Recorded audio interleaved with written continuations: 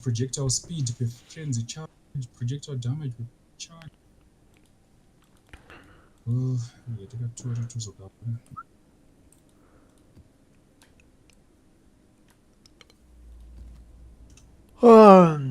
Players cannot regenerate life mana or energy shields. Please don't know.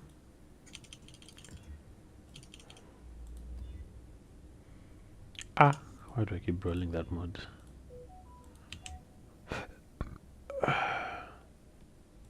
They're too cheap as well. Yeah, this looks good though.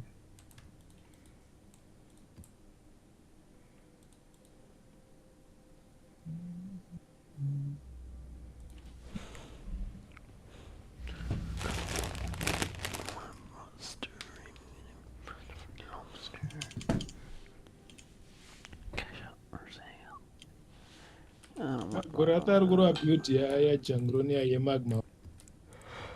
Magma mines. Yeah.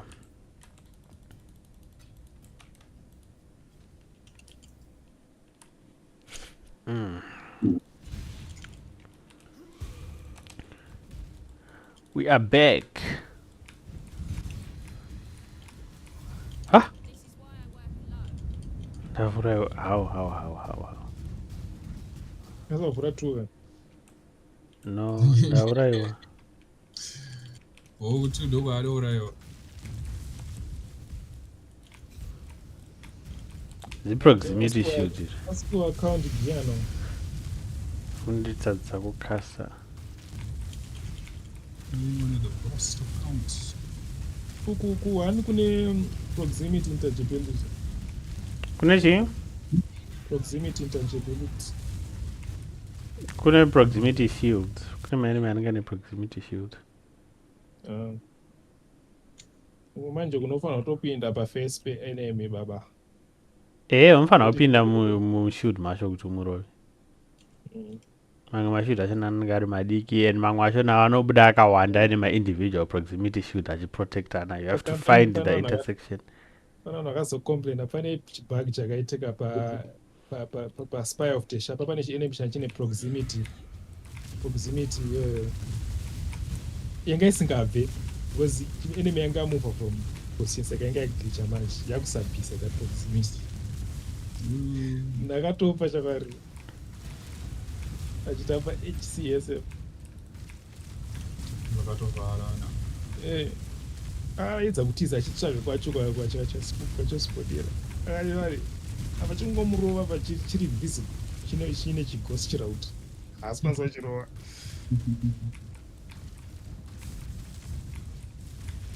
I'm sure Jonathan was smiling at his work.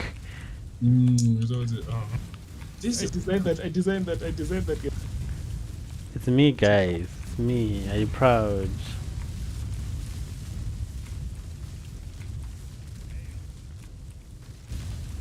I'm not doing expedition.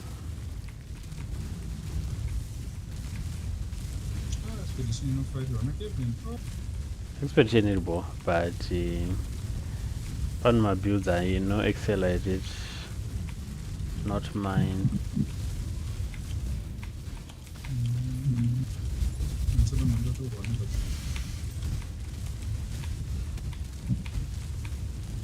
But makatiti MD working in the mist. I'll lead the way. Mungodatsamba chete.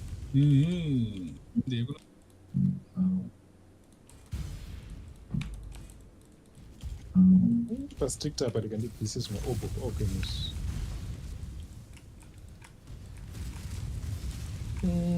General phenomenons. And I can't be bothered to edit my own filter. Nongo selector the strict uber strict akagadzirwa papa. So it's three particular. I can't kutochinja makala. I know. It's three particular. Nema sound yo. Dealing so much, dealing to ignore tax idea. Wow. This exalted or I mean kana wakuita ma big money strats rofana kutobviswa. Exalted ngaridzike zvavo. Please ngaridzike zvo. Kudzikisa volume because what is this? kuzotaura next league taakubvunza kuti Panotanga league ndine filter yedu. mm. Ndizone filter yemutrial of chaos nefilter yemamap nefilter. Ukona filter list yangu rakaita kuzara aali afabgan angu aex the farmer akaita kuzara. Ndikandidzorere Exile. It cannot fall from grace zvokuzodaro ka. Isusu hatitonhonge machaos kana taakuita mari so cause actually if you look at it it's a waste of time. Uyu unonga machaos? Yeah, it's the equivalent of an exalt, so it's the same as you picking up an exalt. An individual exalt. Ukumanje uku problem yemachaos Problem yechi? Problem ndeyekuti one divine uta 20 chaos saka I'm picking. No, ndati it's the same as you picking up exalts. Like we said, chaos and exalts are the same price across 1 and 2. Saka zvakafanira kuti iwe unenge uchinhonga ma-individual exalt uri kuita strategy yekukera your second build through the trials. It's not worth the time. Yeah.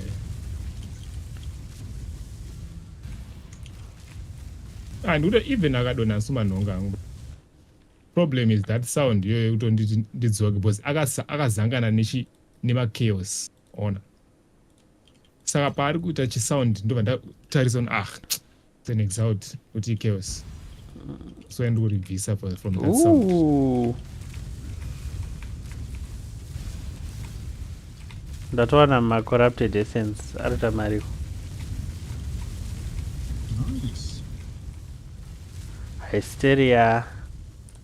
Let's see. 13 chaos ne insanity 12 13 chaos futi.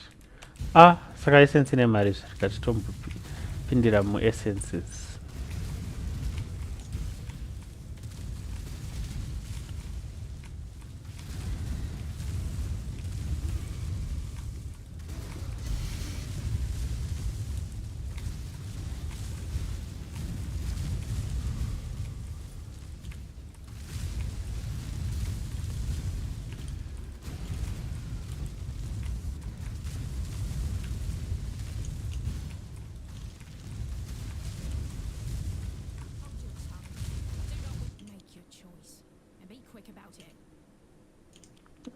Purity of ice ne discipline yangane angel.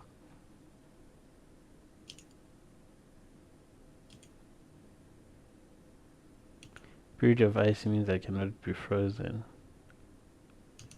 Anyway.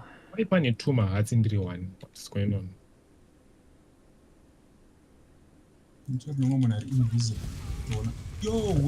Akuona masokos baba apa ndiarikuona matikaba ese. Exactly. Anenge ari neo zvake rawana siglitch apa tasenda namafriend raramba riripo game rine node zvaro kwemawa hatitokuzive kamanodzi aorea kuti titozive maybe kutone immortality koko hatitozive.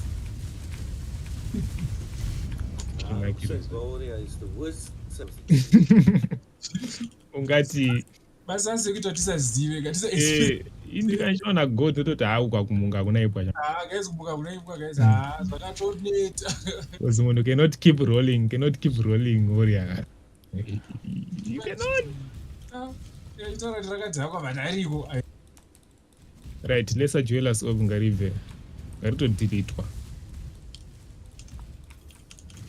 ripapi lesser jewelers of it. The problem is iro tikaisa x-ray ndapapi is now hidden. Nice. Ndogona kuhida futi tohida orb of alchemy rigger orb. I still need it for my maps. Artificer's orb ngaribve, chance shard ngaribve, don't need it. Right, then tova tambo saver, export save, tira kurinema advanced What even name about the I have arrived. solo farmer strict chaos.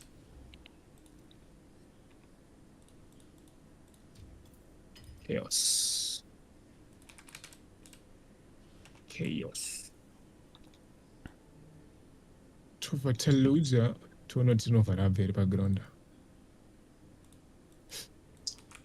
Ndasvika. Rava, yes. Lesser jewelers. Who do I look like? Perfect Richita 23 exact. It's no longer perfect. It's no longer perfect. I don't go jewelers. More jewelers. All dead.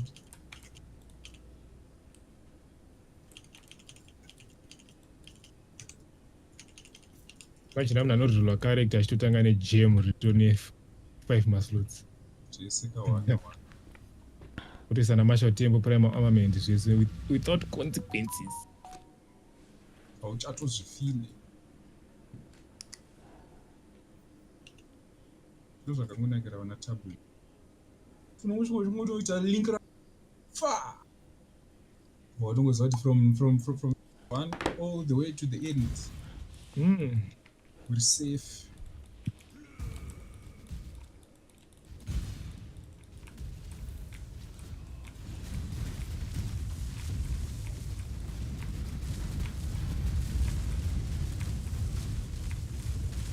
Gardens are valuable. We don't care about the ops anymore. Didn't have 1,000 chago develop.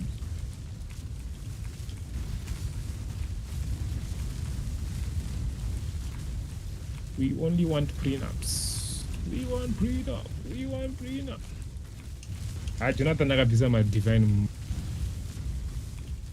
You cannot tell me pakaitwa update pakabuda POE 1 for what? Hanzi macharacters awedzera movement speed kupiwa icho. Aiwa wangowedzera kachem katiri kunochoita vanambowedzera Gem rip. rune socket riri pa 10% movement. And then vakaisa essence of horror iri ku and increased effects of socketed runes. Yeah, that one I knew. I thought pakatoiswa movement No. speed. As long as Jonathan is breathing and is that is a myth.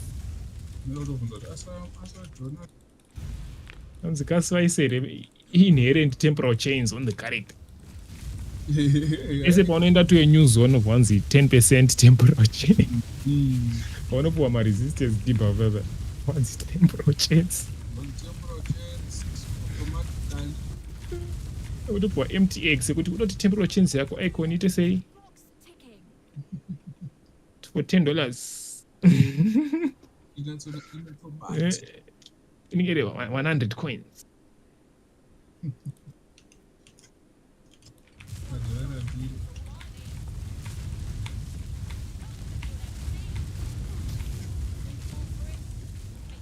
Timbonoti drama rikuita na DS Lily nderipi chimukadzi chema arowa atamba hardcore akafa. Arowa nemercenary. Hanzi hardcore frost blink. I died. RIP. Frost blink mind tricks. Yanenge anotamba. Hello. Tara nino travure. Camera ya DS Lily boy. The quality. Steam house. Steam house. Aichitogari muna 1990. Ine kamwe ka grain so. Tangari musona chama. I went away every day chama.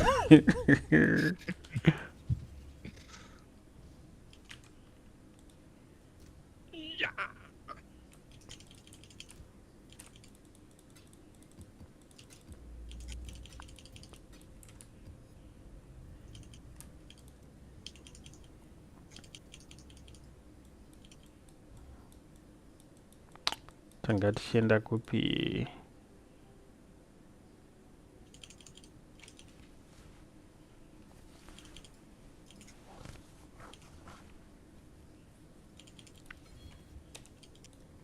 We want prenup. We want winner.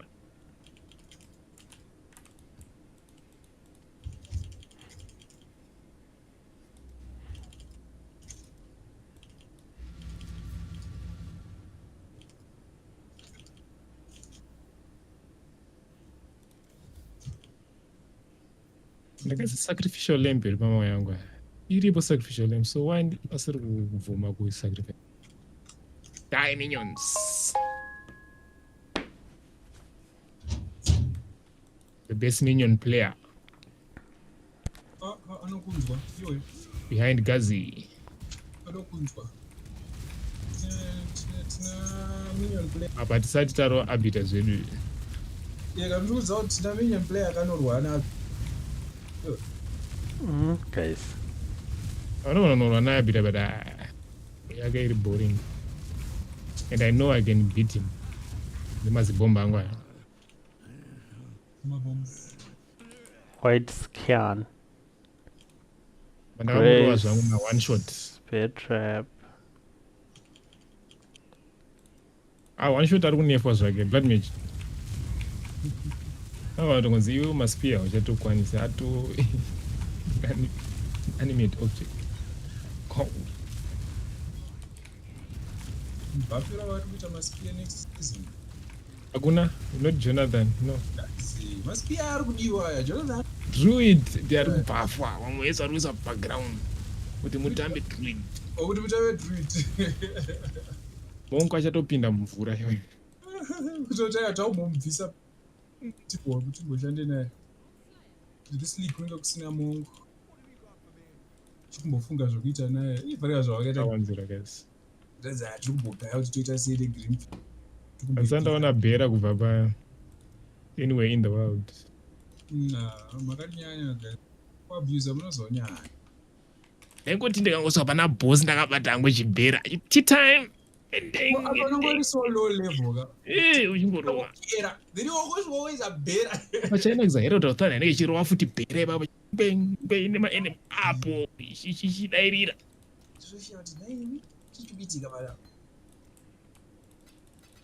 What is going on? I was home.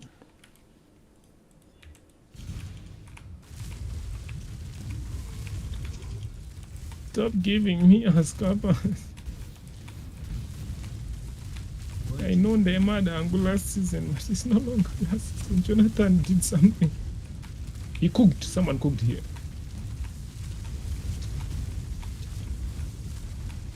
Mustream mkuru mazoga ya stream. Inini. Of course, I'm streamer. Streaming no get one. Gox abudisa video ndikati mbona.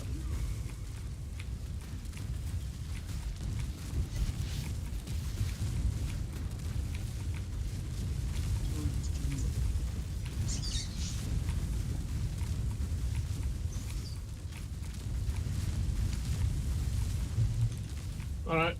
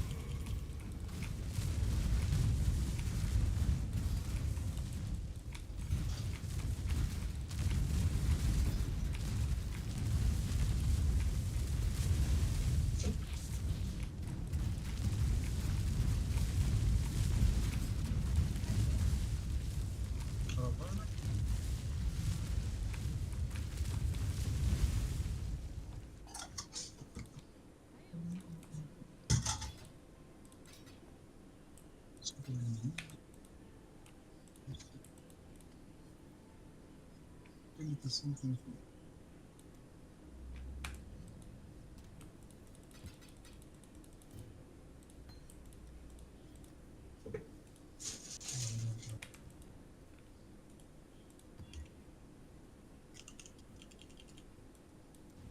MTX checkup. Nothing yet. Jesus, what's Where's my index? Tempo no chicken. Back. Oh my word, does this map have reflect? Fucking hell. Inflictor. Zvikangarwa kuti The West T8 map yangu.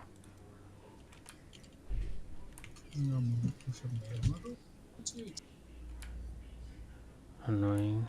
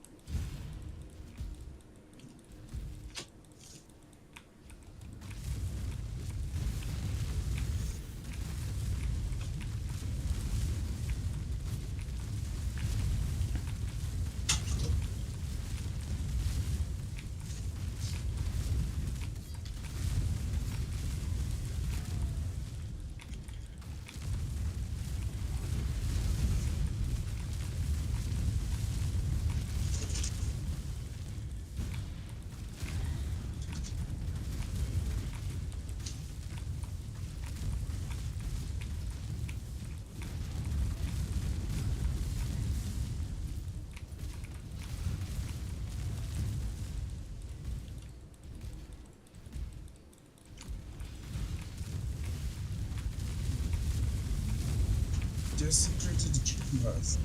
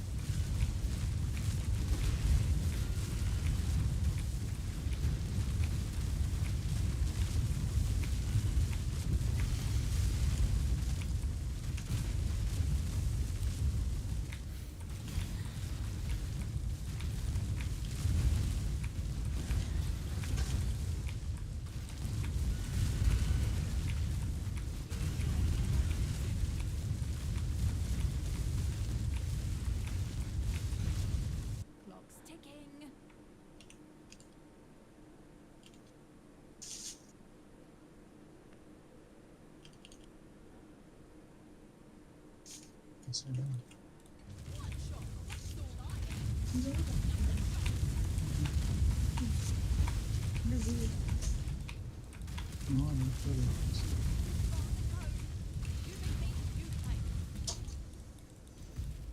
Superior divine.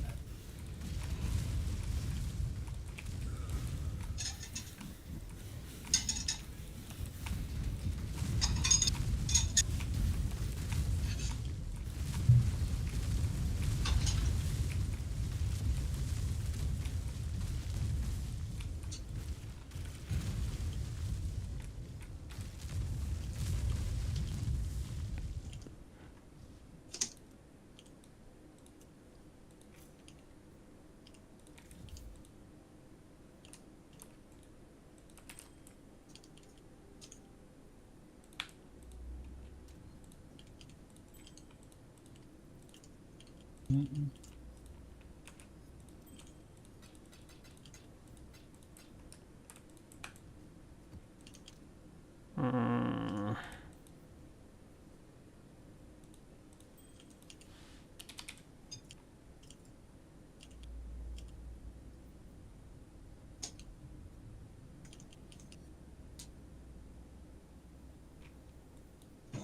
Oh, level 13, level 13.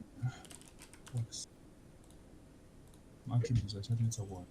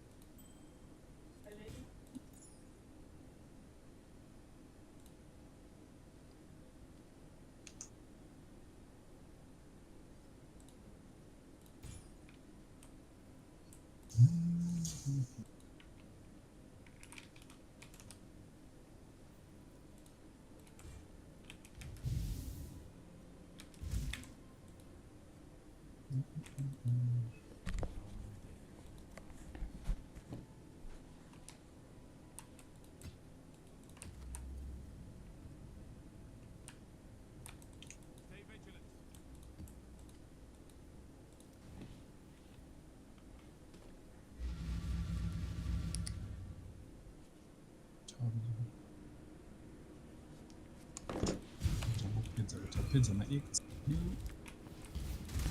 futhi ngathi asiphelisa last ascension imfanele ngomqondo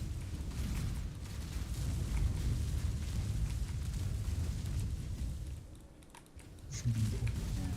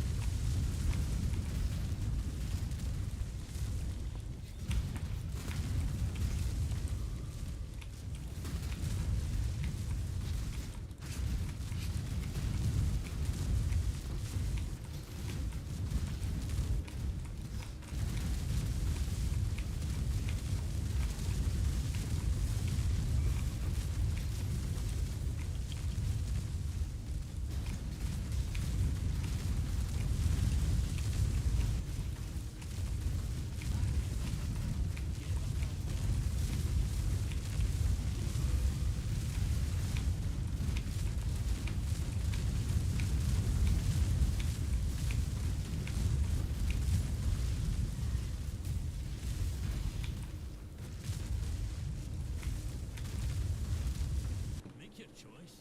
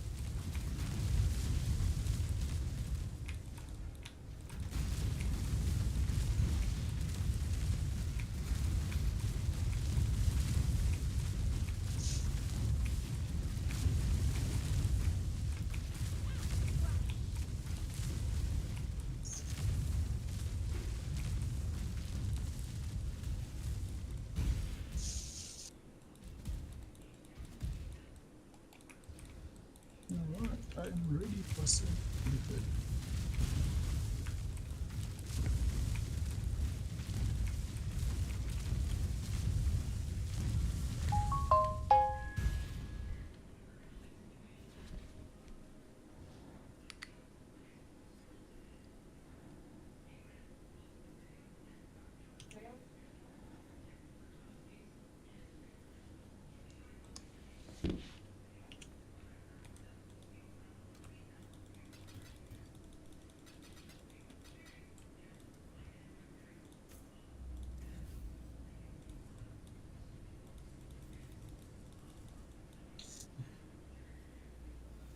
deodorants. Great man of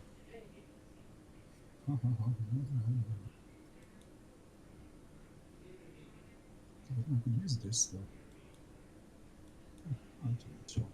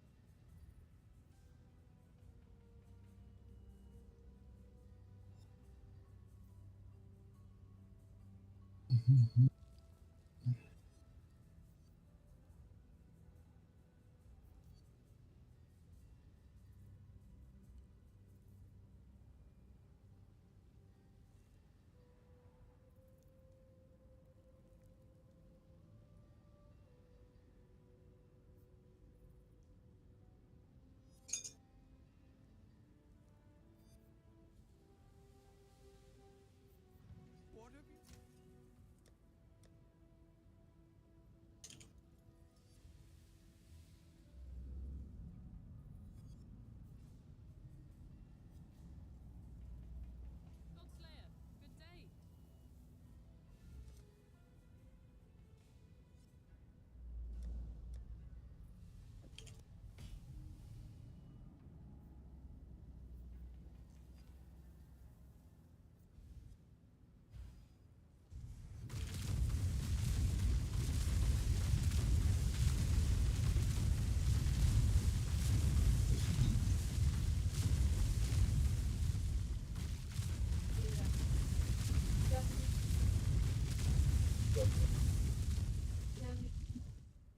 Chào Nguyệt.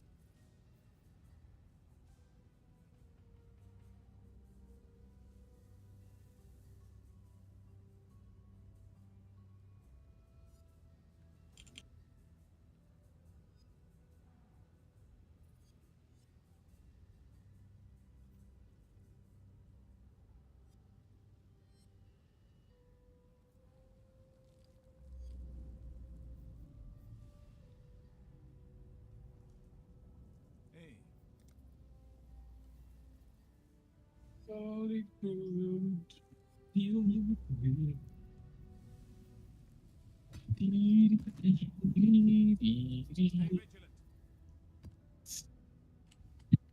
Mira of Colandro.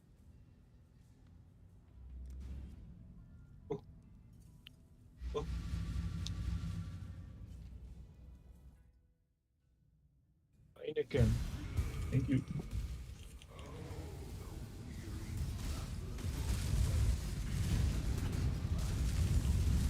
Ako ka DS Lily. Ako mana. Nafanya mnari out of touch with herself.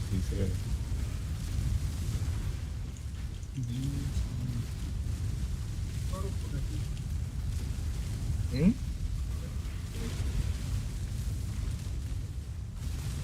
Wait, but I asked you about YouTube video. And Lily. No, ka favorite, ka best girl. Aye. Let's go into Alisha.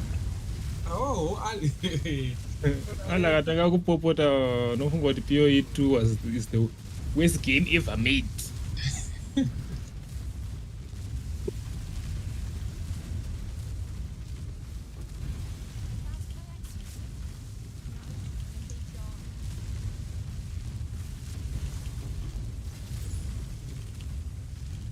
We Kyaxans know one thing above all. Kill or be killed.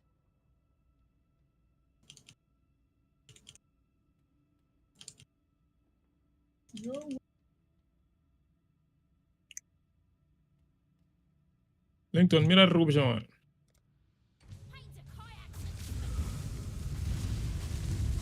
I be Lincoln na atoro meetings like that. Ramiro. Mira rinobva kupi? Ndikuwa maybe. How long have you been hitting maps unaro here Mira? I haven't been hitting me. I've been hitting chaos. Hakuna mamira uno. Those were worlds one. Na Jonathan Wedu. Akaro Habitat the 2. Habitat the 2nd. Nema minions. Chaos hakuna mamira. Chaos Codras is corrupted. Mira is corrupted.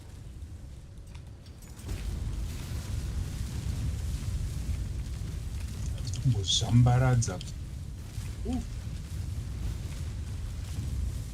It's 4K.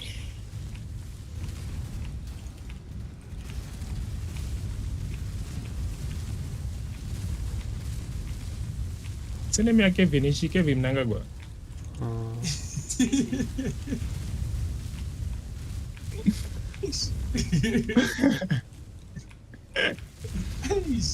And it was serious. You know, I think this keep going.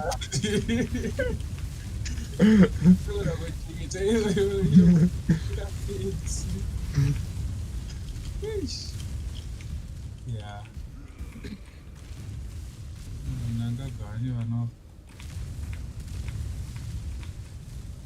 Ari kutakunzwika paDiscord yavari neka-delay.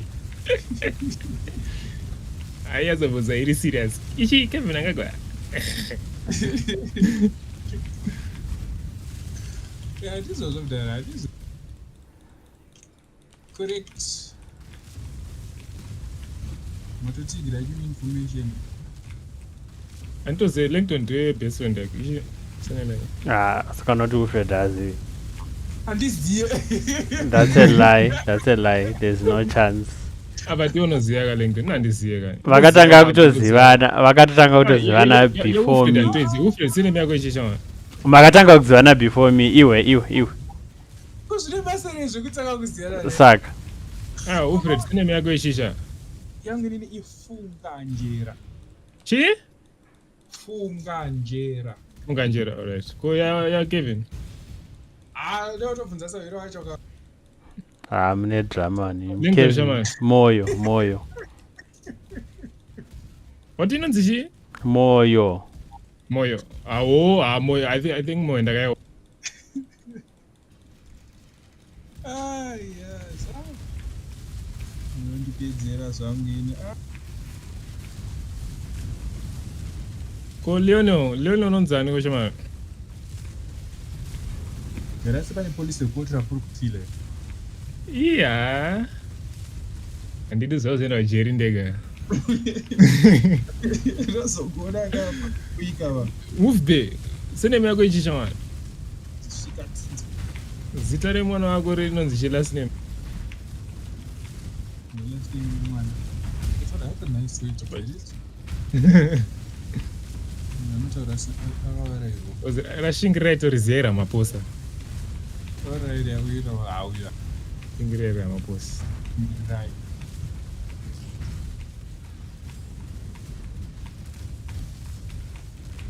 Iwe the essence really empowered both really empowered and some better damage. tasvika tava kudo Apo ruri ilwana maven.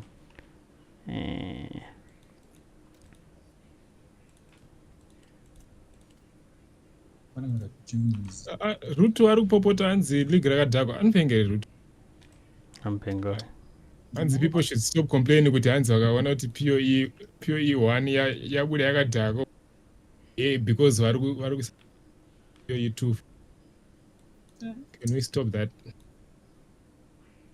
indoshati chii chakadhakwa paPoE 1 handikuto game kunakidza vanhu vari kutamba vanhu vakunakira vanhu vari kuposta zvinhu zvonakidza pareddit vanavanaka havapori pana mwana vachina vanhu vangada kuti ifeile varamba vachitamba PoE 2 hakunaka unoti vanhu Jonathan aramba achinakira kuti nezvan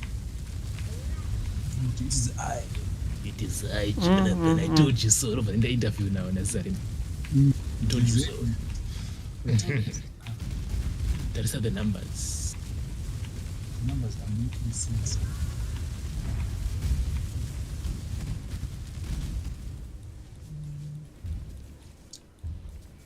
ndakapusa here Leonel ndatomutsvaga ba Aramba kuze.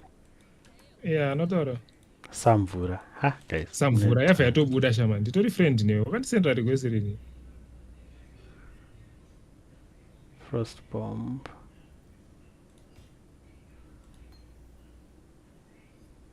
atori friends naKevin web guy apa babuda tikaba nachizo ndikavunza masineme evanhu tikaba unofanira kuti kwaungoti careful tikavavharawe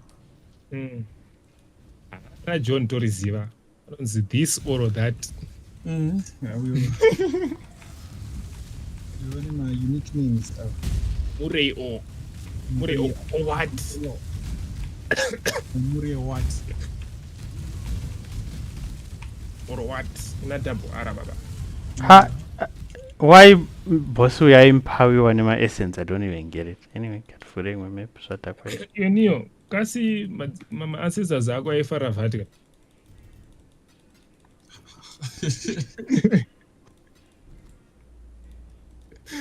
ndovuka kudhara isusu tinenge tichainyanyoita zvesadza zvekubika sadza kubika zadzeni aganya upfu ka tisaikanya upfu vainyanyota masaladi chefatfatizvi zvefatfati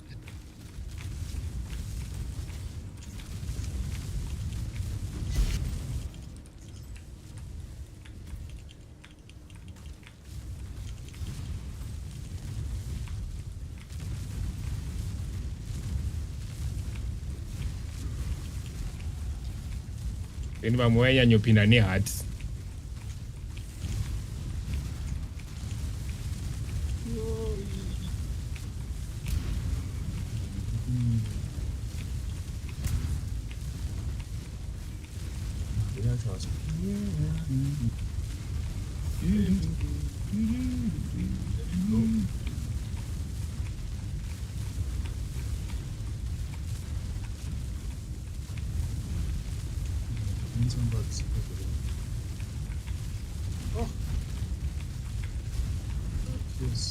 ndazobvisa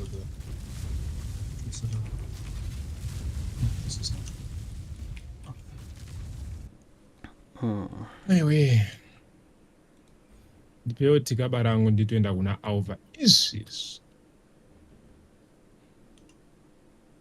uza unobva wapiwa escort wobva warowa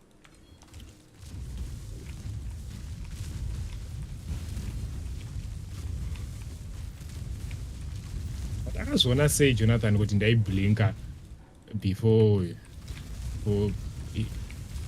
trial yatanga Makatogara maudzi mamonsters asingaatake ndakangochila zvona tinoona sari naitofunga kuti peer to peer end to end encryption asingaziva kuti aiwa this is my game mama, this is my game. I'm the one in charge, boy. Give you the clip. Don't worry. We have everything. No one watch our game script or run. Yeah, sure. Macros ako. Oh shit. Wetu unocasta sigil of power to switch our minions ako to roa ni pain offering in split seconds. Apa ini gari solo click one button. Baba. But the script yara there so rana man. So tiambe. Nokutotanga ku apologize before us but guys I would like to inangu ndairana angu ma scripts. Ndauya clean zvangu ndakusave right time. Yekwajaji haya yekuti ukataura chokwa ndinopakalini. Exile since ndakata ndabuda pacheno leso ndinakuisa ma-resources e-judicial. Exactly. Saka time yenyu, time yangu. Tanguti tigadzirisa saka. Kumbura muni poka imwe chance. I've already turned a new leaf right now.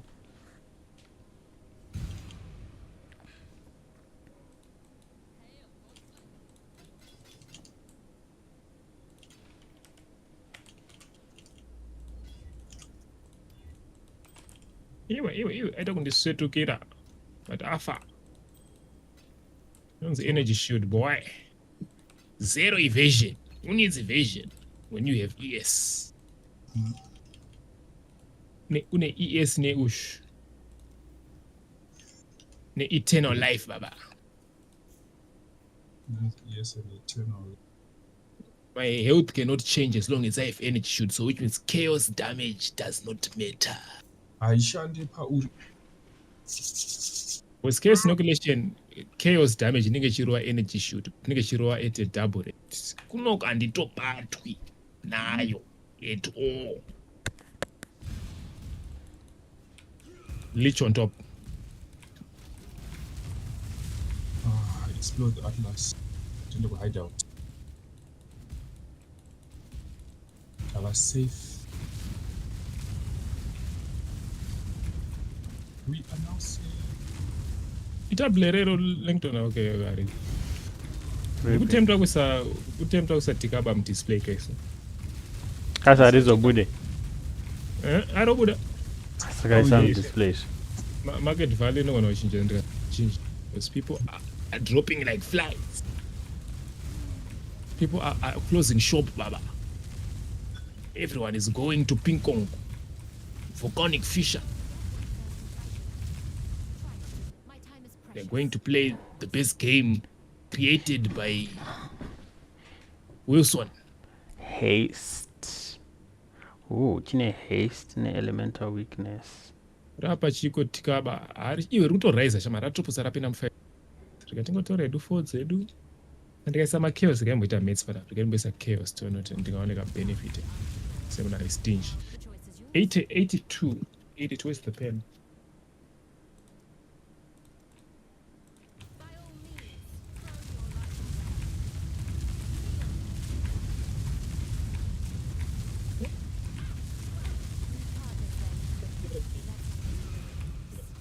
Right. 82.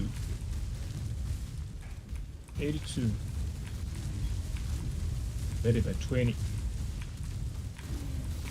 That's 44.2. So I'm going it's the same. But do want a 2 chaos extra change. So we can details also. But do lose a lot of gold, man. And on that switcher, Doctora, that into that divine. That 1:20, so whatever fun is now not supermarket. So I'm getting 4. So per 4 abominations are 80. So 2 chaos profits. Actually, that one at 3, but now I suddenly look. I like it a lot. iro raenderwa nezuva iri. Iye naJohn, they need to be studied.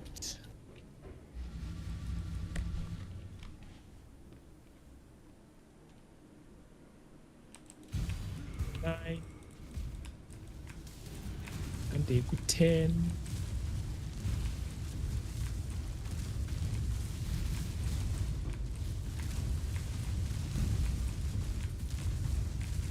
Okay, 25.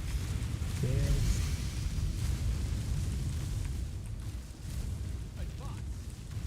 Do try not to deliberate too long. 4.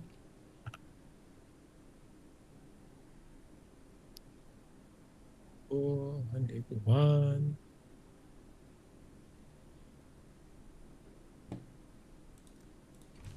And they could 1. And they could 1. So 3. They could 1. Right. Batambo Maisa. So I can get 2 divines. Currency exchange.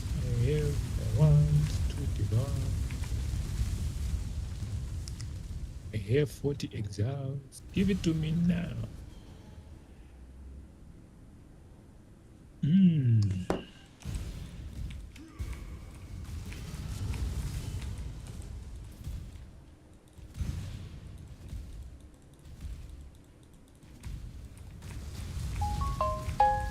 You know me way.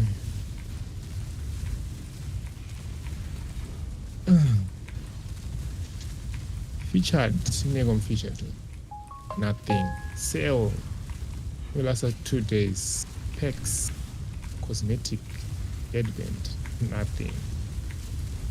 Gear, nothing. But I'm gonna wish I hunted me.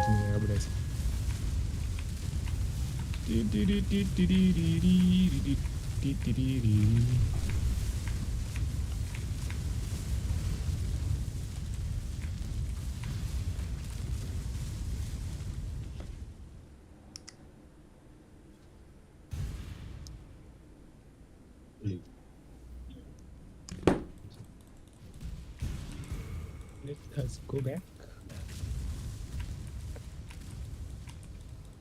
Quick math. Oh yeah. Eating the guarantee what's going on? See, the tab does not fit the space. Yeah. 7, 9, 400.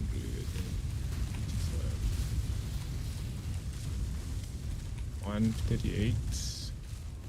The here We don't think about that. increased damage, so this one is better than this one is better. Pinda.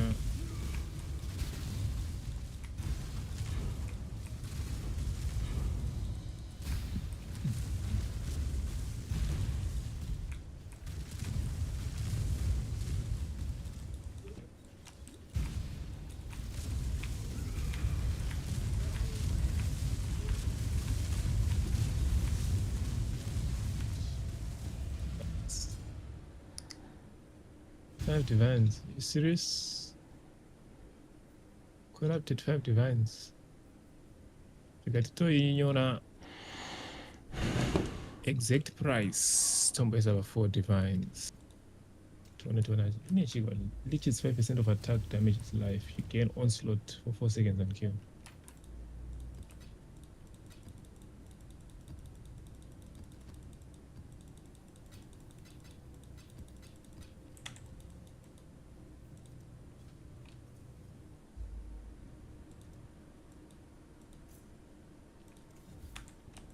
Gambate.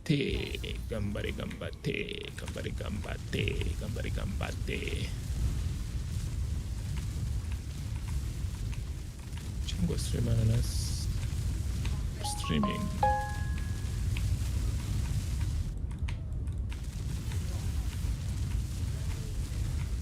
Wait. They don't love you like I love you now.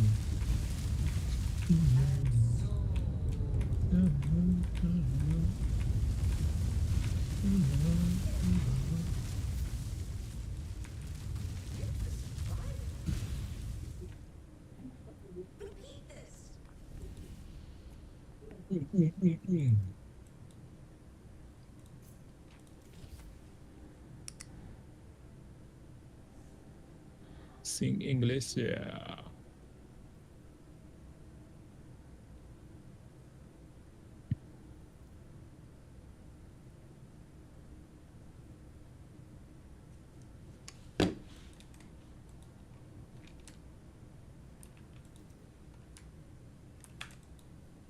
Godslave.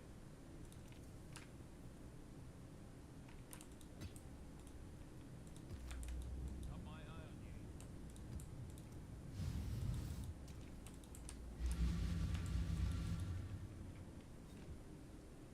you. Kill them, please. Minions.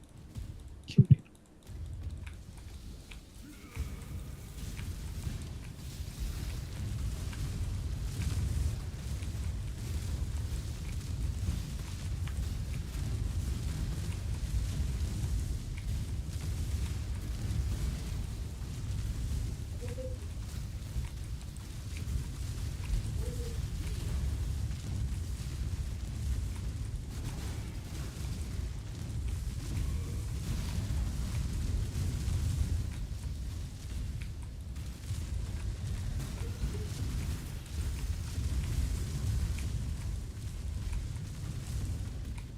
This is streaming.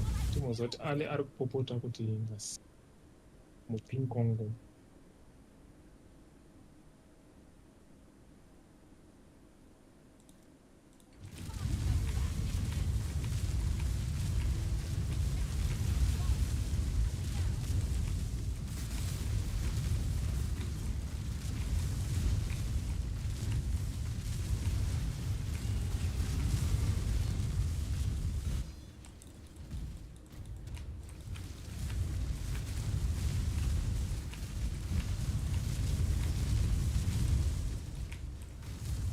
Else is using problem.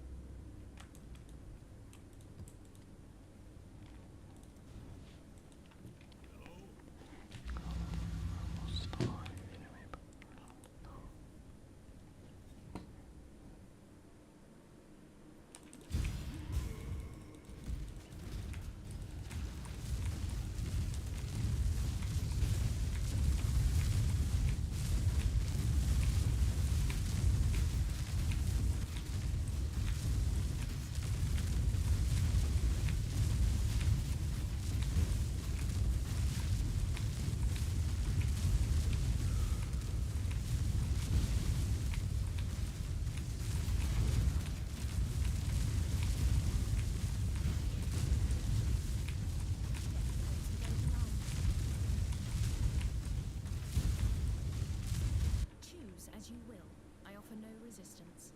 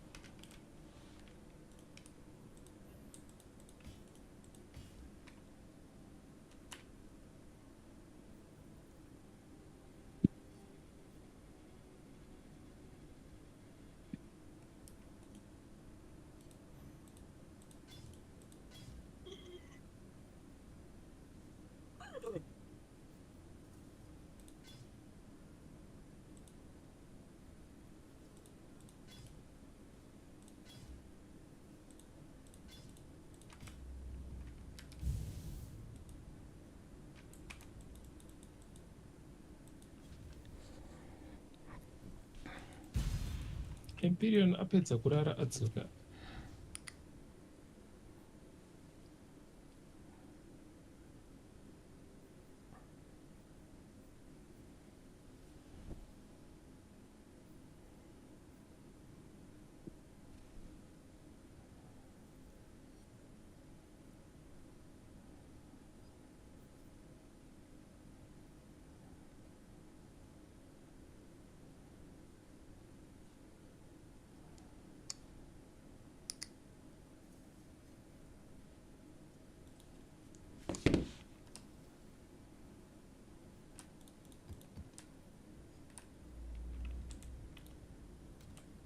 T12.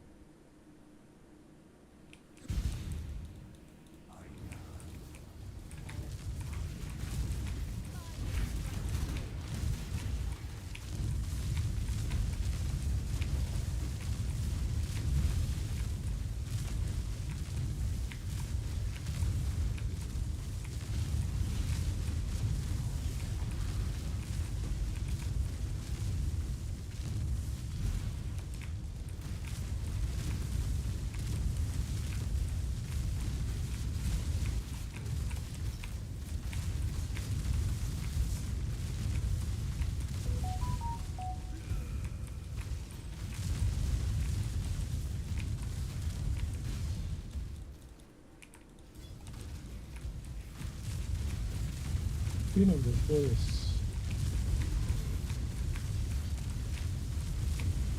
What was your body shield zvashandisa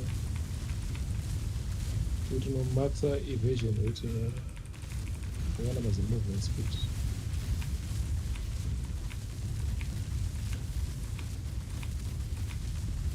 Kuda mari weyoshi 1 demand kuti ngochikanda wangumo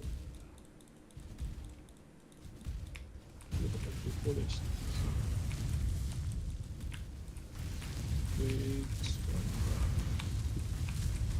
Kumbotsvaga ana caviars vanokabia.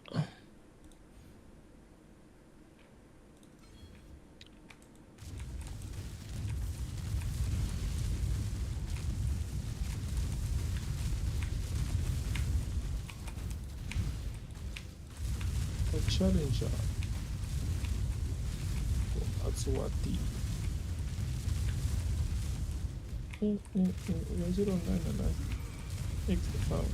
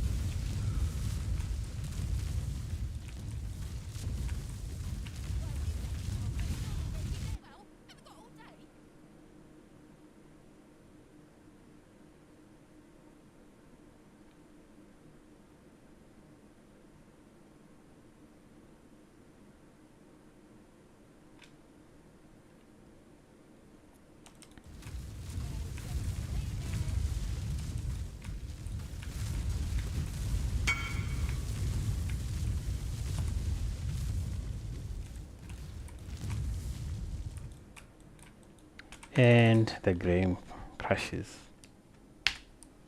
Thank you.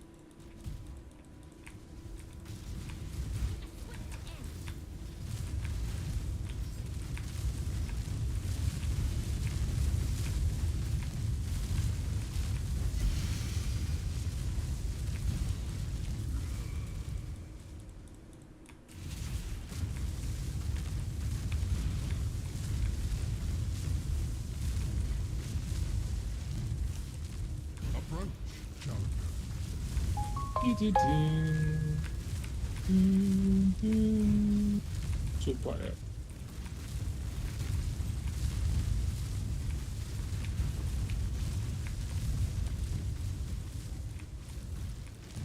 illuminates this one. That temporary hybrid over that garbage. And then Jonathan over here driver stepped in. Left it. And did a Sony thing.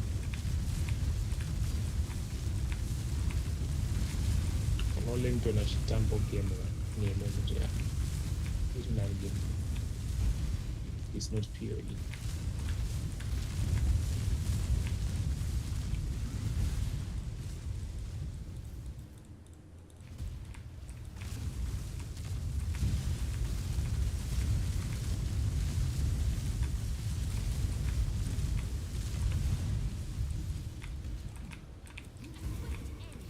Oh,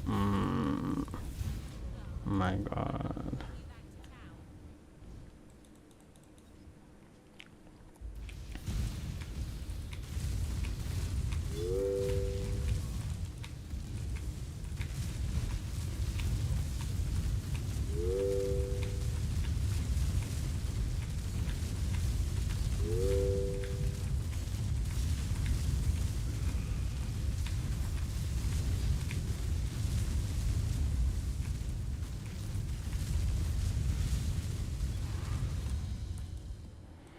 Okay, I think it's time to ascend my map sketchy. Send to power.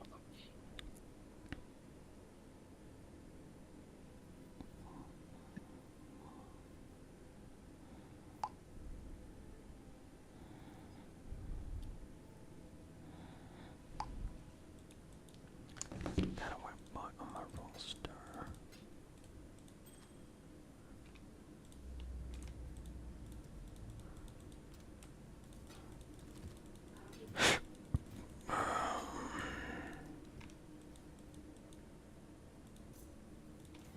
Okay, I need to ascend Jeta Mariko. Goddess offering 7C. Let's see if we can do it. I need a better life flask, honestly.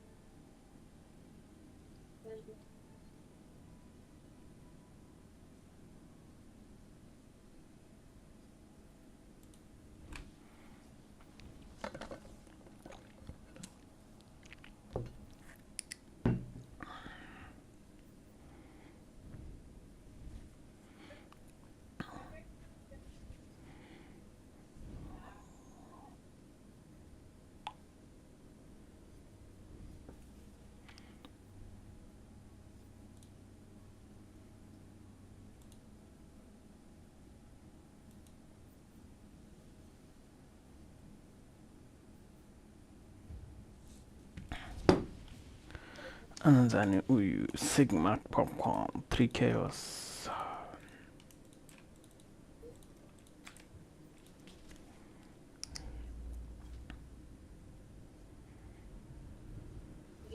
It's time for me to sleep now. It was about.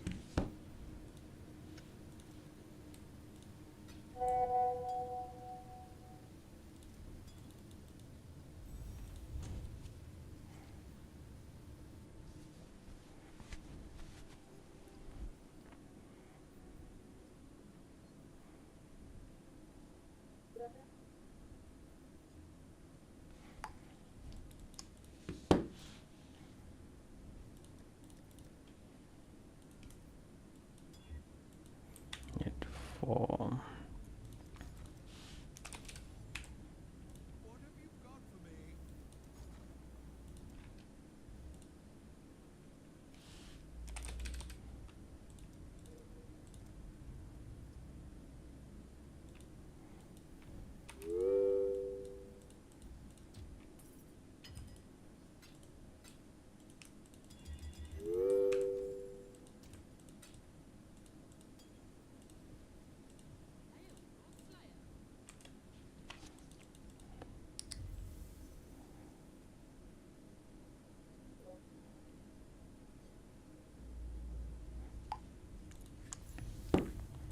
Gotta worry about on my roster.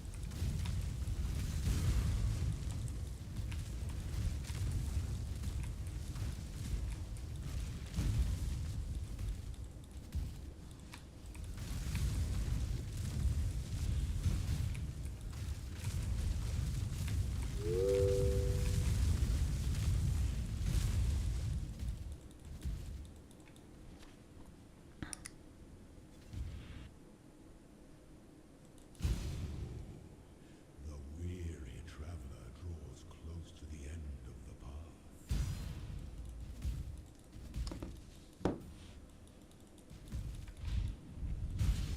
It is the sovereign who powers the scepter.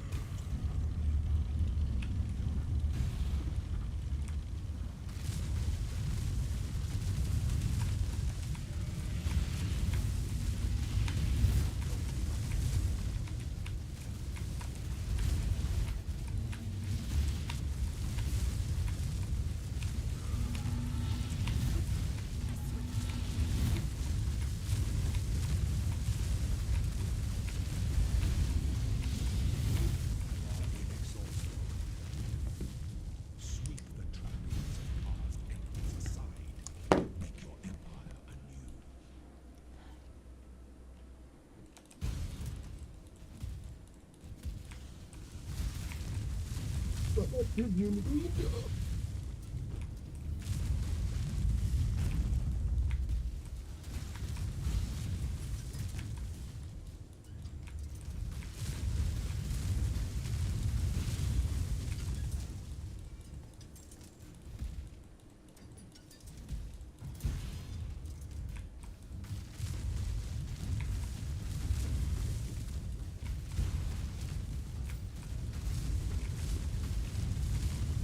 Oh, wow. Got a crit shine. I don't do crit. I love it.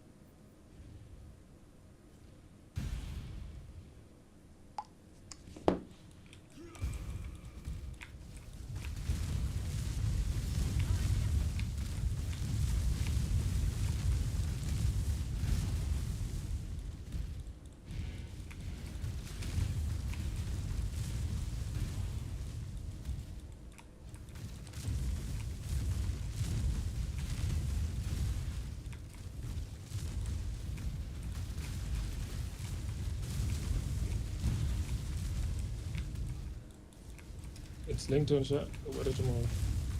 Bye. Right?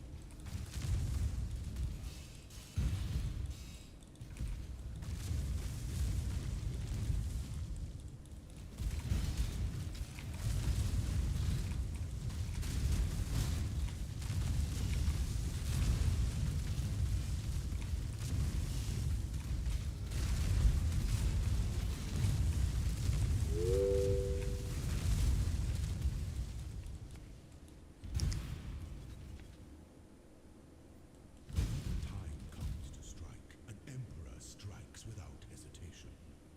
To some things that slumber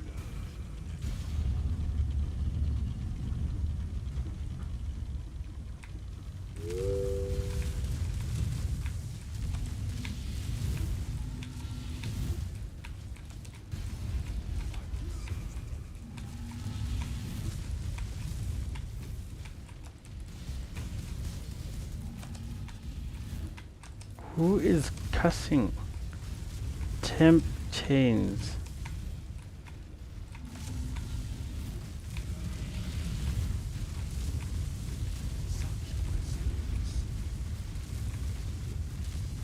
The fuck?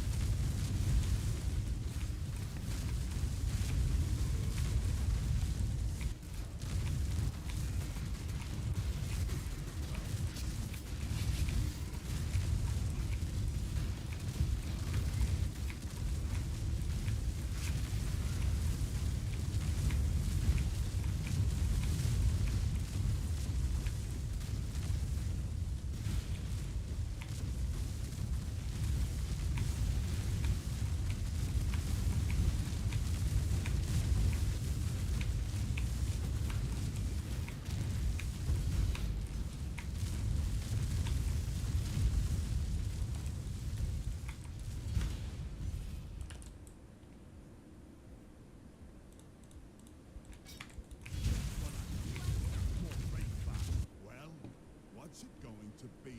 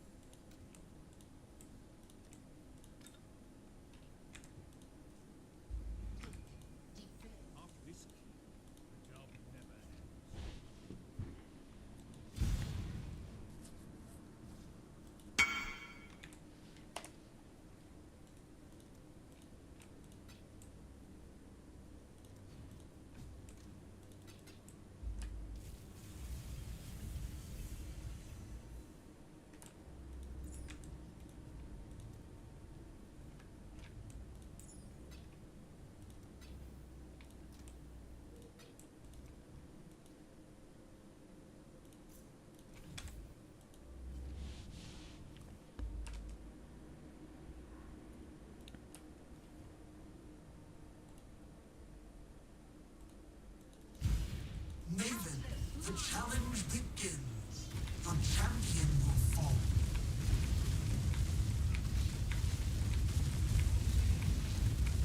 Replica! Starflare! Solar Storm!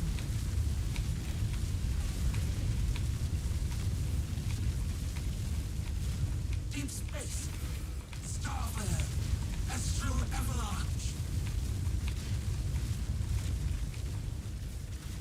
The cleansing fire prevails.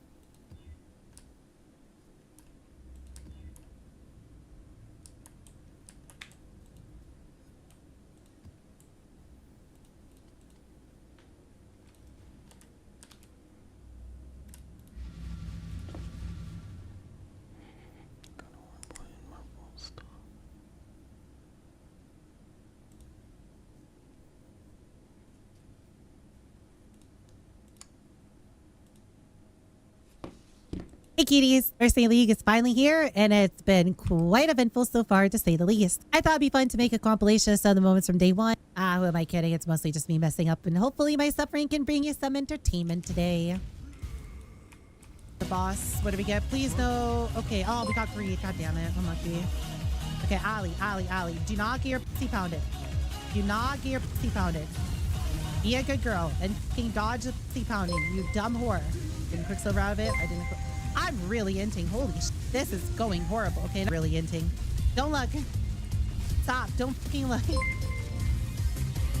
Okay, I fucking got hit by that one. Holy shit, Ali. Like, this is sad. This is just sad. What are you doing? Ow. Ow. Stop. I get. Okay. I should look for a chest.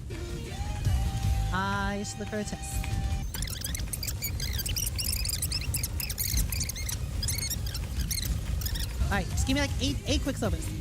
Give me 8 fucking Quicksilvers to make up for this dog shit. 8. 1. Okay, whatever. Where? Okay, alright. Oh, also, do you see all these cool people in chat on screen? You can join them over on my Twitch, where all this and more happens live each and every day. And like, it's now tied to like, you know, you actually playing the game, so... I mean, I guess not really. Still not. I don't know. I'm kind of excited to try. Okay, I just got being changed like 8 times in a row. Actively always sending shipments, right? Like, yeah, it does feel like you're missing out. I get that. Okay, can I? All right, that's cool. Sure. What do you have? Oh shit, haste. Hold up. We got haste. All right, this bitch. I want my haste. Hold up. We actually found a haste one. No. Is this there? I guess he'll be in the next area. Oh, Ali, no. All right, Shirley, Peaconga bouncing. 1 in 15 chance.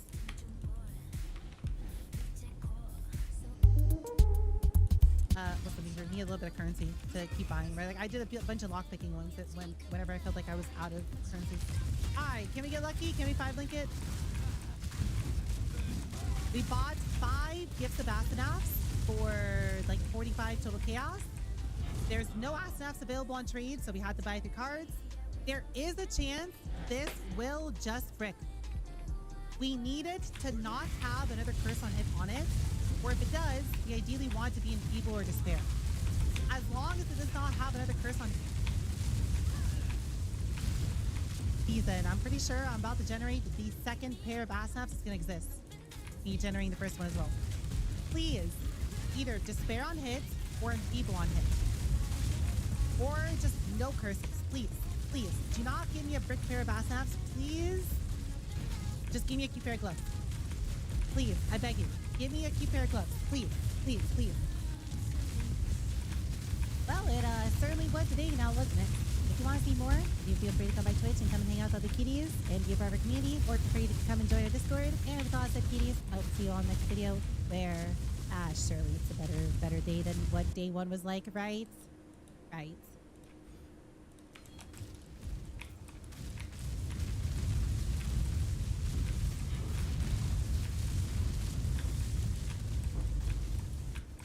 Hey guys, Gas TV here with another Path of Exile video, and this one is going to be the last one I'm recording before the actual launch day, so I just want to wish everyone the best good luck for the launch of 3.26 Secrets of the Atlas.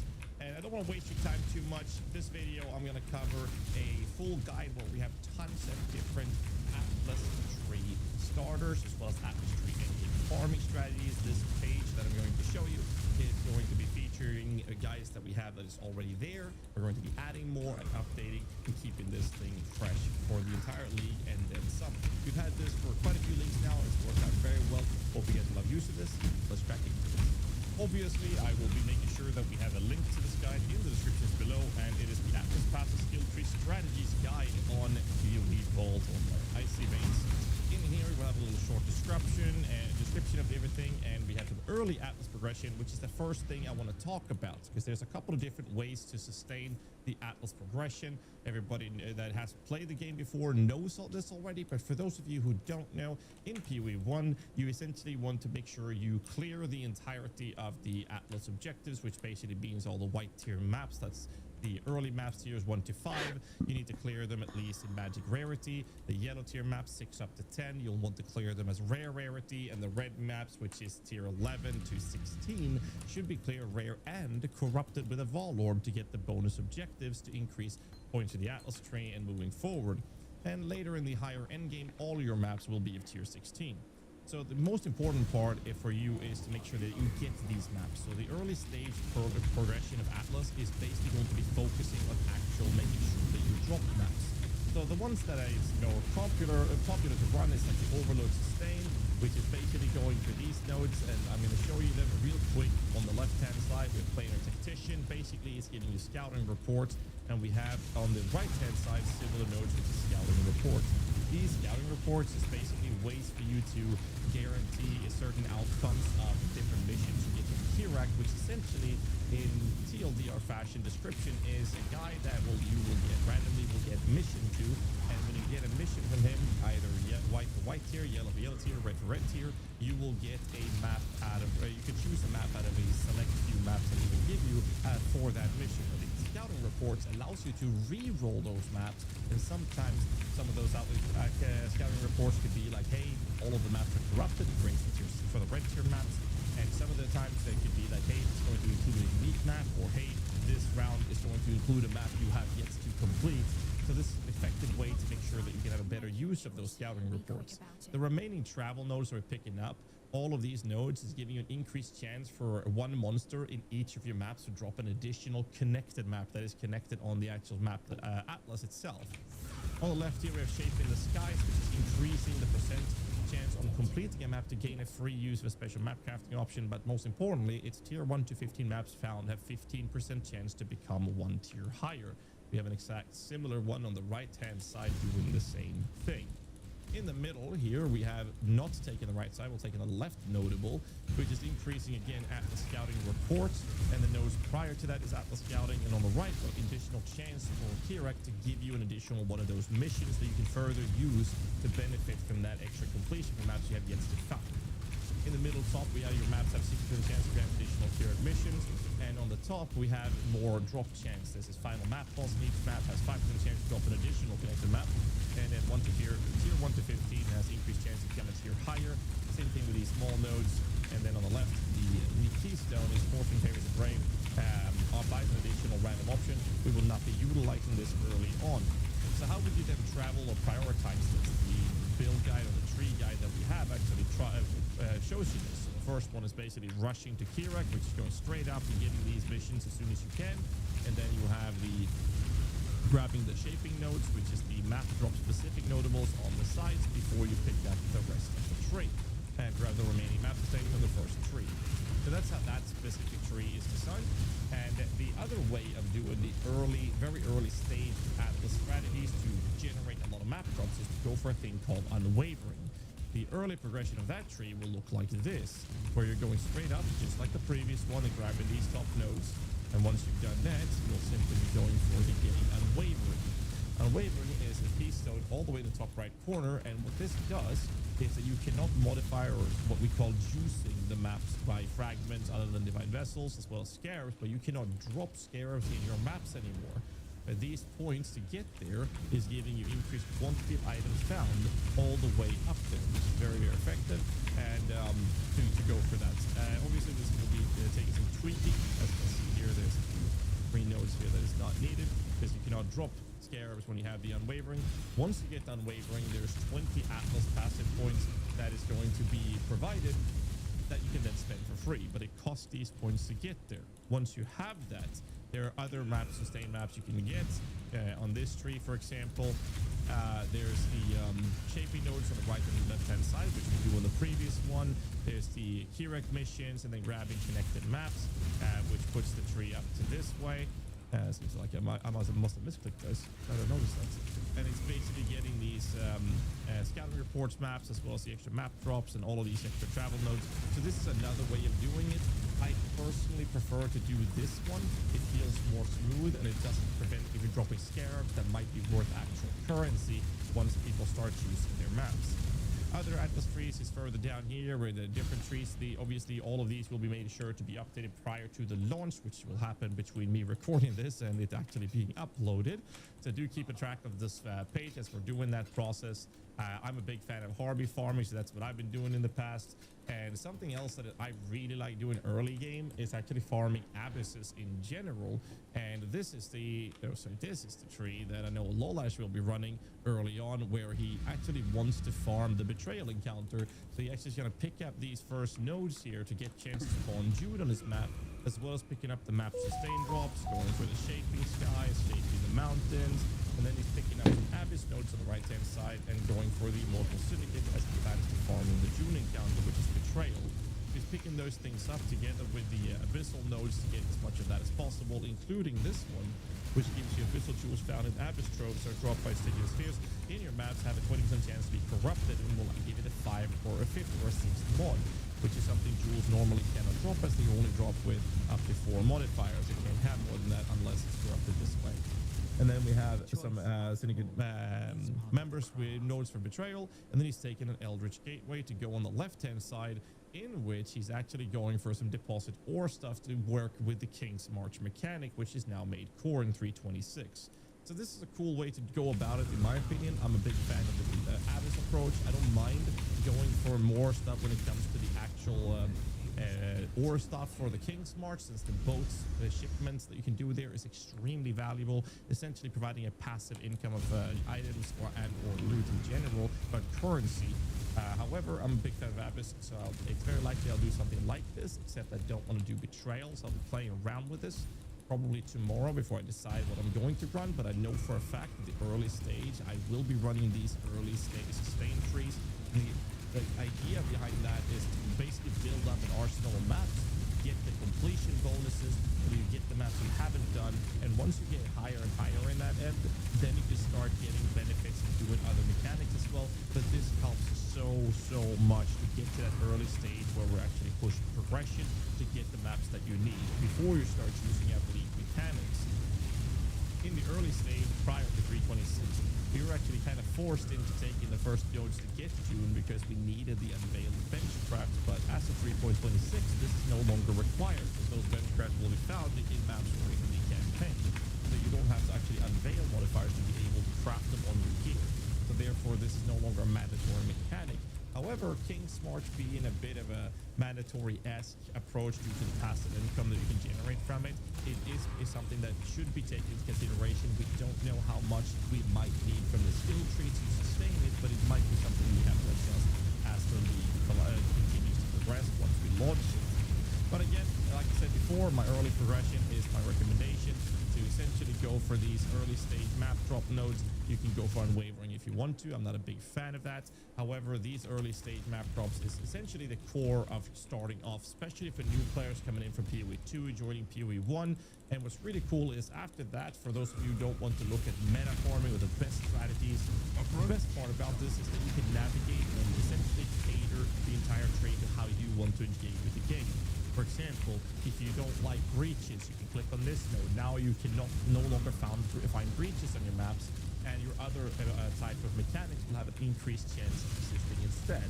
And then scarabs that you find in your maps cannot be breach scarabs. And this goes on for a handful of these mechanics. You can prevent abyss, you can prevent the expeditions, the harvest. You can prevent them from having legion encounters. You can get rid of the rogue for heist mechanics. Delirium, Ultimatum, Blight. DM's not going to take that one, I can tell you that. Or Ritual. And every time you block one of these mechanics from spawning, that increases the chance for all the other mechanics to spawn instead. So this is a good way to get you an idea of what you can do and what you, if you want to cater it to how you like to play the game. And again, I just would recommend that these steps here for the early map sustain is the main priority. But outside of that, I think that the important part is to get to this part where you're sustaining your maps, and after that you have a bunch of different trees you can play around with, see if any of these float your boats. For example, here's an old Harby tree that I've been running a lot with, where I scale explicit modifiers. This is actually the tree I've been showcasing. Any gameplay footage shown in the builds that I have in the last few days posted on this video has actually been done with this tree, and this is a higher end game pushing tree that you farm tier 17s with, because you're scaling the explicit modifiers. So the content I've been running has actually been a lot harder than what it should be for the game builds that I've been showcasing. It doesn't matter too much, but I want to point it out because it's kind of impressive, especially when it comes to the mage scaling build that I've been showcasing rather recently, doing tier 17s and a medium, but it's been very, very fun. However, this is the end game version of that. As an example, if you like to do Harby farming, which is Harbingers, this tree is essentially taking all of these Harby nodes, increasing the additional Harbinger in there. There's Harbinger maps have increased cooldown recovery rates, so they become stronger, but the currency shard they drop in your maps to drop as currency items instead. So there's a lot of benefits to what you can do with this, and I really like the way they set this up. What I have here is singular focus. This makes it so that your maps found have an increased chance to be a favored map instead, and non-favorite maps in your maps are turned into basic currency instead, which is well, not something you want to do when it comes to trying to get to the Atlas completion, but something you can do once you have all of your points, which you can get to 132 points in the tree. I don't want to dive in too much in, oh, you should do that tree, you should do this tree, because there's so many ways of doing it. We have so many different recommendations you can do in the Atlas passive tree guide that we have in here. And again, I think that the only one that's really important is to get either this tree or these trees when it comes to the early stage to sustain the maps, get those sorted. But I feel like I'm repeating myself too much here. But outside of that, just pick what you feel like doing, and we'll see how the meta shapes up, because we might end up in a position where the ore deposits, let's see if I can search for it, deposits. So we have this is Settlers or Calgur. I can click on that, and you can see that there's quite a few clusters. You can even decide if you want to have a specific type of vein instead, to have an increased chance for that. You can pick up the chance for ore veins to be replaced by lost shipments. This one I'm very curious about, since the shipments are very, very good, as lost shipments contain random rewards for the Kalguran or Karui ports. I think this could be a very effective way to get yourself those tattoos and other type of items that you might not be sending your shipments for. And on the bottom side here, we have the availability to increasing the chance to contain ore deposits, and scarab in your maps have increased chance to be a Kalguran scarab. On the left hand side, the one that I know Ash is going for is the increased chance for the maps to contain 2 ore deposits instead. And we have on the other side, ore deposit maps are more likely to be rarer varieties. The keystone, for example, is equipment items with rarity drop by possessed monster. Your maps have a 5% chance to be converted to thaumaturgic dust. Not sure how excited I am about this specific, but sulfite found in your maps is granted as a random ore instead of 50% of the value. Now suddenly picking up sulfite for delve is a good way to get yourself some veins as well, to build that arsenal up for the sake of the King's March. Same thing if you're doing harvest, you get those life force at 300% value is also provided as a random crop instead of its value. I think that's pretty cool, the refiner's bargain. I like the idea of it. However, in the end, it's all coming down to personal preference. It's very preferential, this tree. Very similar, very different from Path of Exile 2, which is rather limited in your options. Path of Exile 1 offers a vastly more fleshed out approach to this, where you can navigate and cater the tree to how you want to play the game. Again, I don't want to waste your time and rant on and on and on. Again, check out the actual Atlas tree guide. It will be linked in the descriptions below. Hope you guys enjoyed this video, and I'm super excited to play in 3.26. Hope you guys are as well. I'll see you in the Twitch stream. We have some absolutely insane sub goals and some crazy events happening, and I'm going to be playing the Mage Skeletons. If you guys want to see how that build progresses, I'll be posting some videos on that as we go on with the league. So until next time, as always, thanks so much for watching. Stay safe. Keep rocking. High refresh rate. What is the panel technology behind the backlighting? If it had LED on the front, I guess, for RGB, that's cool and all, but not something I think you should care about, to be honest. But does it have a rotatable base, right? So a lot of people go to their Discord channels and such, and I put a big finger smudge on there, so I'm sure that's triggering some people. But a lot of people like to have a panel vertical like this. Let's say they have Discord channels always going, or they're constantly on like Reddit or whatever. So people like to have it portrait mode like this because it allows them to have more that they can read before they have to scroll. Programmers for sure definitely like to have multiples usually like this. When I worked in software development, most of our guys had 2 verticals and then a normal, possibly even an ultra wide in the middle. But not all bases have this sort of adjustability, so I can rotate it either way. Sometimes they only rotate one way. Do we have tilt adjustment? You know, this one gives us about 15 degrees up, about 5 degrees down, which is pretty standard. And then we have our height adjustable built in. So all things to consider when you're buying a panel. Anyway, I hope this has given some food for thought on features and panels that can matter to you or may not matter to you. Fortunately though, panel tech as a whole has been driving itself down in terms of cost over the last 5 years. We have seen some major changes in pricing when it comes to panels. I think right now the perfect sweet spot, if you're trying to buy a gaming panel for someone, would be a mini LED LCD panel, possibly 27-inch, 1440p resolution, 144 hertz refresh rate with a 1 millisecond response time. That would probably cost you under $300 these days. And that would get you a huge, huge visual improvement over anyone running a 1080p 60 hertz panel. It would be night and day.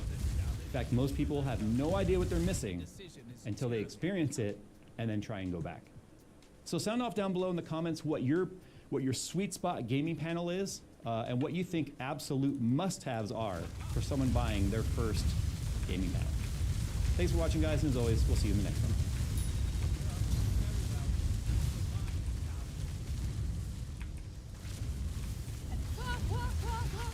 I love their spins. It's so cute.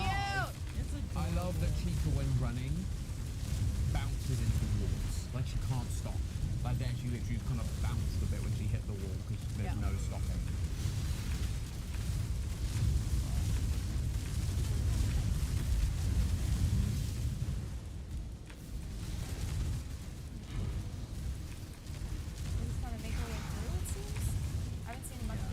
No, I think it is just to get through because it's narrow pathway, so it's just like I don't know where so that's the end of the rope there, I think. Okay. Okay. Not bad. No, not bad at all.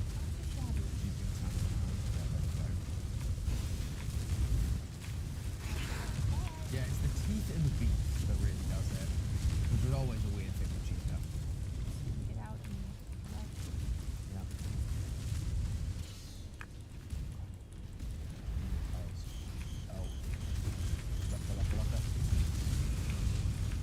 Okay, so there's a door there. Yep. But crouching doesn't seem to be working. We can get past them. We might just have to bolt them.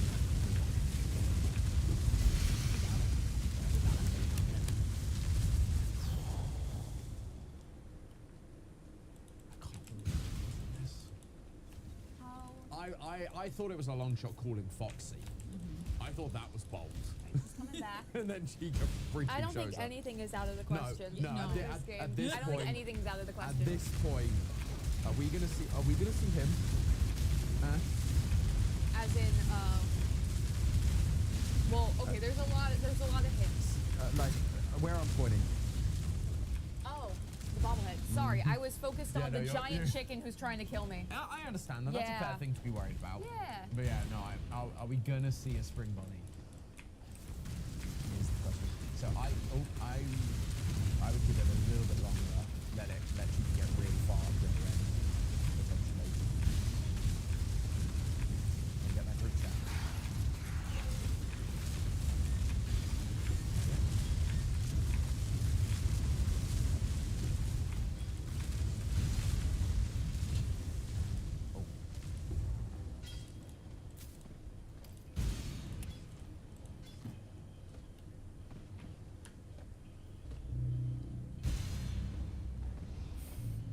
What you doing over there, friend? Just Hey, howdy. having a good time.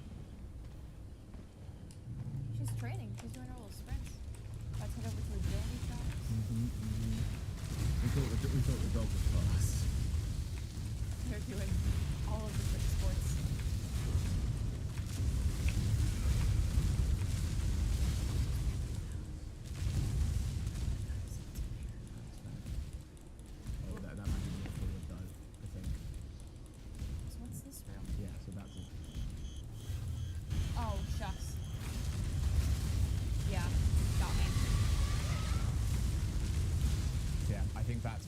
this room. Where you were heading is gonna be Okay.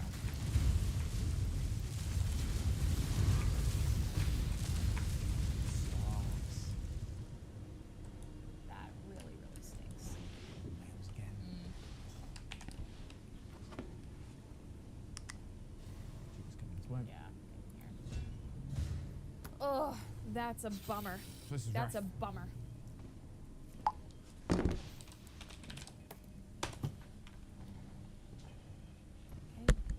The good thing is it's not that long of a No, road. So it's once you know not. where to go, it's like, okay, And because book it's it. basically a one path thing, it's not like the AI where she's like getting stuck and coming Yeah. back and forth over the same bit. It's like, no, she goes to one end and comes back to the other, and so you just pick your moments.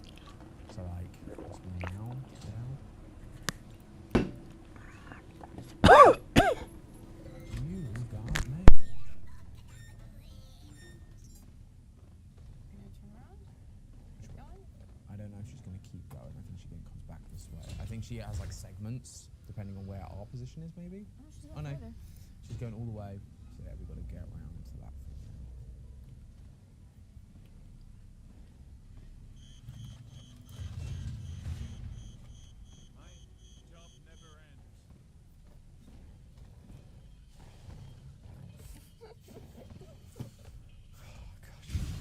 Goodbye. Okay. But I gotta wait over there. Yeah. Over there to wait a bolt to that other locker. Come on, check out the desk too. Ah! I know, Well, I right? guess the good thing is things are accessible. You know, you can go back and look.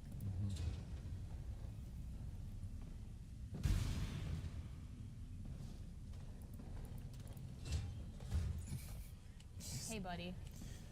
Hello again. All right. Chica. Okay. All right. I think now. Oh, there's that corner. Do you want to explore that corner? I know. Oh, There's mail. I think we got to go. we have to. We simply must. And round the corner, I bet there's a locker. Go. And that didn't get the cupcake. They're They're a little their finicky. level of they seem to not have like they're a bit what's the word? They're short-sighted. Yeah, Can only see what's directly in front of them. that's awesome. All right. So there's two males. One there, one there. Woo! A lower hot spot. So now, see now, we kind of died. Yeah, right? So now we got all this. It's a new opportunity. You know, silver linings, all that, and there's a code for that door. So And a and then collectible in present. there. What is the code though?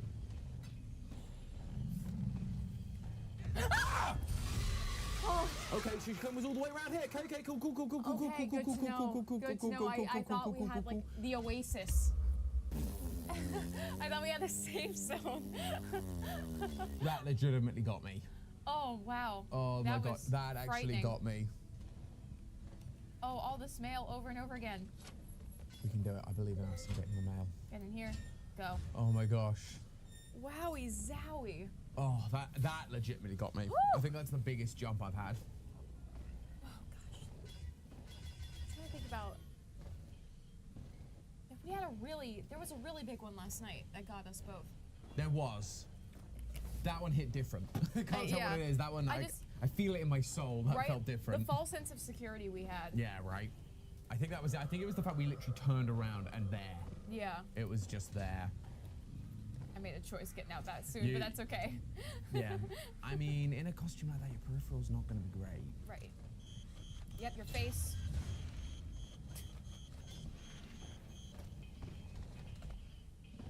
Fun over there, my Mhm. friend. Oh gosh. Alright. Hi, Chica. Wait for you to go a little bit further, so if you're called back, you don't see me. Then we have to get that mail. That is crucial. Those double mails. We've got to double mail it. Alright, epic.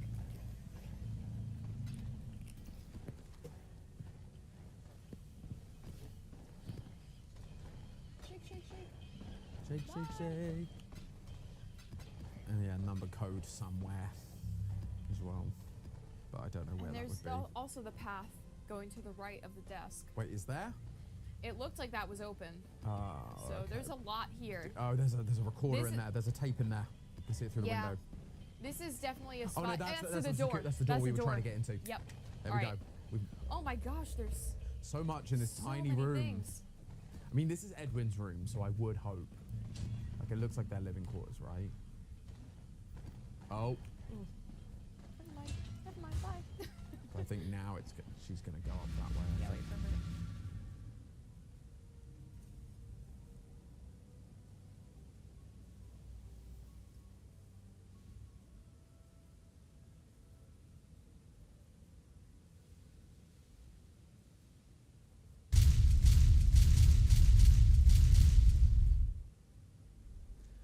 Well, hey guys, what's up? Snoo here. Welcome to the end of the drama, at least as far as I'm concerned. Once I get through this video, as you can see, we got something of a situation on our hands. Don't worry, guys. I think it's fine. It's just a particularly bad case of the haters. These kind of things tend to blow over, and maybe several people are hoping I would just blow over and not say much of anything. But you guys know how it is. I'm not like that. I can just let something like that go, not when it's damaging to the reputation as much as it has been. You see, there's something kind of brewing underneath the community, a little bit of a back and forth between me and one Thubgun, okay? And you might recall his name being presented in the video recently. I'm going to refer to that in a little bit.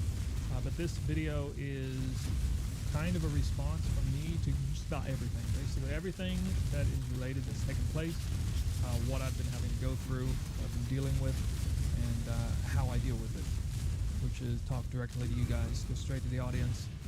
And you know, I'm not trying to win any friends here. I'm not trying to do this for clicks, believe it or not. I'm just trying to get what I deserve, which I believe is a certain baseline level of respect, as that is my brand with this channel. It's, you know, it's things like discipline, conscientiousness, all those 1,000 map runs, 100 maps, not 10, not 20, methodic testing, you know, that sort of thing. And I mean, this is self-evident. You just look at my channel, just look at the history, look at all the videos, and there's like a 95% something ratio up and down. I mean, you guys can't really see these numbers now, but I mean, here they are, and they're just right there. That's what it usually looks like until the last couple videos, and it just kind of seems out of the blue, right? It seems kind of crazy. What did I do? What did I say? Did I say something wrong?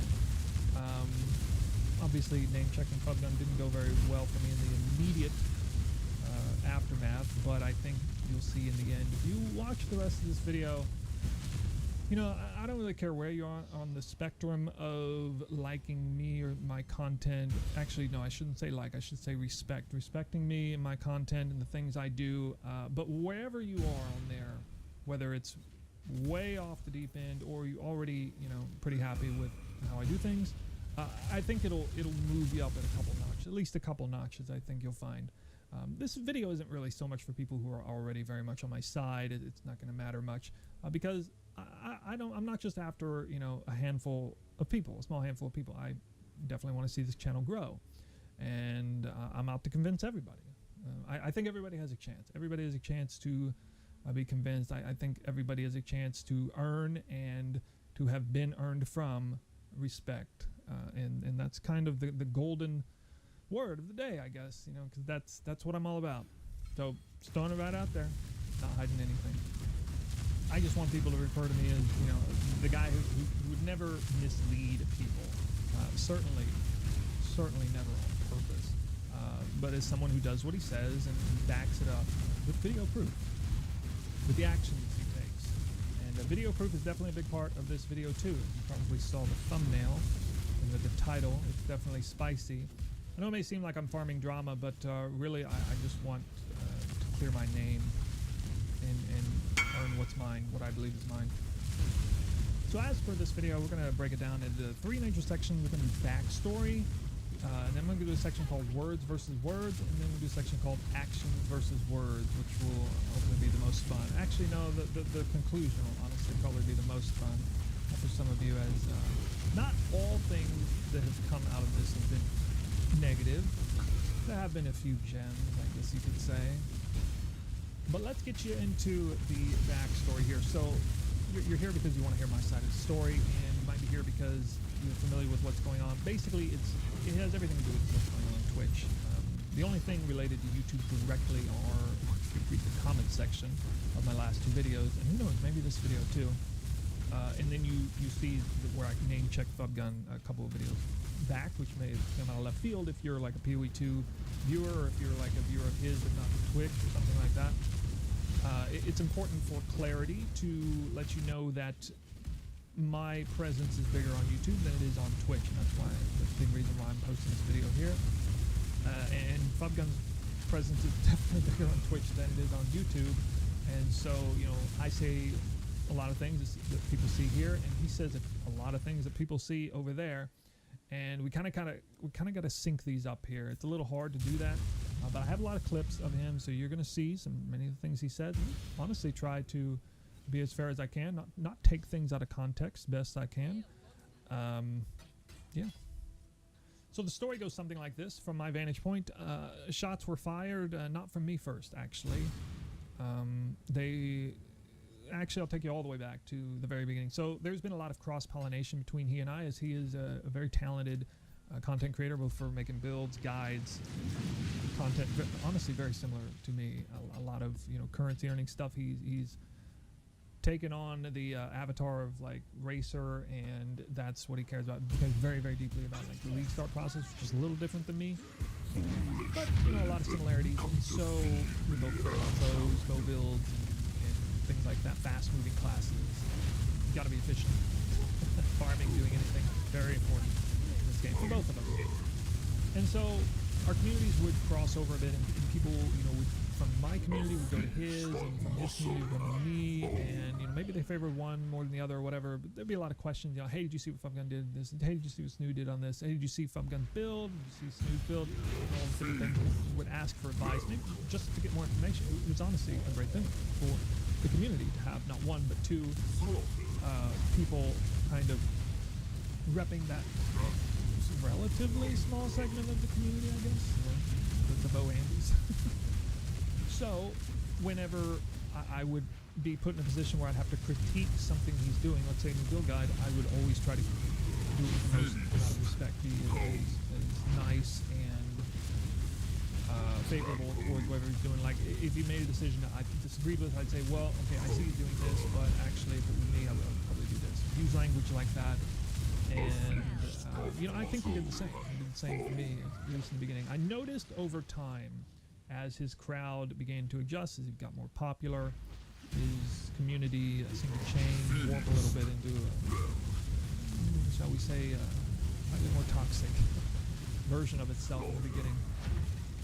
Well, he started critiquing my POBs with alacrity, and he'd say things like, "Oh, Snoop's just padding the POBs, and he's doing, you know, this or that, and it looks like he's trying to mislead people. It's, what in the hell is he doing here? You know, he didn't even check this box. He's even not being thorough at all. You know, words like this, and they're at least slightly disparaging to my integrity and what I represent, because that's kind of serious business. You know, if I'm putting out there that I'm a very serious, conscientious person, and I'm being exposed either rightfully or wrongly that that isn't the case, and I'm somehow misleading people, that's a pretty big problem from my vantage point. Not every content creator is going to care on a level that I do, because different content creators have different things they care about. But rest assured, anyone who's in this space has something about their brand that they care deeply about, including Fubgun. So for me, it's this, and if obviously in the past, you know, there have been times when I've been called out for having certain things set in a certain way. This is the path of building application. You've seen me use it many times, and I gotta say, this is a little monster in and of itself. It's really something precarious. Honestly, one of my biggest fears is that after you hear me talk about this, if you're somebody who's being an aspiring content creator for PoE1, you're probably going to back out of that decision.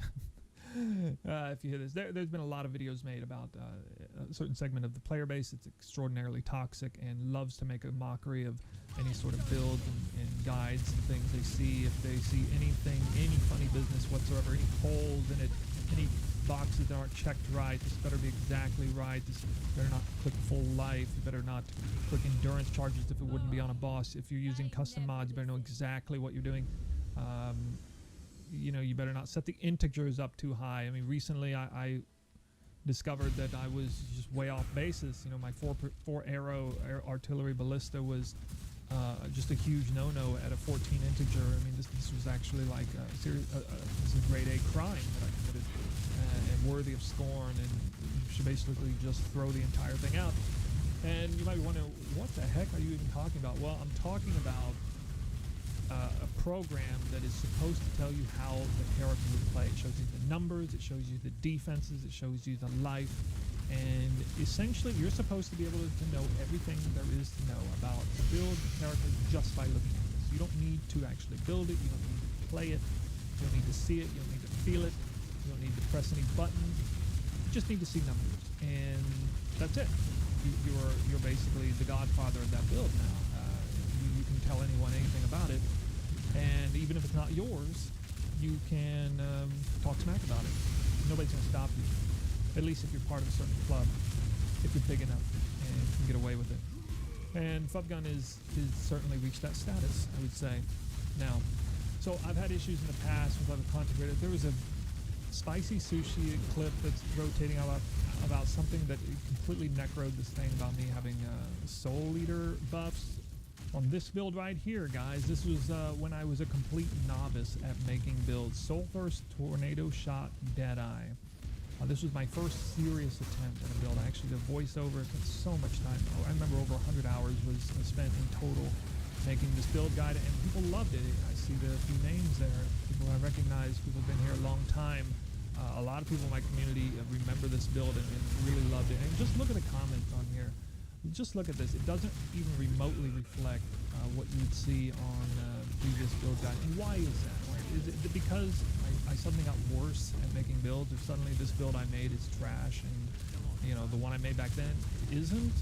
No, it's the complete opposite. This one is way worse than the current one. I've gotten so much better at making builds. It's just that I didn't represent it quite properly enough on there. And it's pretty hilarious that I got away with putting Soul Eater buffs on the POB last time, and I somehow misled a bunch of people into believing the build was good. So many people loved it. Anyway, that after the fact, when it crossed the wrong desk, somebody said this is trash build because it's got Soul Eater and it doesn't do that. It's never meant to be a bosser anyway. And so now that entire issue is necroed again, and you're blaming what was at that time a novice build creator who had no idea what he was really doing with the configs, and to chastise him not once, not only back then, for which I changed it when I found out it was wrong. I've been folding myself in a pretzel for like 3 years, basically trying to appease these people, and this is one of the worst vices of the PoE1 community as a whole, is this toxic, unbelievably just ripping toxicity culture that loves to just tear people apart, anyone they don't like especially. And it would seem that some people are turning against me now. Yeah, so back in 3.25, Fubgun was looking at my path of building, and this was for the Warden, actually. The Warden that you see right here. This one that we already kind of just glanced at, and he thought it was just total bait. So that dramatically affected how many people joined in on the fun. I was really excited about Brand New Ascendancy. There were obviously a lot of unknowns because of Brand New, so I didn't really know how to defend myself on something I didn't know, because I didn't know what I didn't know, right? I don't know exactly how well the build would perform. It was New Ascendancy. But he seemed to know better than I, even though he didn't work on the build. And maybe did some limited testing. I don't know, not on my build, clearly. But I decided to bide my time because I told myself, okay, this doesn't sit well with me at all.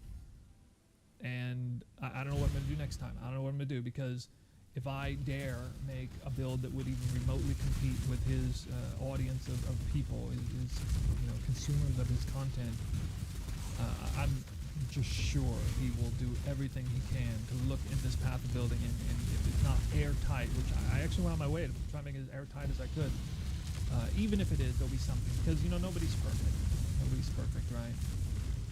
So I mean, I didn't know what to do. You know, I've folded myself in a pretzel. I've changed things all the time, and I've just never seen the POB handbook, right? Like, so I'm not privy to it because it doesn't exist. And that's another kind of message, overarching message, is that there is no arbiter of what is allowed to be in this program. It's not even part of the game. It's not even sanctioned by GGG. It's just you know, a cabal of community members that decide what is and what isn't allowed. And just the idea on its face is ridiculous.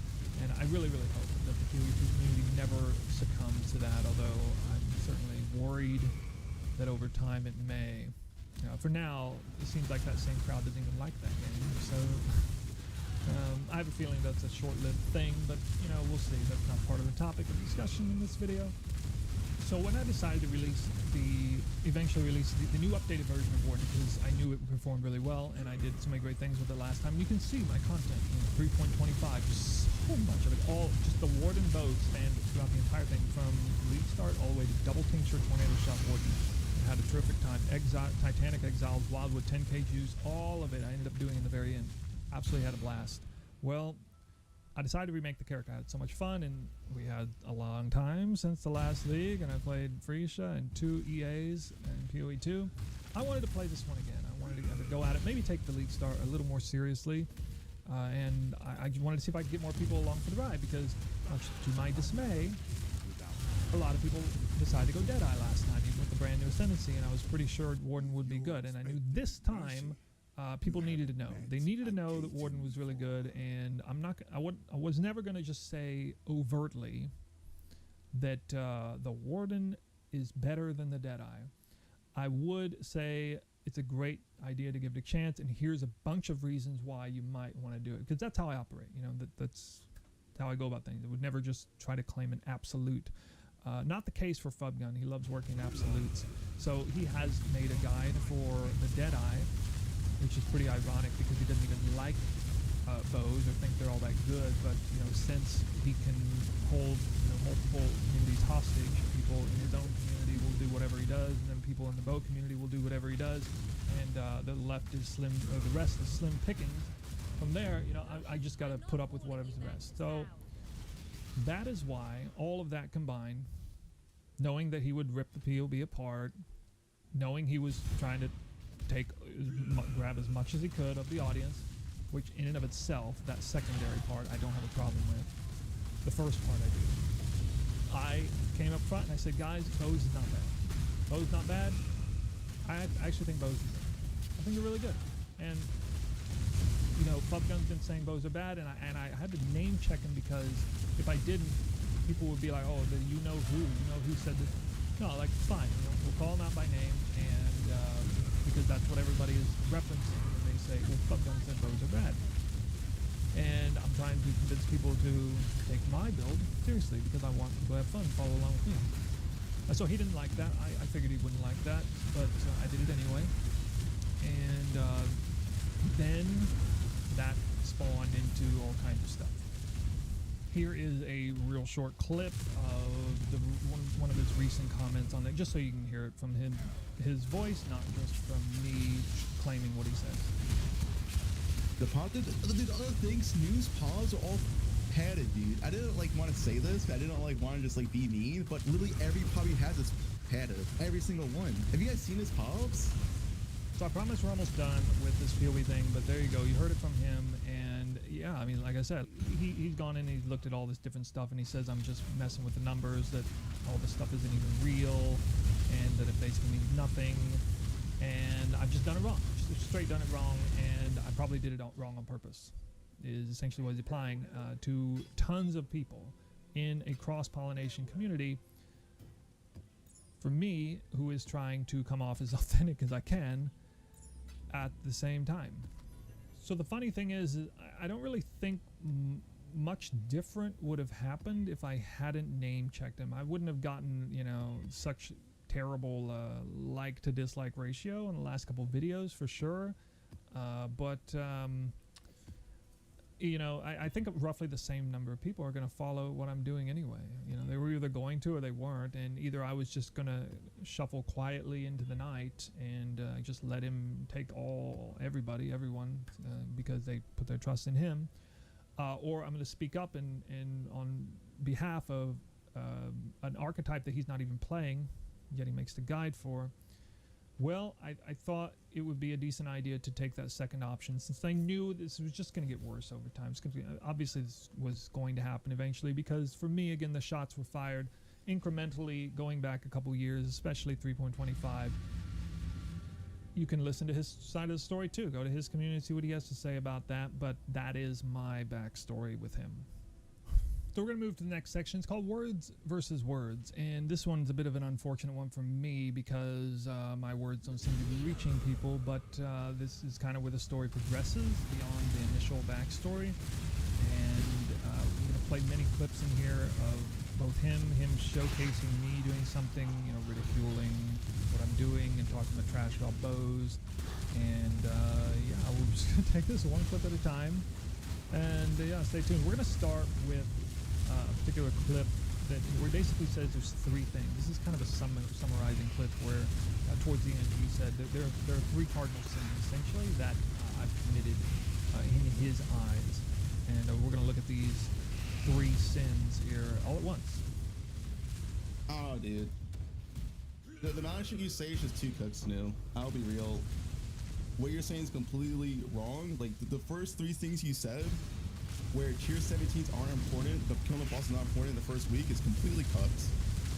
Alright, so if you don't know where this came from, this is off of the heels of the comments that I made in my second to last video, name-checking him about, talking about how it wasn't all about like tier 17 farmers just rushing. People can play the way they want. The overarching message of that video was, guys, you can play what you want. If you want to play bows, great. If you don't, fine. You don't need me or him to tell you what to play. That was actually the final words out of my mouth in that video.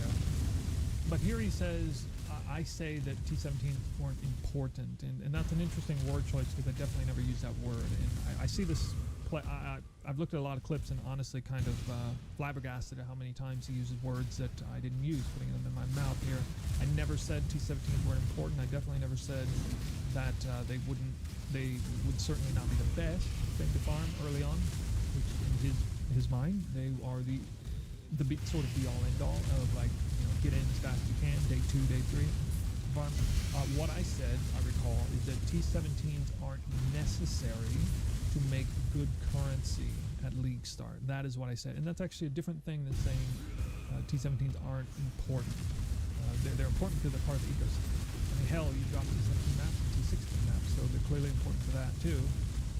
But yeah, this is, I don't know, this is just kind of a point of disagreement, I think.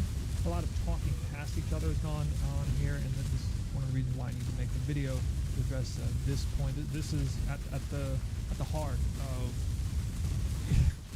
you know, debunking what he says about T17, bows, and all this stuff. We're going to get into a lot more of this as we go on. Now let's quickly listen to number 2 on the list. Needed hunter buffs and shrine buffs to kill a tier 17 boss when your POB is supposedly 200 mils completely cooked. Okay, now, well, actually, looking at my path of building for my League starter, not what he's referring to. So he's referring to an elemental hit of the spectrum, endgame, super endgame, final version from 3.25. Because again, I played the build, I leveled it all the way through a few weeks in, and I was farming tier 17, doing some pretty challenging stuff. And he's referencing this video right here. Now the problem is I don't actually have enough, because of the shrine effects disappearing, I don't really have enough to kill the boss, probably. He doesn't have enough hunter buffs to kill the boss. Oh my god, dude. And he has the audacity to say bows in tier 17 are fine. What the You're telling me with 230 million DPS, you need hunter buffs to kill the boss. Are you serious?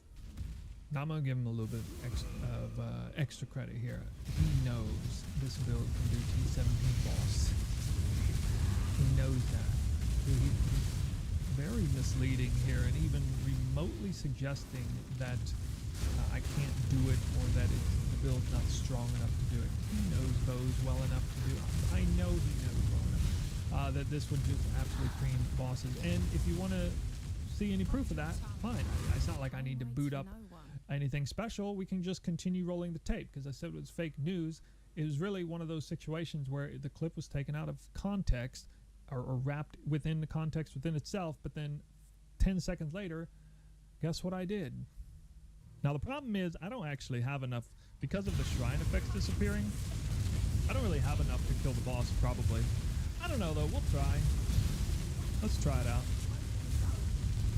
Now in previous iterations of builds, I would not do this boss with only 14 headhunter buffs. I would actually have like no chance of killing it. It just wouldn't do anywhere near enough damage. But you could see there, I had plenty of damage. I mean, look at that. That's alright. Still gotta kind of avoid damage there. A little bit of a close call, but yeah, I mean, I'm not relying on head. I mean, I'm not even a Fizz variant, so no Fizz is extra going on here. I don't think there was very much in the way of headhunter help. I mean, that's just pure damage from the build. Wow, look at that. I killed the boss pretty decisively. Now, did I take some damage? Yeah, because it's this boss on this setting with Delirium and Wisp, and the boss gets like like exponentially wisped over the time, which people who know this content knows that's the case. So it gets a little precarious. And if I say I would have never had enough damage to do this boss, yeah, I'm referring to this, not just this map. I'm referring to the entire strategy with all of its moving parts. Makes the map quite difficult. All the scarabs involved, all the delirium orbs involved, the particular map boss involved.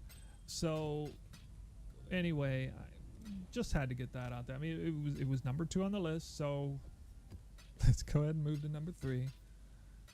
Saying bows are the best they've been since Crucible League is entirely cooked.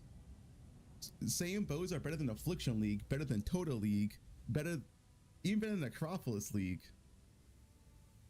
I don't know why this offended him so much.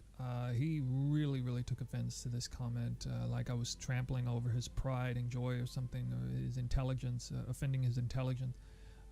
First of all, on its face, it's a matter of opinion. This is like Bo-cuck energy kind of stuff here. I really shouldn't even have to bring this up from either of our ends, by the way. For me to be talking about this, for him to be offended by it. I'm not sitting here trying to say bows are the greatest thing of all time. I'm just saying in the confines of where bow builds are, which I think he understood that as a premise. Now, to me, the Warden is a sort of secret weapon that is just unbelievably enabling. And for me, when I made that statement, of course, I was thinking mostly about the League Star experience, because it was the smoothest League Star experience I ever had. Smoother than Crucible, for sure. And I've League Star bows all the time, most of the time. And it just made a complete mockery of the content leading up through, you know, getting the Void Stones. And I was able to do even like invitations and stuff that I wouldn't normally do. And so I was able to just kind of break through stuff much earlier and progress much more quickly. And you're going to see what I was sporting in day 2 in particular later on in this video. No, bows are bad. I literally play what I think is best. This is literally true every single league. Last league I played LS because I thought LS was the best, and it turned out LS was the best.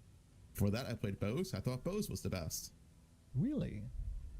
LS Lightning Strike Slayer was the best, or Warden for that matter. So many different ways I've thought about responding to this clip. Cooler heads are going to prevail, but I'm not going to do this without leaving you guys a morsel. How can Lightning Strike be the chosen build, the best build, if you don't play it from start to finish? Maybe it was the best League starter. Maybe that's what he meant. But you see, he likes using words too. Okay, he chooses his words very carefully. He has accused me of twisting my words in the past, and so this is why we're kind of pausing on this clip. This is the reason why, because he said that about me. This is the reason why we're pausing on this clip.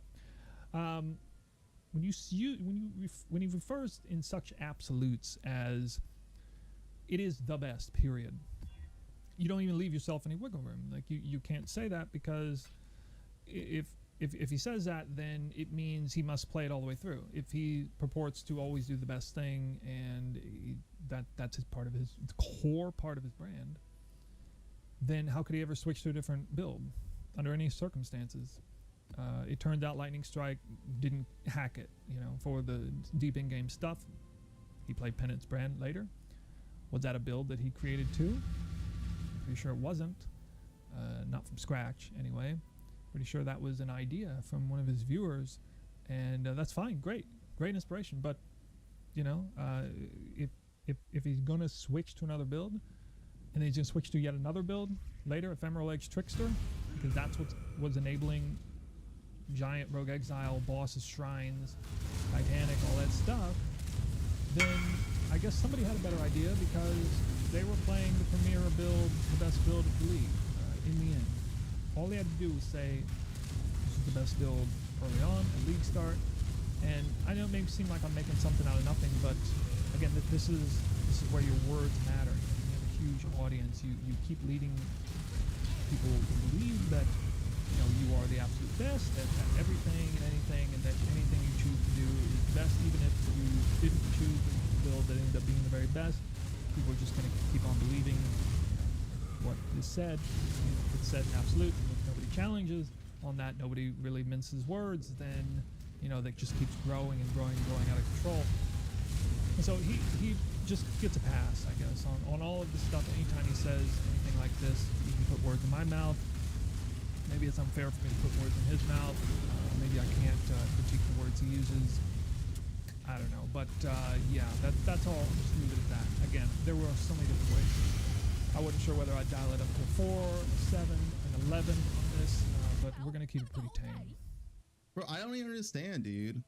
Like, bows are absolutely garbage. Snoo wants to start drama for literally no reason. Literally everyone thinks bows is shit, but Snoo Bay. I don't know, dude. It's just like bullshit. All right, well, that's just a nice way to cap it off, I guess. I'm the only one who thinks bows are good. And so why the hell would anybody play my build if I think bow's good? When he says something like that, then nobody's going to play my build. It's just kind of a constant barrage of hyperbole and interesting word choice and putting words in other people's mouths. It just gets a little bit out of hand over time, I think. I did play Warden. I played it twice. I play a lot. I play a lot more than you. I know, like, I played Warden a lot. Well, there you heard it. He's played Warden a lot. I'm surprised he even dared claim that he played more than me. I could play Warden bows for like 3 months straight. From start to finish. I know he didn't do that. When I played Warden both in the Acropolis restart, SSF Adventure in Sellers restart, not Sellers restart, Sellers when I did Zero to Hero. I also tested Warden when I did my bow character in Sellers as well. I played Warden 3 times. Okay. With context. Now I got it. All right. So he's played Warden like 3 separate times. I think he actually misspoke. Warden in Acropolis League? What? All right. He's played Warden 3 separate times. And one of them was a bow character, but it was just testing. But the total summation of his experience in that means he played Warden more than me, and therefore most definitely knows more than me about the Warden. Like, Snoo, what you're saying is just like completely false. And then you make these build guides that have like 2.5k HP. Bro, that's my path of building. It's open right there to the actual like early end game, the earliest end game loadout. The amount of life is literally on the screen. It says 3156, 3156. What's up with the hyperbole? 2500. Where does that number even come from? Now it seems like I might be nitpicking here, but anyone who's played bows actually knows that there's a pretty big difference between 2500 and 3100 life. But like, it just seems so easy to just use the number that's actually true. It's right there. So you're not in danger. You enter maps, you die 3 times, and then you say you're not beating new players. Like, dude. And I guess, gonna die 3 times at least on any sort of hard content map. Okay, we're starting to set the stage, as you guys can see. And so you're the best defense. Like, Breeze is a good defense slayer, but you can't have like 2.5k HP. You die all the time. So that number again. Is Freeze a defense layer, guys? What do you want to call it? You want to get into semantics, a defense layer, a survivability mechanism, practical defense. What do you want to call it? It's effective. It's highly effective. And you're going to see just how effective it is in a little while. And then you have like the audacity to say bows are the best they ever been. Like that's just completely delusional. To think bows are literally the best they ever been is completely delusional. All right, we're bordering on ad hominems here, but maybe we haven't technically reached that level yet. Like, but bows take the longest to do tier 17 content in a tier 17 meta. Okay, we got more evidence of his core stance on where the game is at. All right, tier 17 meta. Bows struggle. All right, remember that. Bows strong late game, yeah. When you have like 300, 400 Defiance, and even then they're losing other builds. Bows last patch, they're losing the Penance brand, they're losing the Lightning Strike. Well, at least this time he managed to recall that he swapped to Penance brand from that other best build. Like, dude, bows in tier 17 are so dog shit, man. Yep. Okay, we're taking it all the way home. Bows suck. T17's important. Bows suck at it. And it's like, it's just bullshit, dude. Like, just claiming shit that's not true is annoying as fuck. Like, do not claim shit you have no idea what you're talking about. I hate that shit. I ban those people on Twitch chat. Don't say shit like tier 17 bosses are irrelevant for currency early on. It's just literally, like, just stop talking. You don't know what you're talking about. Well, here's a new epiphany for me. You are not allowed to claim shit you don't know what you're talking about in front of Fubgun. And, you know, you know what you know, he knows what he knows, but he also knows what you don't know.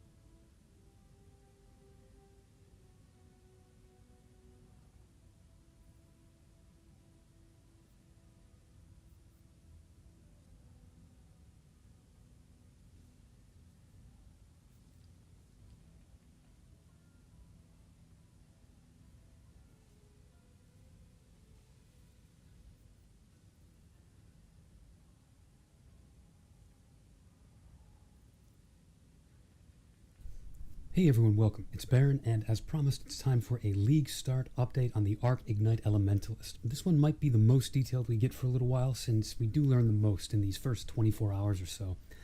Well, despite a little League Start rust that I had to shake off, and the sort of silly mistakes that I only seem to make when I'm talking with Twitch chat, I stream so rarely that my brain isn't used to it. I did have a pretty smooth first couple acts despite that.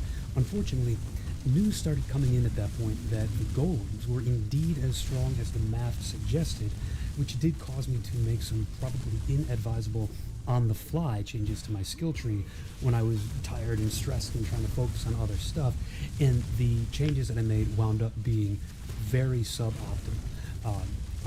If I had planned for that in advance, if I had known what I was going to do in advance, I think that would have gone a lot better. So I do think that going with golems can, in fact, be a viable decision for those of you who haven't gotten that far yet. If you're wondering, could you, should you? Yes, possibly. And I can go into a little bit more detail later about how I might do that. You would just want to, you'd want to do the tree differently than I did. We'll look at my skill tree now. It looks different than it did back then. Basically, what this wound up meaning was that for a chunk of time, at the end of Act 3 and beginning of Act 4, as the people who are in Twitch chat can attest, I was pretty ZDDS at that point, and also I was exhausted and making really, really dumb mistakes. It was late at that point. I'd had family stuff to do. So in any case, the good news is that I was able to. Oh, quick other piece of bad news is that at that time, late Act 3, beginning of Act 4, I was also having a terrible dry streak on no weapon upgrade, no 4-link upgrades. It was pretty bad. But luckily, like I said, once I was able to actually start using golems in early Act 4 and get that golem ascendancy, I did actually take it with my first one. Things turned right around, as anticipated by the people who had gotten there before I did while I was doing dinner stuff. And so with only the ascendancy node and the golem commander node for support at the time, I've been running a setup of the 4 important golems for this build. Flame Golem for damage and AoE, although AoE isn't important quite yet, not until we get, Ignite proliferation, and then Lightning Golem for cast speed and mana regen, Chaos Golem for chaos resistance and eventually dot multi, again, taking that soon, and then rounding it out with Stone Golem for life regen and global defenses. And as you can see in the video showcase, the build is currently ridiculous without being over leveled, like I'm at the level of the content or below, but absolutely manhandling the campaign content. As you know, if you watched the previous videos, I was not sure at all whether golems would be the right direction for this build, and I had tentatively decided to not go that direction at all, just to kind of wait and see. But I was always firm since the very beginning that whether or not this build went for those nodes, they were a crazy amount of power packed into one node for whichever build is able to make use of it. As it turned out, that amount of power was so much that it was even too much for this build to ignore, at least for now, and I suspect even probably long term. This might be the ascendancy node that we end up taking potentially permanently with this build this week. With the golem's elemental immunity and the fact that we are giving them both armor and then physical hit conversion to fire once you get Shaper of Flames, realistically the only danger that they're in the golems comes from chaos damage, extremely large physical hits, and physical damage over time. Well, the only defense against physical dots is life recovery and raw health pool, and then the best defense against chaos damage comes from the Grave Intentions wheel here. I have taken it for the moment. I could foresee unallocating this for now and waiting to reallocate it until late into maps until this becomes more of an issue, but I could go either way on Grave Intentions. I think it's going to be almost mandatory in endgame content if this ends up working out in the endgame, but for now I think it's take it or leave it. Ideally, we would prefer if we only needed to have just the Ascendancy and Golem Commander up here. That would be ideal. Now, the latter here, Golem Commander, this comes with the benefit of falling inside the eventual zone of the Lethal Pride that's going to live here eventually if we want go that route, and that'll give us more flexibility in which jewel numbers, which jewel rolls we can take. We have more points in here that can potentially give us the nodes that we need. Now, I'm just worried about the situation where, look, if once you start taking, a cluster jewel of Blessed Rebirth, taking Grave Intentions and stuff, are we giving up too much for this to be worth it? So far, the answer is no. I have not given up too much. I don't think so. The power is there. We are probably going to have to swap out a large cluster or a megalomaniac for something that has primordial bond. It's just too insane of an option, adding 40% golem effect, 40% increased player damage for us, and 25% increased golem life. That's too powerful not to take that somewhere. Ultimately, we do need to consider how much of that sacrifice from our current setup is worth it for this node. You're giving up Heart of Destruction to get this. Some have suggested giving up Shaper of Storms. I don't think that's the play. I think I'd rather give up Heart of Destruction. I guess you'd go either way, but there is a point, right? Like, I believe this node is better than Heart of Destruction, but is it enough better than Heart of Destruction to warrant taking 10, 12 skill points worth of stuff that all it does is keep the golems alive? I don't know if it's that much better, so hopefully we don't have to take that much to keep the golems alive in the end game. But to emphasize, this node is very, very powerful. So with the 4 golems that I'm currently taking, what if I put it in these terms? What if I told you, and this is true, with an endgame level 20 version of our golem gems.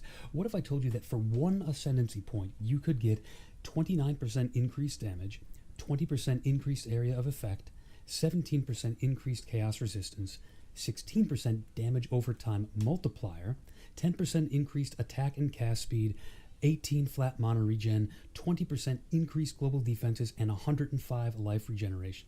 That is one node, and it's giving you all that. Would you agree that a lot of builds would take that node, not just golem focus builds? Now, obviously, I'm exaggerating for effect there a little bit. Even if we can keep the golems up effectively 100% of the time, which I hope we can, even then, we are giving up 4 gem slots on an already gem-starved build in order to take this node. We're also giving up Heart of Destruction, like I said. But if we're going to consider even the subtle things that it costs us to take this, we should also consider the subtle things that it gains us. How about that in our original setup, our third lab, the third lab is the power spike that you want right before you enter maps. Like you want to take your third lab before you kill Kitava and jump into maps. And unfortunately, in the original setup, the power spike that it's granting you is utterly conditional on pressing that second button to get exposure, unless you happen to be leveling with Wave of Conviction, which a lot of people will not be.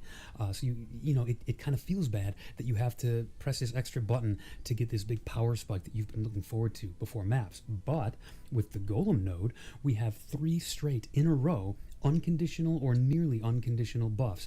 You take Shaper of Flames, then Legion of the Primordial, then Shaper of Storms would be my recommended order if you're doing this from scratch. And each one of those things is almost entirely unconditional. It's just damage, just big damage, and in the case of the golems, big defense added straight up. You don't need to do anything but take the point.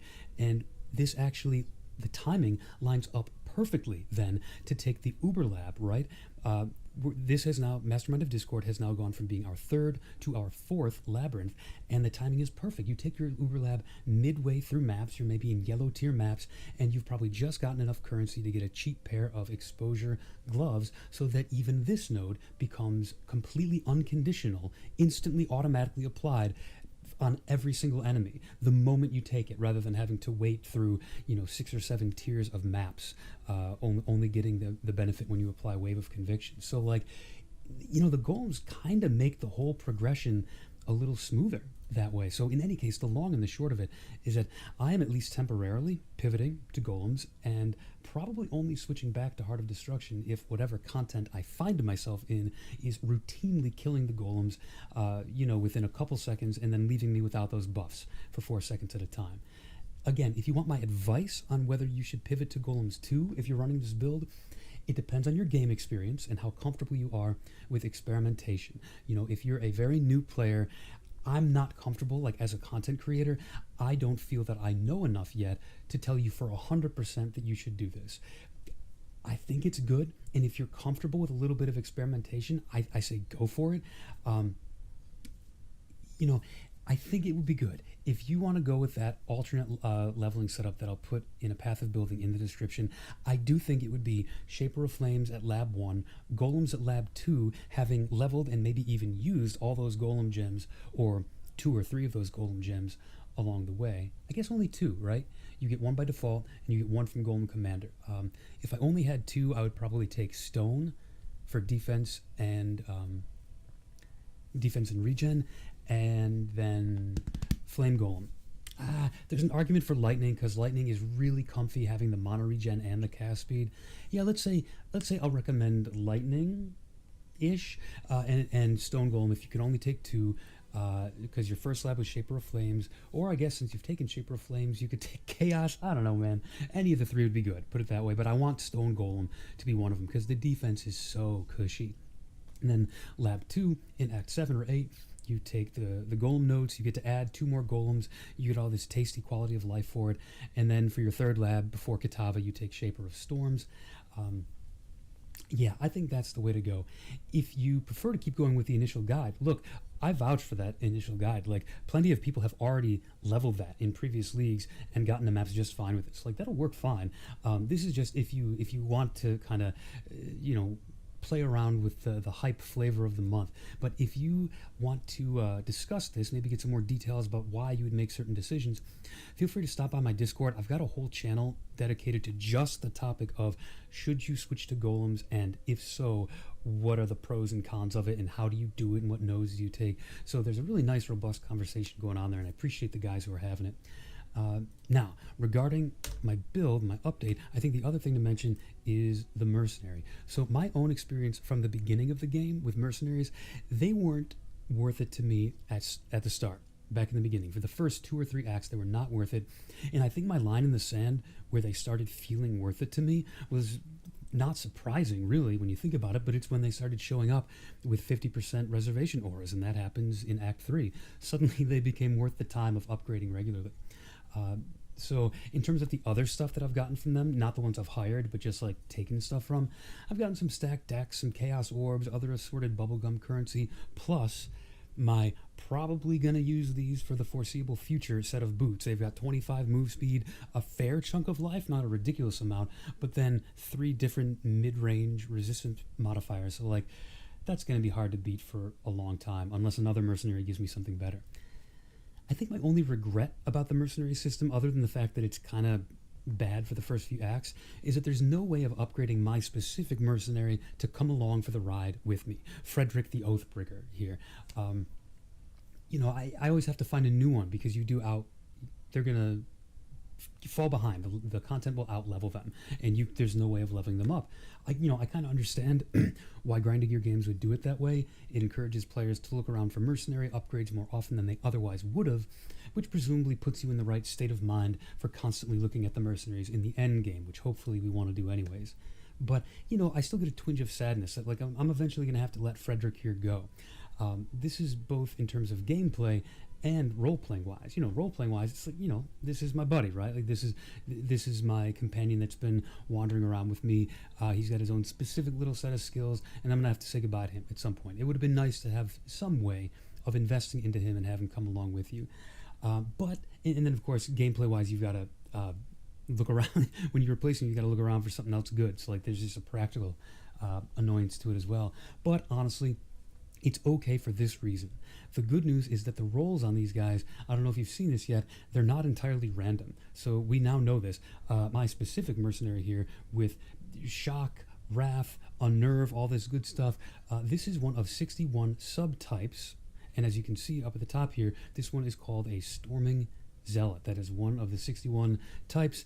If you want to keep an eye out for this one in particular, there's a full list of all of the different mercenary builds on PoE.db. I'll put a link in the description. But here's the thing. These skills that they've got here, there appears to be, what I'm going to guess is a degree of both level gating. So like for, the aura couldn't show up until you, the player, could have gotten that aura.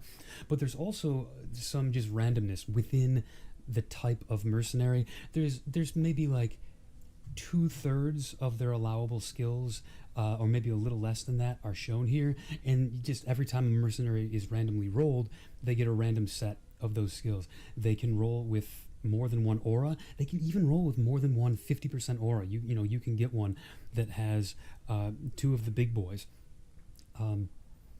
There's no combination that does pride and determination together. I know that one doesn't exist, but there's a lot of combinations that can exist together. Okay, what about the ultimate endgame mercenary for this build? Well, there's a ton of options that could be good or even great, but if we learn that we are able to keep this guy alive consistently enough to rely on his auras for build-defining stuff, not just nice-to-have stuff, but build-defining stuff, I think we don't have a choice other than to go for the combatant. It gives us Purity of Ice, Wrath, and Inspiring Cry. All amazing things, but again, if he's dying, even like 10% of maps, that's a terrible thing because our build in the endgame will totally rely on the maximum cold resistance and the cold resist at all, the base cold resist that we're getting from Purity of Ice. So if we can't keep him alive more than 90% of the time, then we're going to have to treat the mercenary as more of a nice-to-have buff rather than use him for something build-defining. If that were the case, I would probably look at an archetype more like the Blade Caster for Grace, Frost Shield, and Aspect of the Spider, which are all great, just, nice to have, not required for the build to function, or look at like Kinet Assist for haste and Inspiring Cry. That'd be another good option. There's a bunch. You can look through the list yourself. Moving on though, as I've mentioned elsewhere, I am, for this League launch, I am not able to do the fully no-life goblin mode thing, so I'm only just about to do my second Labyrinth in Act 7, but I should be in map soon enough, tonight at the latest. It's currently, at the time of recording, Saturday 2 p.m. Eastern US time, so, within 6 or 10 hours, hopefully, I'll, between the other stuff I've got to do in my life, I'll be able to finish up the campaign. But just a quick overview of the gear. Other than the boots that I showed you, it's, like I mentioned in the crappy gear overview in the last video, it's janky, like it's all crappy stuff. I do have a 4-link, not optimized setup. I don't have a crafted mod on this gear. I've got a +1 lightning spell skill gems on the dagger, but honestly you would rather have a high flat spell damage roll on this rather than spell skill gems until you get into the late game.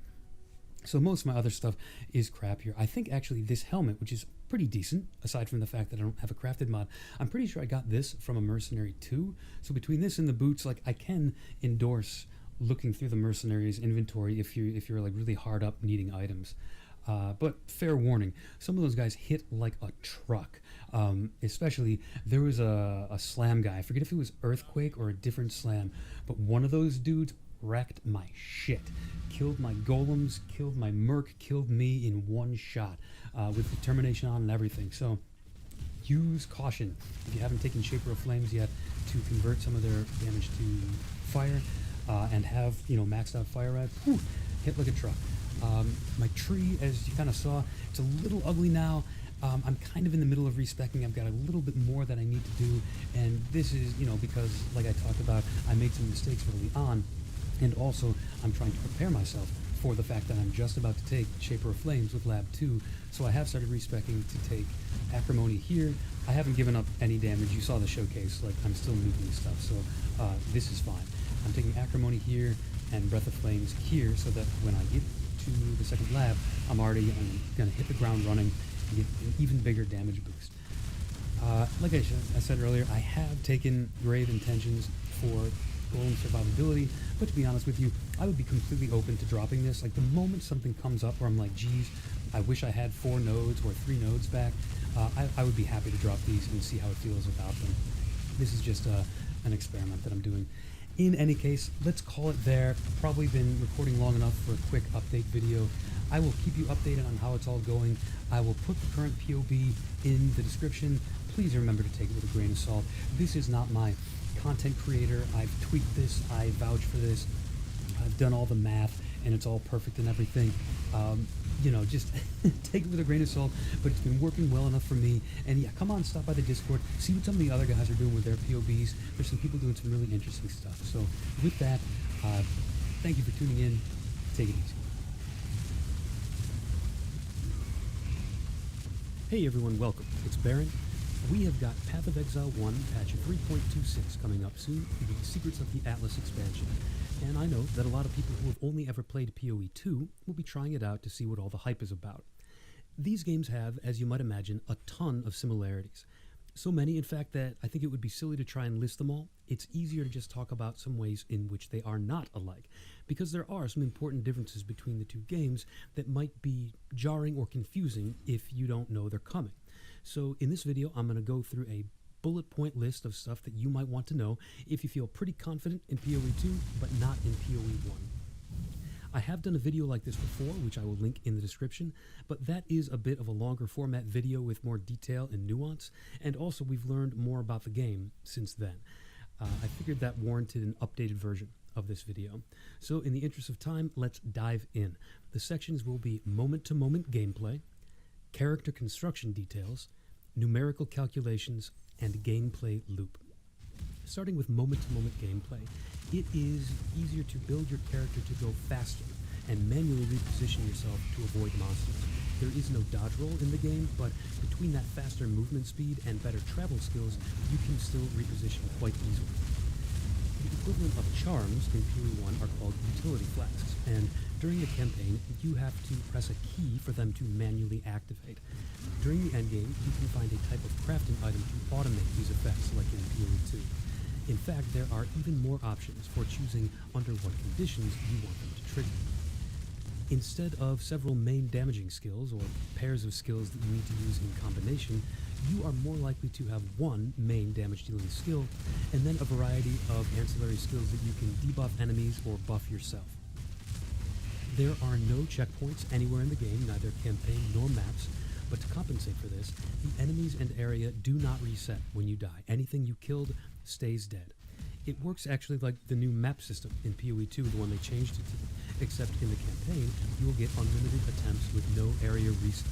It's just that if you're dying so often that you're using that unlimited attempts, you're probably going to find that that's not particularly efficient and you'll want to go power yourself up before trying that area again. Next up, combat just feels different. Now, some of this is subjective and individual to the person, but I do find that for most of my time playing, the average monster is less dangerous in PoE 1 than its PoE 2 equivalent. Your character's ability to get stronger, to outpace monsters in damage and defense, certainly accelerates faster in PoE 1 than PoE 2 if you have a proper build. But with that said, in late endgame maps, you will still randomly find some rare enemies and rogue exiles that practically feel like pinnacle bosses. So I guess I would say that the range of enemy strength can be quite wide in PoE 1. There is controller support in PoE 1, but there is no WASD keyboard movement support. Grinding Gear Games have said that they are working on backporting PoE 2's character rigging and movement system, so we might see the WASD feature someday, but not yet. And then optional league mechanics are introduced much earlier and more often throughout the campaign. You'll be running into these pretty constantly. Beware not to get caught in the trap of doing every single thing in every single zone. It's not all mandatory or even related to the main story quest. And now let's talk character builds. Skill gems, classes, itemization, etc. You know, the basics of how a character is created in an ARPG. So, for starters, build diversity is much higher in Path of Exile 1. There are far fewer what you might call on-rails decisions. Skills, you know, that were plainly designed to be used together, or even the opposite of that. Skills that they're restricted to not be able to do certain things under any circumstances. So I'd say PoE 2 is more of a curated experience, while PoE 1 is more of an exploratory sandbox with tools that you can use in a variety of ways. If you want some concrete examples of what I mean here, look up builds like Ward Loop, Brand Recall, or Monoforged Arrows. There are no dedicated slots on your character for skill gems. These come on your equipable gear instead. This means that if you want to upgrade to a stronger gear piece, you may have to wait for one that you find with an appropriate number of colored or linked sockets that match what your skill setup is. Or you may need to spend currency to recolor or relink that gear yourself. The socket colors are divided into the 3 gem colors, red, blue, green, and a gem can only go into its appropriately colored matching color socket. Gear is more likely to roll the colors that are associated with that gear's attribute requirements. So high dexterity evasion gear with green, high strength armor gear with red, high intelligence energy shield gear with blue. When you are randomly re-rolling the sockets on gear with a chromatic orb, odds are weighted proportionally to attribute requirements. So it's much easier and more likely to get, for example, red sockets on gear with a high strength requirement, and so forth. The socket linking process is random, not guaranteed with a single currency use.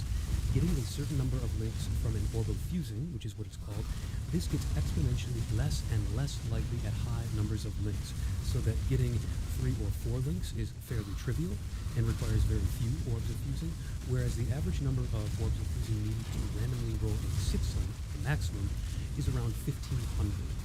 Only body armor and 2-handed weapons can even have 6 sockets in the first place, and then 1-handed weapons and offhands can have 3, and all other non-jewelry gear can have 4.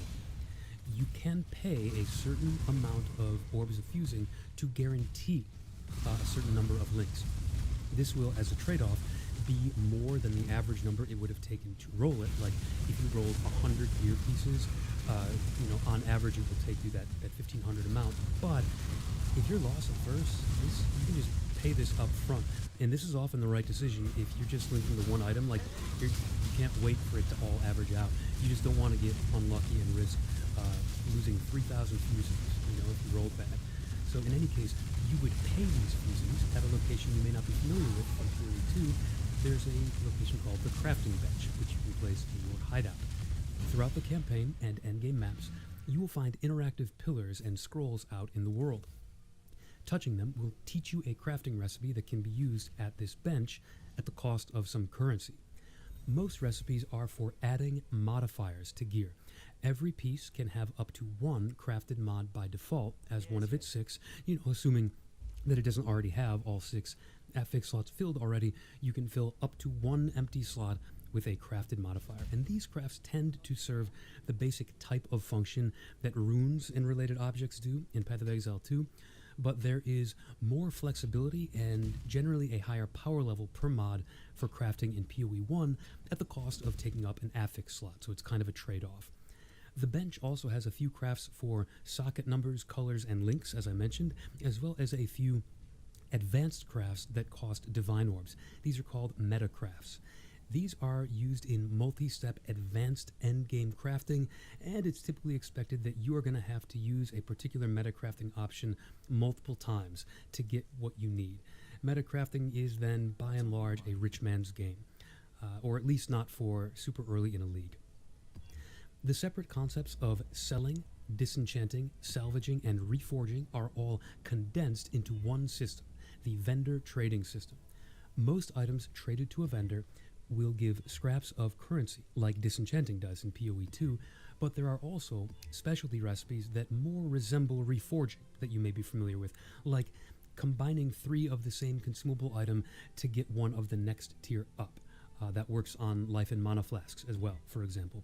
Or even specific recipes to get a variety of items, everything from weapons to jewelry and other gear, and this can be very handy, especially during the campaign. So I will link to the list of vendor recipes on the wiki. That's very handy. There is only one way of ascending to your chosen subclass and adding points to it, and that is visiting the maze-like Eternal Labyrinth. This is one of the few areas in the game where your zone progress is, in fact, reset if you die. It is much rarer to have skills provided by anything other than normal skill gems. Ascendancies, unlike PoE 2, do not typically provide active skills, and skills granted by items are much less common. Furthermore, they can only be supported by support gems if that item has sockets on it. There are, however, instances of the opposite effect. In PoE 1, there are several ways for items to have support gem effects as affix modifiers, one of the 6, and those pseudo support gems will affect anything that is socketed into that item. Speaking of support gems, there are no restrictions on the number of times that you can use a particular support gem. You could, for example, link separate copies of concentrated effect support on up to 5 different skills if you want. Heck, you could even have 2 active skills in the same chain of links on the same item, and then any support gems that you put in that chain would apply to both active skills that it's linked to. Next up, there are special items called influence items. These are the same types of items as everything else. A Conqueror's Blade is still a Conqueror's Blade. It can either be influenced or non-influenced. An Ezomite Axe is still an Ezomite Axe. It can just be either influenced or non-influenced. And the difference is that an influenced item has additional special modifiers that can roll on it as one of the 6 mods on an item. And these are alongside the other normal stuff like life, resistances, attributes. These are just extra options in the pool of possibilities. The modifiers tend to be a little exotic and unique, things that you might not see in many other places, or any other places. There's also a second type of influence called Eldritch influence. Unlike the other influence types, these all have the same pool of explicit modifiers as a normal item, the 6 normal affixes, but instead they have a special pool of implicit modifiers, these ones that live above the line here. So you may be familiar, these implicit modifiers cannot be changed no matter what else you do to an item. You can reroll these mods separately with a specific type of currency. And speaking of doing things to change items, There is far more that you can and will do to an item in PoE 1. An item isn't necessarily scrapped the first time you add a bad mod to it and don't want to spend an Orb of Whittling, or an Omen of Whittling, sorry. Orbs of Alteration re-roll the mods on a magic item. Chaos Orbs re-roll the mods on a rare item instead of adding and removing a single mod, the way they do in PoE 2. Orbs of Scouring remove all explicit mods from an item and make it a normal white item again, and that is all just the tip of the iceberg for the things you might do to an item, and as I said, this will not change those implicit modifiers as you do all this. There are also special types of items called Fractured and Synthesized. Synthesized items have implicit modifiers from yet another, unrelated, special pool of possible mods, and many of these cannot be gained in any other way. Some are quite useless, some are very, very strong. And then, of course, fractured items you should now be familiar with. They were added to PoE 2 partway through early access in the time since my last video on this topic. There are more ways to get these items in PoE 1 than there were in PoE 2. Items can actually drop already fractured with a random mod locked in and unchangeable, represented by that gold color font. So these types of things that we've talked about, influenced, eldritch influenced, synthesized, and fractured, those cannot coexist on an item. They are mutually exclusive. An item doesn't necessarily have to have any of those properties, but it can't have more than one of those four things. Some classes of equipable items don't exist in PoE 1. Things like crossbows, spears, and separate classes of offhand for focuses and parrying bucklers. None of that exists. But on the other hand, there are several classes of items that either don't exist or don't exist yet in PoE 2, but they do in PoE 1.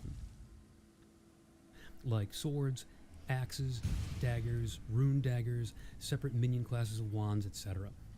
And the same is true with consumable items, but with consumables, the balance is much further towards PoE 1 having more. PoE 2, yeah, it's got runes, soul cores, talismans, tablets, things that aren't in PoE 1, but PoE 1 has an absolute flurry of consumables that you haven't seen before. Divination cards, life force, fossils, rogue markers, scarabs, scouting reports, chisels, tattoos, and just a plethora of other crafting currency you won't have seen before. Yes, the item will tell you a little bit about what it does on the item itself, but the wiki is going to be your friend here. I encourage you to go there as needed. Next up, skills are far less tied to specific weapon types.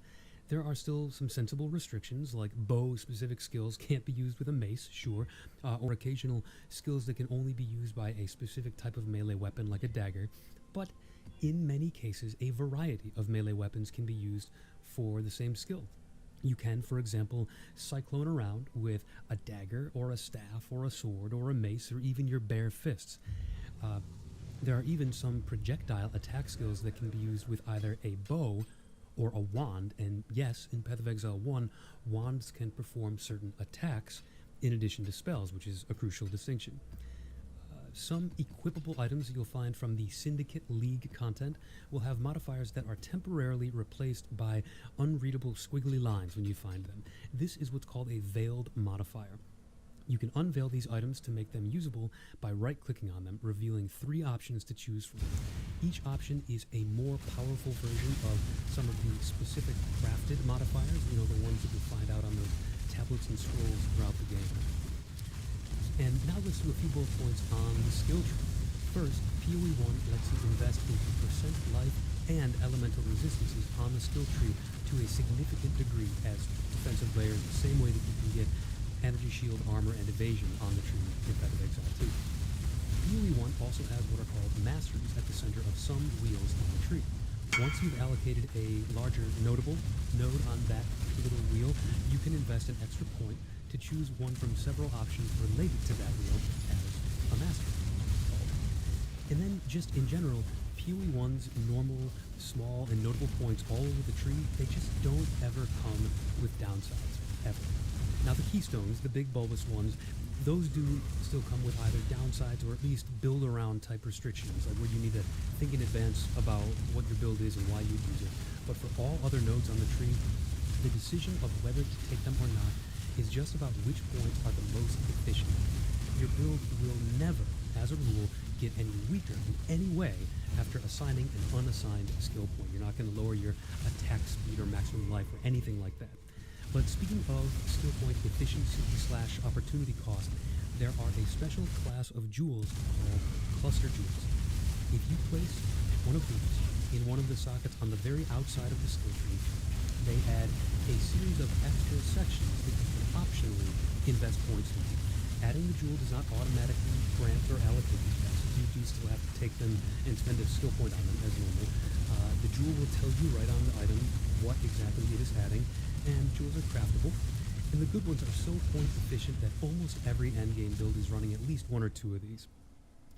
And now let's move on to talk about the sort of mechanics and math and numbers behind the scenes, how things work. So block in PoE 1 is not divided between AoEs on the one hand and everything else. All styles of hit are treated equally. Instead, block is divided into attack block and spell block, which you can invest into separately, though of course many block-focused builds do obviously want both of these things capped. Similarly, evasion in PoE 1 does not care about the projectile and melee on the one hand versus AoE distinction. It's all the same. But instead, same thing, evasion can only evade attacks, not spells. So there is also a separate spell defense called spell suppression.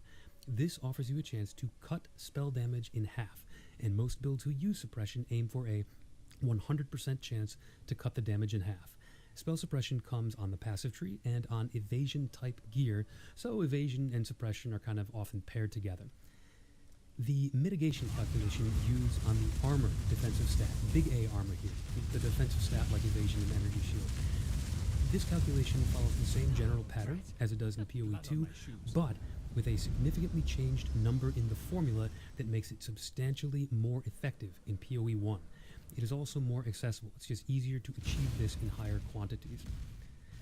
Persistent buffs are mostly comprised of skills called auras, and instead of reserving spirit, which doesn't exist in PoE 1, they reserve a % of your maximum mana pool. There are many sources of a stat called increased mana reservation efficiency, and this lets you reserve more and more auras as though you were adding more spirit. Same. It is far easier to achieve ailment immunity in PoE 1, and it's actually a fairly important endgame defensive layer if you want to get one shot. So now some gameplay loops of both campaign and endgame. I'm going to keep this section a little lighter than I otherwise would have, because in just a few days we are going to get the league announcement, and they're going to show everything off. And since this league will be, we're seeing a big Atlas / endgame shakeup, some of what I say here may in fact change. So be sure to check back here for notes or even a whole new video after Thursday, June 5th. If anything enormous changes, I will definitely make sure to have that as a pinned comment down below, so you can be sure you're getting the right info. So first up, the campaign is much shorter, especially for an experienced player, which means it's much more common to roll multiple characters in a league. Getting a character leveled up is just less of a chore by comparison. In the current state of the endgame, there is not really a navigational metagame aspect to the endgame, other than just completing as many different types of maps as possible to get your Atlas passive tree points. There's nothing to really navigate the way the Infinite Atlas works in PoE 2. The main function of maps being connected to each other on the Atlas is that initially you only find map entry tokens for specific maps that are close to the one, connected to the one that you are currently running. If you do find yourself missing that infinite node exploration mechanic, I encourage you to check out the Delve League mechanic. This is quite extensive, and it's what the PoE 2 Atlas system was loosely based on. Now, I do say in the current state of the endgame, not really a navigational component, because at various times in previous iterations of the endgame, there was more interaction with specific zones on the Atlas. Things like chasing enemies across several maps, manipulating zones of influence, dividing farming types into different neighborhoods on the Atlas, that kind of thing. So this may be making a comeback. We don't know yet. You can check out my video on the PoE 1 Atlas for more details if you want an in-depth guide on the current state of things, though again, that too may need an update soon, depending on how Thursday goes. As mentioned a minute ago, you do not find generic waystones to access maps. You find entry tokens with the name of a specific map, and you can enter a fresh version of the same map as many times as you have tokens for. Moving up the atlas from bottom to top increases the difficulty of the map layouts. You got tier 1 at the bottom, all the way up to tier 16 difficulty at the top. Defeating endgame bosses grants 4 quest items called Void Stones, which can be socketed on the atlas to raise the tier of all map items that you find. So you can eventually find tier 16 versions of all map types, not just those that were natively tier 16 up at the top. This one, in my estimation, is one of the more likely systems to change if there's a big atlas shakeup. So the specifics of this have changed several times over the years, so I just think this might be something they could target for a change. There is a much wider variety of endgame added content to choose from, both in maps and outside of maps. Things that you might be familiar with, like logbooks that are just totally off to the side. And it's much easier to target the specific types of content you want to farm. For example, you could use the Atlas tree and consumable items to easily on every single map, rituals, a harvest, and a breach. Every single map, if you want. You can also choose to run the same map layout over and over if you prefer to, if there are specific ones that you like or that are good for your build style. And then some added content is of the typical, just different ways of encountering stronger enemies type that you might be used to, whereas some is more like a mini game, like logbooks I think is a good example, that requires different strategy and decision making or knowledge, metagaming, stuff like that, different than what normal mapping would require you to do or to know. And then some of the added content is more bossing focused, so there's a lot of options here, is all I mean to say. Speaking of bosses though, all maps have a map boss, but the average difficulty of a map boss is not nearly as far removed from normal mobs as it is in PoE 2. Defeating the boss is the completion condition for all maps.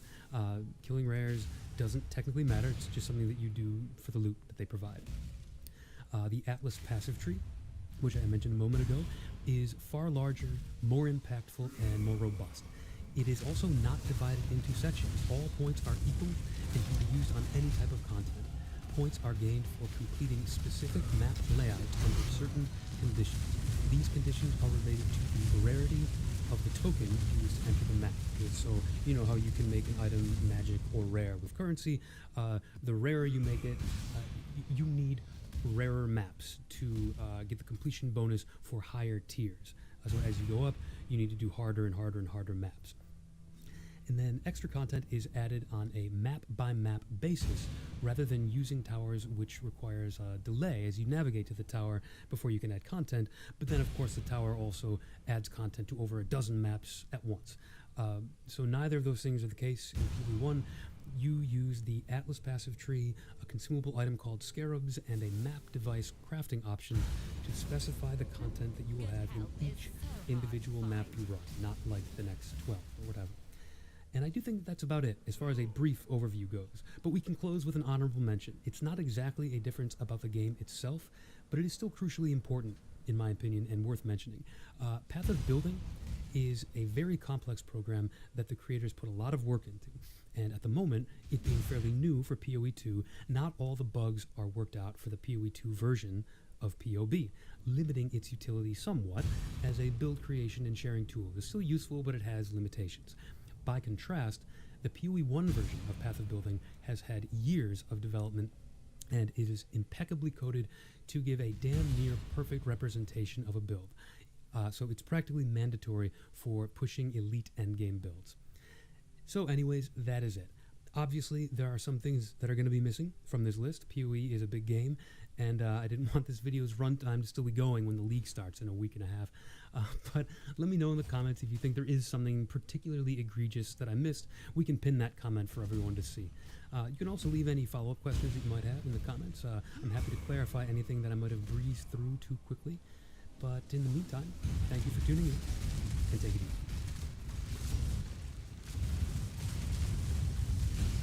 Hey everyone, welcome. It's Baron. Well, at long last, after a year of waiting, we've gotten the announcement and patch notes for Path of Exile 3.26, the Secrets of the Atlas expansion, which also contains the Mercenaries of Trothis League. It is a single release that includes both a Challenge League and a separate endgame expansion that will be immediately launched to both the Challenge League and Standard League, and it will stay past the end of the Trothis Challenge League. There is a ton of exciting stuff here, and I want to talk about all of it. But I think in the interest of keeping this video down to a manageable size, I'm going to focus specifically on the balance changes made to character ascendancies, the subclass passive skills you take to really define and power up your build. So unfortunately, that means I will be leaving out a ton of exciting information about the Alice expansion, the crazy crafting, the Challenge League, the NPC mercenary hires, the quality of life stuff, settlers going core, a lot of other stuff. But I will link the full patch notes in the description, and if anybody's curious, if there's interest, I can release separate videos detailing any of those other individual topics. But for now, I wanted to focus on the changes that were made to Ascendancy classes, both because I have a personal vested interest in this, with my League starter plans resting on what these changes are, and also because I suspect these are going to be among the most impactful balance changes affecting the entire meta. All right. Nerfs to Lightning Strike, Ephemeral Edge, Hex Blast, Ice Nova, those are all up there too, granted. But also, such sweeping changes to the Ascendancy notable skills are bound to have an enormous impact on the metagame.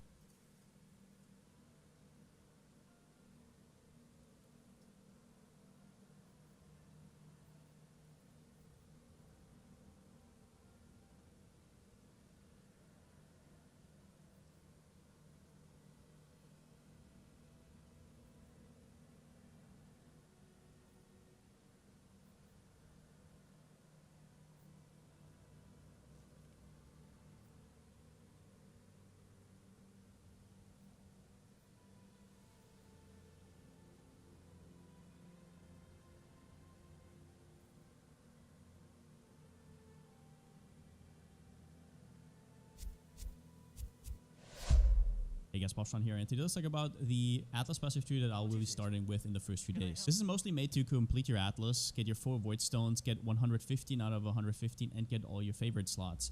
That does not mean this is the best racing strat. Racing is quite different. This is more setting you up for the league, which actually needs you to have map sustain and not just rush all the way to tier 16s. Also do note that a lot of these videos are going to be quite similar, so if you have seen one, you've seen them all. They're like varying degrees of path up to unwavering vision and take map sustain nodes.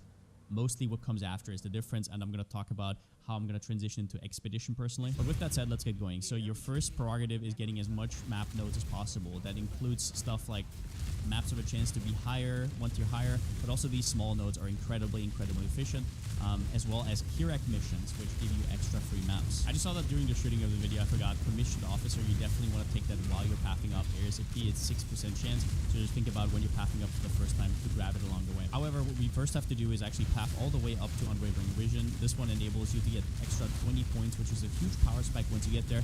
You might argue it's not really worth because you have to like forfeit a lot of points, but these are also setup points for later, so we can take some stuff on the way. The downside of Unwavering Vision of not dropping Scarabs is completely negligible because you're only going to drop some here or there. They're going to maybe sell for like a chaos or less, and you're not going to have bulk to sell anyway, so it's just going to be annoying. Do note that this is only an early game solution. Now, after that, what we're looking to go for is shaping the mountains and then also shaping the skies. There's no reason to take any cryptic gateways to save any of the pathing nodes because the pathing nodes are actually quite efficient, like I said, and you're also going to fill them out anyways. So this is where you're going to be somewhere in yellow maps, but for red maps, Kirac missions are absolute goated. So I would personally take the Kirac mission. Some people do take this point. I personally don't think it's really all that good. Scouting reports are alright, so you can take it for a point if you really want to. Then we go into a little bit of personal preference territory. I really like Frantic Mining here for some Nico together with the Pact with Energy. Basically, whenever you press Soulfight, on Soulfight, you're going to get buffs. You're going to get increased damage, movement speed, max res. It is quite nice, especially early. After that, you can also go for Shrines, but I would definitely fill out these 8%ers. The 8%ers here are a little bit too much out of the way, so I usually just kind of settle with that and get it every second map. After that, I go for the Shrines, and I go for Drawn to Power and Syncretism. Do note that this might delay your maps a little bit because most people would immediately fill this out. These are personal preference nodes. The easiest way to go about it would just now to fill out all of these. Also, don't forget to take these small points that you didn't take on your way up. Now, taking Nico and Shrines for power level also means that your altars are going to be a little bit delayed, so do note that. However, there's a good chance you will be completing your Maven quest line, so you have some time before you really need it. But yeah, you definitely want to take Light of Dawn, all the small nodes beyond here. Baptized by Fire is usually not really worth it. because the invitations don't really sell for that much, and you obviously also want to grab these. For the keystone, really depends on how comfy you are with higher power level of enemies, right? Like you take more damage, higher downsides. Your res is going to be in the negative. Depends on how you like to play, but I think the power that we took earlier easily counteracts the Wrath of the Cosmos. Now, at this point, some people like to respec, but since Expedition doesn't really take a lot of points and mixing Expedition with most other things doesn't really result into that much more currency, depending on your build, I usually go for my Expedition strat from here. So with this early progression finished, now I'm going to be in red maps. I'm probably going to have mostly everything unlocked. And now I just want some currency to gear up my character to unlock my favorite slots, because some of these fights are a little bit harder, like for example Feared. And that's where a lot of people would actually go for their second planner here. I personally do not do that. I don't feel like it's necessary because I already pathed pretty well for Expedition. At the end of this tree as well, what you want to do is now spec out of Unwavering Vision, because you're going to start dropping random scarabs from the altars. Some people do this a little bit later, but I personally find it not that great, because at this point you might actually be able to sell some of them in bulk. So what I usually do here is I unspec it by unspecking the small starting nodes here. At this point, you should have unlocked most of your Atlas, which there's not really any reason to just drop random adjacent maps anymore. With all those small nodes and the notable up top and these 3 points right here, I do also unspec the extra Kirak chance right here. Now, the stuff in the middle is kind of efficient. Honestly, even at this point, Kirak is kind of fine. I think this 1 pointer we can definitely leave there. And with the open points you have now, we are now going to talk about the Expedition tree. If you plan on playing Expedition, make sure that you have a character that's actually good at it. That means you should have something like Proliferation or Explosion or just really good AoE. If you're not at least a little bit ranged, you're going to have a really tough time because these monsters hit like a truck and you're also going to get poisoned and bled to death. Because of the Extreme Archaeology Keystone, all of these mods you can't really avoid, right? You can't really place the explosives like really meticulously and avoid crazy combination. So be aware of the mods that brick you. For example, I'm going to play EA Ballista, which the only 2 bricks I have is cannot be ignited and then also immune to fire. Some builds though have 3 to 4 bricks, so just be aware of that. It's going to get harder and harder and more annoying to place the explosives. Alongside that, you should definitely have something against block or you'll get eviscerated. So for example, if you have an attack mastery, taking the monsters cannot block your attacks is quite strong if you're an attack-based build. Or if you can't get that, then on swords, there's also 50% reduced enemy chance to block. With that said, there's not much nuance other than the keystone. You just take all of these. They all just have good effects. You take this cluster right here, everything that has Expedition on it. I guess early on, I would definitely recommend getting your cap to get an Expedition counter without the Scarab, right? It's just going to be better overall.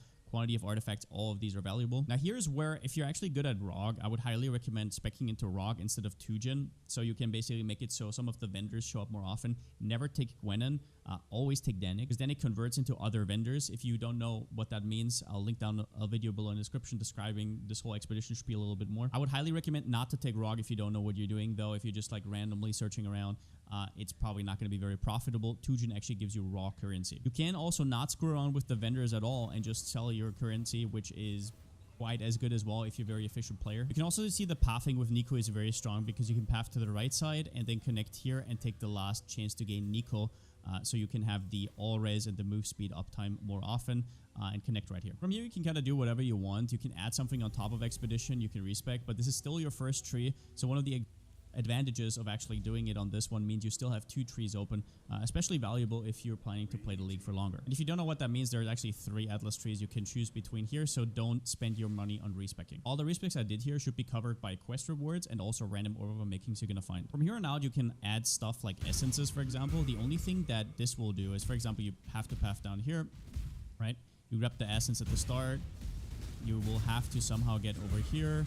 Well, the tree is going to get different, right? Like whatever you prefer. The only issue is that if you add more stuff, honestly, you're going to do less expeditions. And also, usually you can go into a map, find the expedition, and then portal out. If you're adding essences, you now have to explore everything. People used to do a lot of betrayal in this strat, but part of that was because they wanted to get the unveils, which aren't really a thing anymore. You just get them naturally now. Harvest is definitely a thing people like to do on top of expedition. It scales very similarly. You can also spec into all of these increased effect of explicit modifiers on the top to get more quantity on your map.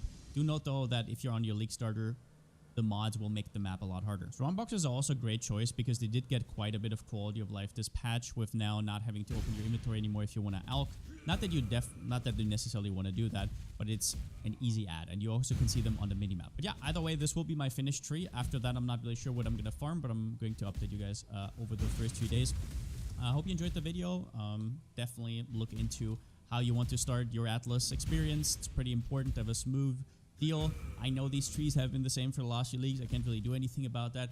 I wish it was different. But yeah, both trees will be down below in the description. And yeah, definitely make sure you can actually run Expedition. If you're EA Ballista, you're going to be fine. But some of the builds are made for different things. So adjust to your needs. But with that being said, hope you guys have a great league start. And since I still don't have a slogan, see you next time.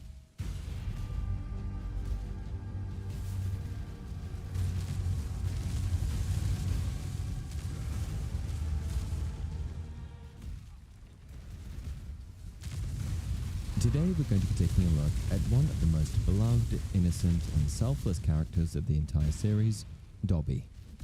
Dobby, the big-hearted house elf, makes his first appearance in the Chamber of Secrets when he enters the home of number 4 Privet Drive at perhaps the worst moment imaginable, the same day that Vernon Dursley, Harry's terrible uncle, is having a very important business dinner.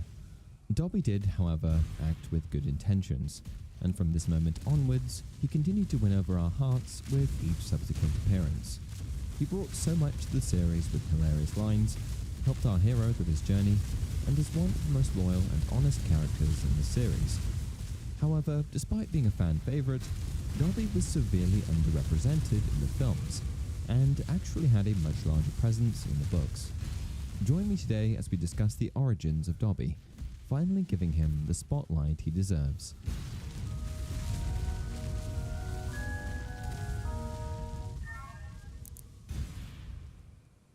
Hey everyone, welcome to another installment of Harry Potter Theory. Before we get into the origins of Dobby, I want to first tuck into a bit of house elf history, as this better sets the stage for Dobby's introduction. History of house elves. We're first introduced to the concept of house elves in the same moment that Harry meets Dobby, the resident house elf of the Malfoy family and Malfoy Manor. Through this introduction, we discover that the upper class of the wizarding world all seem to own house elves, elves who are magically bound to serve their masters and work in servitude for well-to-do wizarding families without compensation. One of the most noteworthy traits of house elves is their unwavering loyalty towards their masters. They take their duty of serving their masters seriously and will go to extreme lengths to accomplish the task assigned to them. This loyalty also signifies their strong values of honor and commitment. Their tasks range from cleaning to cooking and running errands, all without question. And in The Goblet of Fire, at least the novel version, we're introduced to even more house elves, the ones employed by Hogwarts. And so very early on it becomes abundantly clear the very existence of house elves is based around servitude, with many of them locked into a kind of magical enslavement as they're passed down from one generation of a wizarding family to the next. We also come to discover that the only way they can escape their enslavement is if their master gives them a piece of clothing. This aspect of house elf servitude is put on display in the Chamber of Secrets when Harry helps Dobby to secure his freedom from Lucius Malfoy and the Malfoy family. But now you might be wondering, when did all of this begin? Where did house elves come from, and why do they serve wizards? Unfortunately, the honest truth is that we do not know. This does, however, leave the door wide open for speculation, and I've got a few theories to present to you. One popular theory among fans is that house elves are actually a creation of wizard kind, made with magic for the express purpose of serving magical high society. The issue with this theory, however, is that elves are a long-standing and prevalent race among other works of fiction. If J.K. Rowling had decided to create a wizard-made creature, I don't see why she would have recycled a creature that's so common among other magical universes. Furthermore, the fact that house elves are called house elves in the first place would suggest that there are also other kinds of elves. If other elves do in fact exist freely in the wizarding world, then it makes it even less likely that they are a creation of wizard kind. Another theory, which takes into account genetic traits, evolution, and natural selection, is that house elves were simply domesticated by wizards. Imagine this: long ago, deep within the enchanting forests and hidden realms of the wizarding world, witches and wizards first encountered a rare and undocumented species known as wild elves. These elves, unlike their domesticated counterparts, possessed a fiery spirit of freedom and an untamed magic that defied conventional wizarding practices. And by employing a combination of enchantments and gentle persuasion, wizardkind gradually began to teach the wild elves the ways of the wizarding world. However, spellbound by their unique powers and the potential for an extraordinary alliance, wizards sought to bring these wild beings into their lives, not as equals, unfortunately, but instead as loyal companions and helpers. And in exchange for the shelter, care, and guidance offered by wizardkind, the elves gradually relinquished their freedom and embraced their roles as loyal household assistants. I imagine it could have started as more of an informal arrangement, in which wizards offered protection to elves and, in return, elves helped out around the house. Perhaps it started innocently enough with preparing a meal or two, or making the beds at the beginning of the day. But then, over time, it's possible that the elves who provided witches and wizards with better service were in turn treated better. The more independent-minded elves may have been cast out, and possibly killed off without the protection of wizards, or simply left without much opportunity in the way of finding a mate. After all, like many other species, it's not impossible to imagine that an elf with a job was more desirable to a potential spouse than one with no prospects. From there, it's possible that wizards further manipulated the evolution of elves by breeding the most obedient and docile of the species with each other. After all, wizarding households only seem to have one elf at a time. And this theory does tick a lot of boxes for me. Given that house elves have historically demonstrated such an extraordinary mastery of magic, I've always wondered why they would be so inclined to serve wizardkind. This last theory does a pretty good job of explaining that. Now on to Dobby. Dobby was born into enslavement to the Malfoy family, specifically Lucius, Narcissa, and their son Draco. His unwavering loyalty and sense of justice set him apart, even in the face of consistent mistreatment by his masters. In their home, the Malfoy Manor, Dobby endured a life filled with cruelty and abuse, subjected to extra punishments and constant threats for any perceived transgressions. Dobby once told Harry Potter that he received death threats 5 times a day. However, despite obeying their orders, Dobby knew deep down that their behavior was unjust and desperately wished to be free from their control. Because of this, he became the first house elf to defy his master's wills by warning Harry about the Chamber of Secrets. In this bold act of defiance, his boldness and integrity shone through, as he risked everything to do what he knew was right, even in the face of grave consequences. Dobby's unwavering spirit and courage made a lasting impression, setting him apart as a revolutionary figure among house elves. And what truly set Dobby apart from other house elves was that he harbored a deep desire for freedom. He didn't enjoy having a master, and these simple facts set Dobby apart from a species that was very possibly bred to serve. While serving the Malfoys, Dobby one day overheard Lucius's plans to reopen the Chamber of Secrets, a secret hidden chamber in Hogwarts Castle where a student had died the last time it was opened. Because the Malfoys viewed Dobby as a mere insignificant slave, assuming that house elves were incapable of defying their master's commands, they never anticipated that he would try to intervene. And throughout the same summer, Dobby spent his time covertly spying on Harry Potter. However, on the day of Harry's 12th birthday, he did catch a glimpse of eyes peering out from the hedges. Dobby, despite not knowing Harry, was concerned for his safety, and ended up defying his masters on numerous occasions in order to keep the boy safe. And so one day, Dobby made a visit to the Dursley house. During this encounter, he confessed to intercepting Harry's mail and withholding letters from his friends, hoping to make him believe that his friends had forsaken him. Dobby felt compelled to impose severe punishment upon himself for warning Harry against returning to school.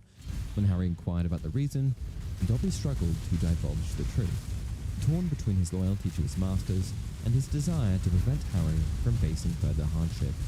However, despite Dobby's pleas, Harry staunchly refused to comply, asserting that Hogwarts was his true home. Harry Potter must not go back to Hogwarts School of Witchcraft and Wizardry this year. Desperate to prevent Harry from going back to school, Dobby levitated the cake made by Harry's aunt in a misguided attempt to dissuade him. He anticipated that this incident would not only provoke the ire of Harry's aunt and uncle, but also prompt intervention from the Ministry of Magic. And unfortunately for Harry, this act of magic did catch the attention of the Ministry of Magic through the trace detection. In response to the magic used at the Dursley residence, Harry received a warning letter from Mafalda Hopkirk, an official from the Improper Use of Magic Office, for the alleged violation of underage wizardry. Dobby hoped that this would result in Harry's expulsion, but to his dismay, Harry merely received a warning from the Ministry. And this was just Dobby's first attempt to keep Harry safe and prevent him from attending Hogwarts. After the cake fiasco, Harry found himself confined to his room. However, fortunately for Harry, Ron, Fred and George Weasley showed up in their father's mysterious flying car, arriving just in time to save him from his unjust confinement. At this stage, Dobby devised yet another scheme to thwart Harry's journey to Hogwarts, plotting to steal the barrier leading to Platform 9 3/4.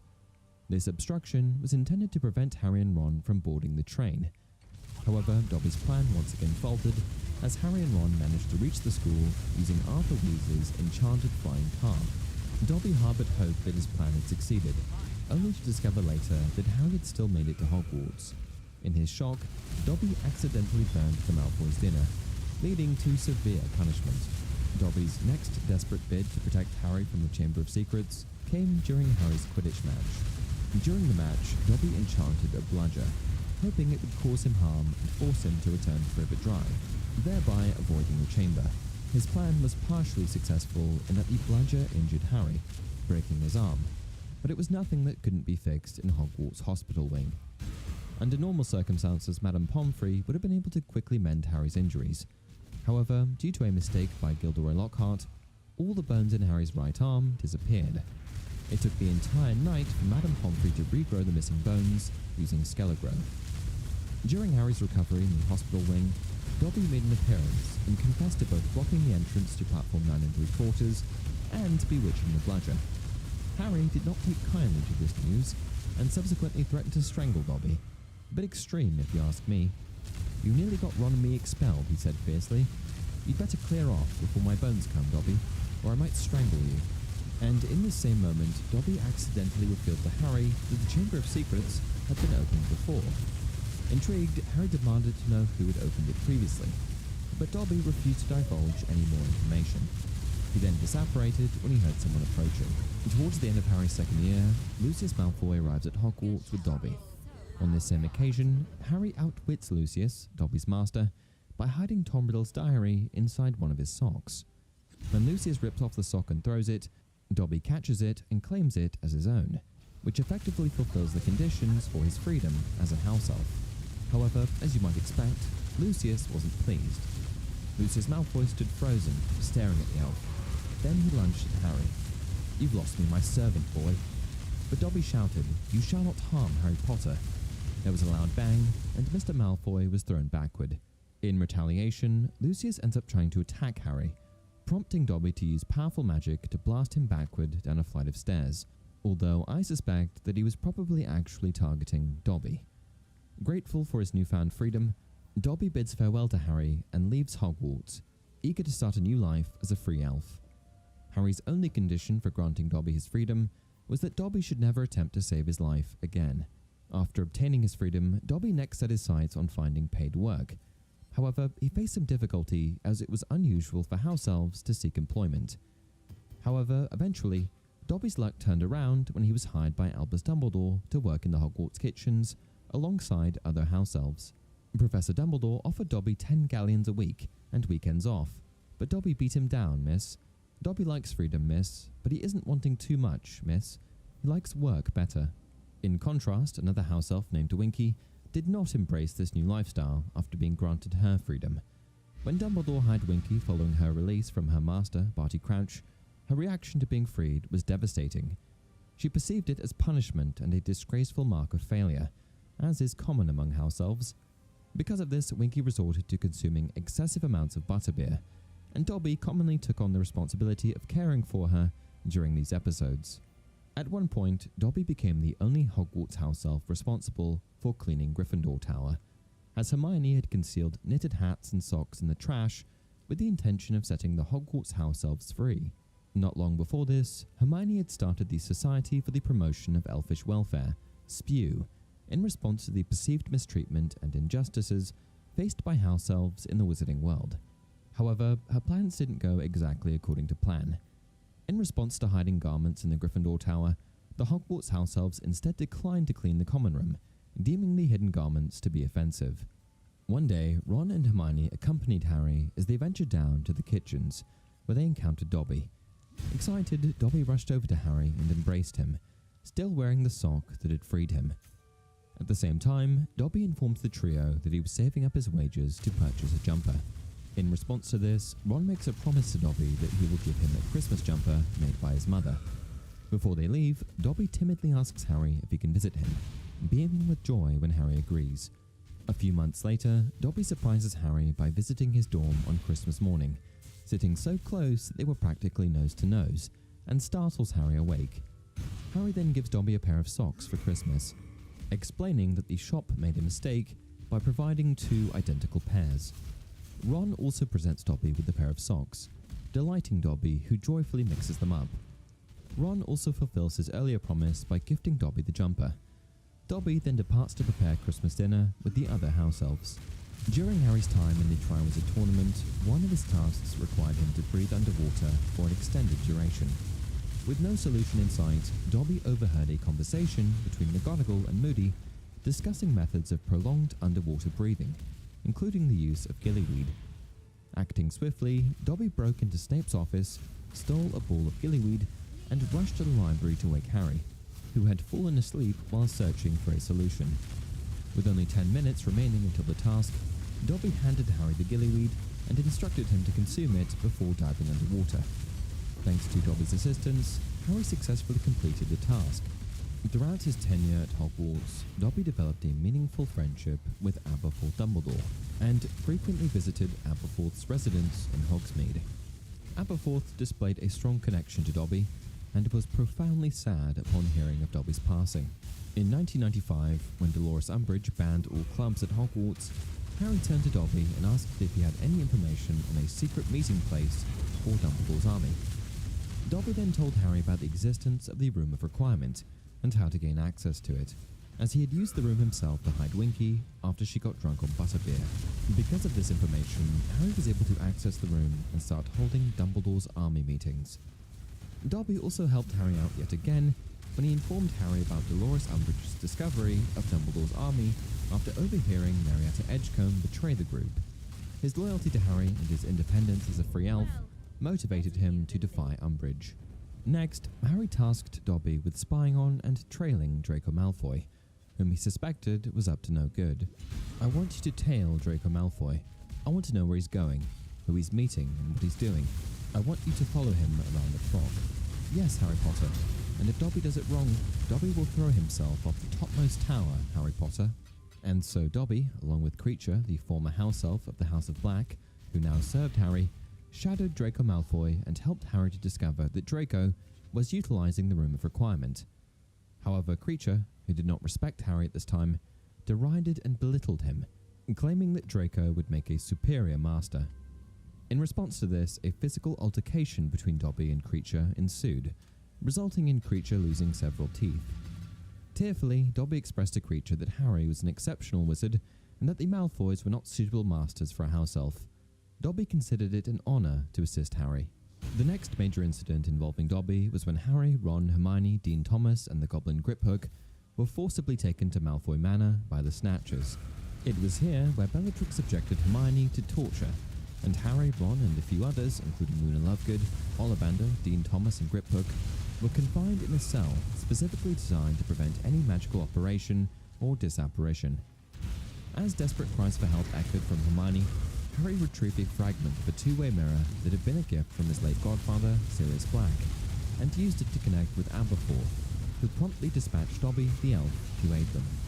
However, when Dobby arrived, it was very hard for him to process everything, because he found himself once again in the home of his old masters. Dobby's enormous tennis ball-shaped eyes were wide.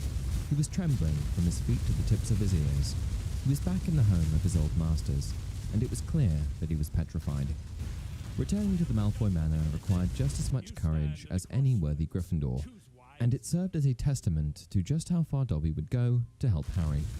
Upon Dobby's arrival, Harry directed him to transport the others to Bill Weasley's residence at Shell Cottage before returning to Malfoy Manor. Meanwhile, Harry and Ron engaged in a tense confrontation with Bellatrix, Greyback, and a group of Snatchers upstairs. In a moment of despair, as Bellatrix threatened Hermione with a knife, Harry and Ron surrendered their wands. However, the situation took an unexpected turn when Dobby intervened by releasing a chandelier, forcing Bellatrix to release Hermione and creating chaos in the house. At the last word, there was a peculiar grinding noise from above. All of them looked upward in time to see the crystal chandelier tremble. Then, with a creak and an ominous jingling, it began to fall. Bellatrix was directly beneath it. Dropping Hermione, she threw herself aside with a scream. The chandelier crashed to the floor in an explosion of crystal and chains. As Narcissa dragged Draco out of the way of further harm, Bellatrix sprang to her feet, her hair flying as she brandished the silver knife. But Narcissa had directed her wand at the doorway. "Dobby," she screamed, and even Bellatrix froze. "You? You dropped the chandelier?" The tiny elf trotted into the room, his shaking finger pointing at his old mistress. "You must not hurt Harry Potter," he squeaked. But Dobby didn't stop at dropping the chandelier. He also stripped them of their wands. "Kill him, sissy," shrieked Bellatrix. But there was another loud crack, and Narcissa's wand too flew into the air and landed on the other side of the room. "You dirty little monkey," bawled Bellatrix. "How dare you take a witch's wand? How dare you defy your masters?" "Dobby has no master," squealed the elf. "Dobby is a free elf, and Dobby has come to save Harry Potter and his friends." Though Dobby was filled with more fear than he could have ever imagined, he still stood his ground in the face of his former masters. Not only was this his opportunity to save his friends, but it was a chance for him to declare his independence in front of the people that enslaved him for so many years. It was heroism exhibited in its purest, noblest form. And tragically, however, standing up to the people that mistreated him for so many years ended up being one of the last things Dobby ever did, for his death was near. Hoisting the groaning goblin, who still clung to the sword over one shoulder, Harry seized Dobby's hand and spun on the spot to disapparate. As he turned into darkness, he caught one last view of the drawing room of the pale, frozen figures of Narcissa and Draco, of the streak of red that was Ron's hair, and a blue of flying silver, as Bellatrix's knife flew across the room at the place where he was vanishing. And what happened next was truly heartbreaking, as Harry noticed that, though they were able to apparate out of Malfoy Manor, the knife that Bellatrix had thrown apparated with them, striking Dobby. Upon arriving at Shell Cottage, Harry noticed the silver hilt of the knife protruding from the elf's chest as they shared a moment together. "Dobby!" The elf swayed slightly, stars reflected in his wide, shining eyes. Together, he and Harry looked down at the silver hilt of the knife protruding from the elf's heaving chest. "Dobby, no, help!" Harry bellowed toward the cottage, toward the people moving there. "Help!" He did not know or care whether they were wizards or muggles, friends or foes. All he cared about was that a dark stain was spreading across Dobby's front, and that he had stretched out his own arms to Harry with a look of supplication. Harry caught him and laid him sideways on the cool grass. "Dobby, no, don't die, don't die." The elf's eyes found him, and his lips trembled with the effort to form words. "Harry Potter." And then, with a little shudder, the elf became quite still, and his eyes were nothing more than great glassy orbs, sprinkled with light from the stars they could not see. The Harry Potter series certainly doesn't shy away from characters dying, but I will say this: Dobby's death was one of the most significant. The actions he took to save Harry and his friends exhibited a level of bravery shown by almost no other character in the series, and I think that it's a shame that the films failed to emphasize this. It was a disservice to his character, as Dobby made the ultimate sacrifice to make sure that his friends were safe. If there's one thing that we can take away from Dobby's death, book or film, it's that heroes come in all shapes and sizes. Dobby, the tiny, formerly enslaved house elf, defied some of the most powerful Death Eaters in the wizarding world, saving the lives of his friends and helping to secure the future of the wizarding world. Deeply mourning the loss of Dobby, Harry made the heartfelt decision to bury the loyal elf with his own hands, eschewing the use of magic.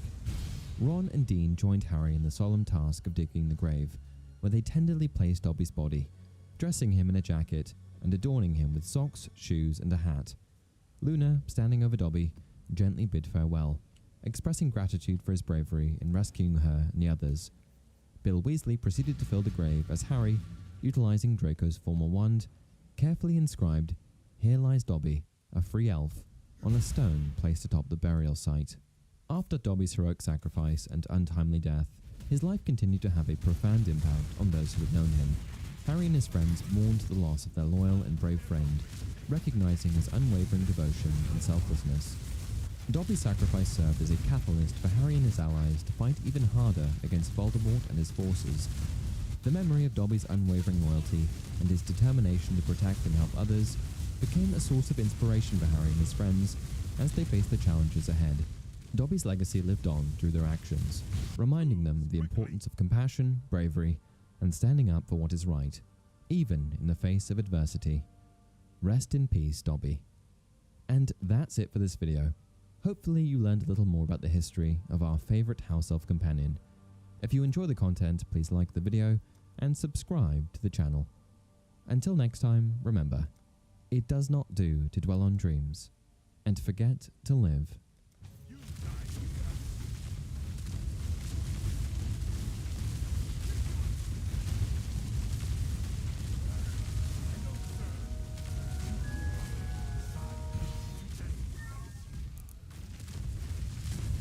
Hey everyone, welcome to another installment of Harry Potter Theory.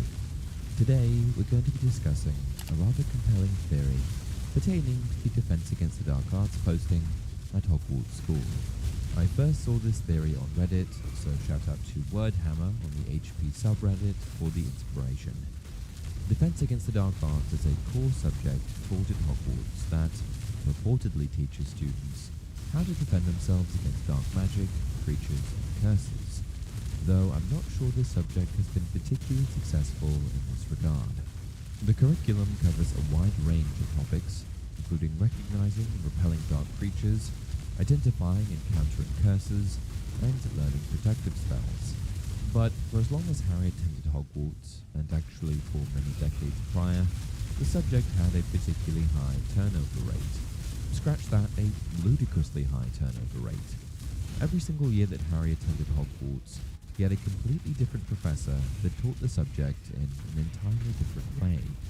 As you can imagine, this was pretty disruptive to the learning process. And who could be responsible for such a mess? Why, Lord Voldemort, of course. This is explained to Harry by Dumbledore. Oh, he definitely wanted the Defense Against the Dark Arts job, said Dumbledore. The aftermath of our little meeting proved that. You see, we've never been able to keep a Defense Against the Dark Arts teacher for longer than a year, since I refused the post to Lord Voldemort. And it all dates back to young Tom Riddle's graduation from Hogwarts. Shortly after completing his studies, Tom Riddle expressed his desire to become the Defense Against the Dark Arts professor at his alma mater, partially driven by his love for the school, and partially driven by his fascination with the dark arts. And he didn't waste any time, quickly submitting an application to then headmaster Armando Dippet. After some time, Dippet ended up refuting Riddle's application, citing his age, but did encourage him to reapply in the future if he was still interested. More than 2 decades later, Riddle emerged as the enigmatic and notorious Lord Voldemort. Seeking an opportunity to return to Hogwarts, Voldemort once again pursued the coveted Defense Against the Dark Arts position. However, this time, Albus Dumbledore had assumed the role of headmaster. Recognizing Voldemort's dark intentions, Dumbledore staunchly rejected his application. Despite Voldemort's ulterior motives of using the application as a pretext to conduct research on dark magic, recruit followers, and conceal one of his Horcruxes, he was enraged by the denial of his return to the school. After his denial, Voldemort sought vengeance by jinxing the position, ensuring that from that point onward, no one could maintain the Defense Against the Dark Arts post for more than 1 year. And as far as conventional understanding of the Harry Potter story goes, everyone has always accepted this fact at face value. No one can hold a position for more than a year, and that's about all there is to it.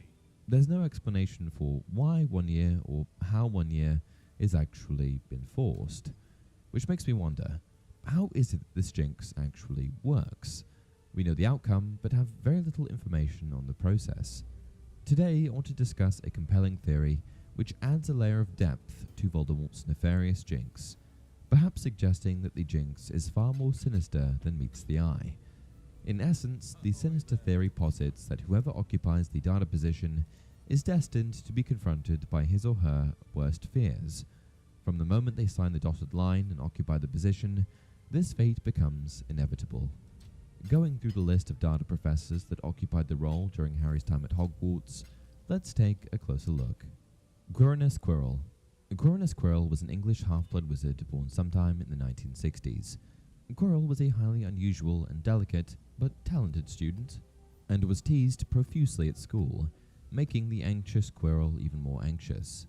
He also had feelings of inadequacy, which led to him taking a particular interest in the dark arts, a highly complicated and dangerous field of magic that could perhaps garner Quirrell the attention and respect that he always longed for. In 1990, after teaching for several years as the Muggle-studied professor at Hogwarts, Quirrell became, shall we say, fed up. This led to him taking a year-long sabbatical in order to gain first-hand experience in the field. However, Quirrell's real objective was to find Lord Voldemort. Fueled by his intense need to be recognized and acknowledged, Quirrell set off with the belief that if he was the one to find Voldemort, he would be praised by all the wizarding world.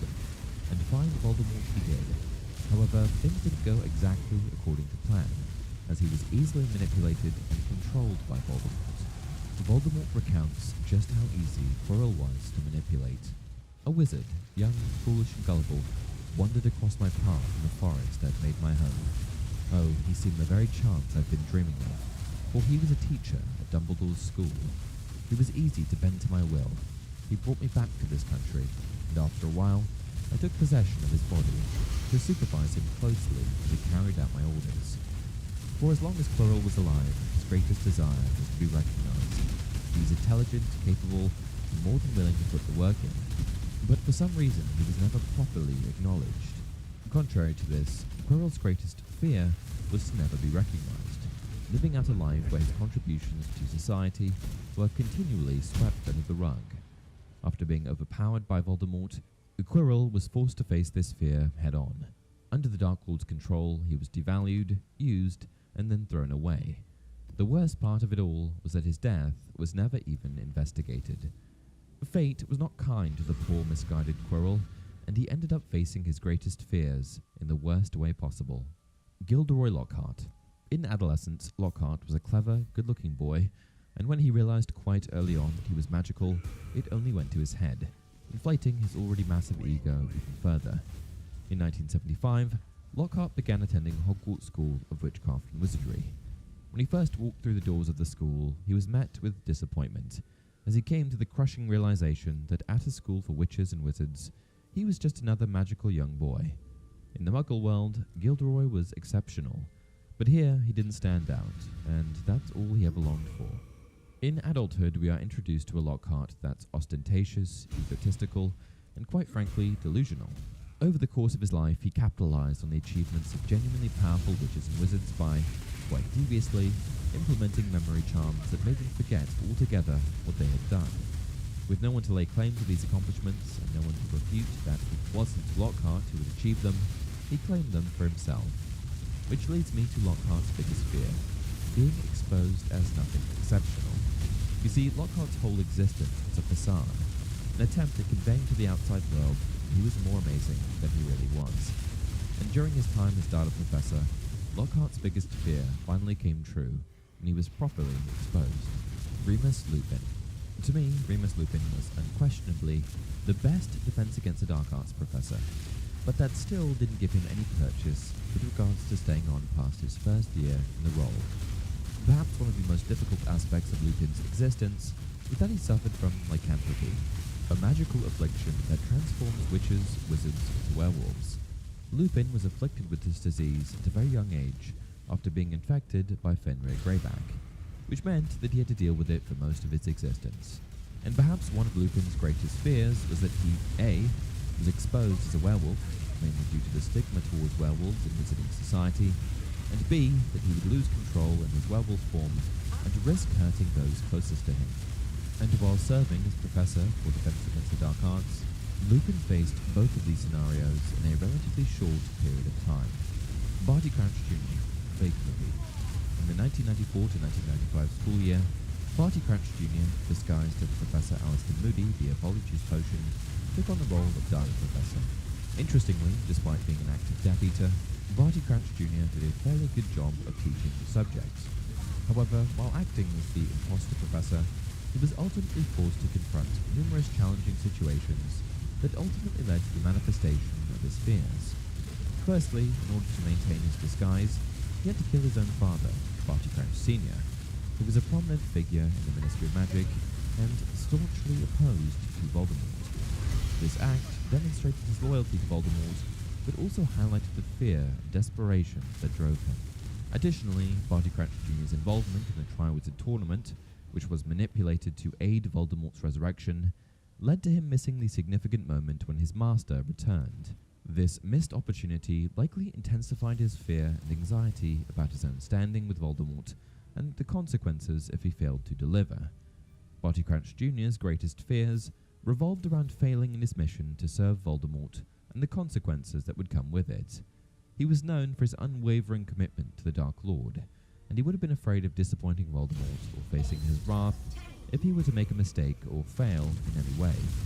And at the end of the same school year, when Barty Crouch Jr. was finally exposed as an imposter, he was subjected to the Dementor's Kiss, a fate that eradicated his soul.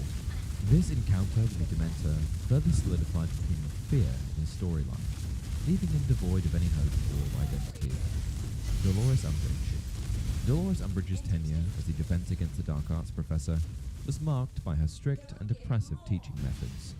Appointed by the Ministry of Magic, Umbridge's primary aim was to control the curriculum and ensure that the Ministry's propaganda was enforced. While her time as the data professor did not typically involve facing her fears, it did bring about challenging situations that revealed her true nature and ideology. Umbridge's fear was not related to personal vulnerabilities or past traumas, but rather a fear of losing control, the fear of anything she considered chaotic or outside of her authority. Furthermore, Umbridge was incredibly prejudiced. She loathed any and all kinds of magical creatures, and held a certain amount of disdain for Muggleborns. Ultimately, Umbridge has her authority completely destroyed, then falls victim to half-breeds and creatures, all because she was deceived by a Muggleborn. Ouch. Harry Potter. Though not an official Defense Against the Dark Arts professor, Harry Potter did covertly teach the subject to his peers behind closed doors during Umbridge's rule over Hogwarts. At this point in time, Dumbledore's army is formed, and Harry teaches his friends the ways of the Patronus charm in the Room of Requirement. And, as it would appear, not even Harry, who unofficially taught the subject, was exempt from Voldemort's curse. In this same year, Harry's relationship with Cho implodes. He's caught by Umbridge as a result of his most hated rival, Draco, and he even ends up losing the closest thing to a parent he had left, Sirius. Having lost his parents at a very young age, I think that Harry's greatest fear was feeling alone in the world, devoid of friends and family. At this point in the story, I'd argue that Harry had a closer relationship with Sirius than anyone else, largely due to the connection with his parents. Snape. Severus Snape became the Defense Against Dark Arts professor during Harry's 6th year at Hogwarts. In theory, Severus Snape was the perfect Defense Against the Dark Arts teacher. He had a profound understanding of both sides of the magical spectrum and knew more about the dark arts than most, making him the perfect candidate to teach students defense. However, not even Snape, who vied for the data teaching position for so many years, seemed to be exempt from Voldemort's wicked curse. It was in this same school year that Snape had to begin taking action with regards to his perceived allegiances. Snape was a bad guy turned a good guy, and that's confirmed later on.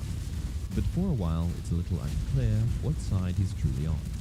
At the end of the school year, Snape is forced to choose his side, ruining his reputation with those he respects, even if it was mainly just for the optics. Snape's deepest fear was that he would fail to fulfill his promise to protect Lily's son, Harry, due to his own past mistakes. Central to this responsibility was his partnership with Dumbledore, the only person who truly understood Snape's underlying motives. Ironically, in the same year, Snape found himself faced with the daunting task of killing Dumbledore. This unimaginable act would have undoubtedly left Snape feeling overwhelmingly scared and isolated in his internal turmoil. Amicus Caro.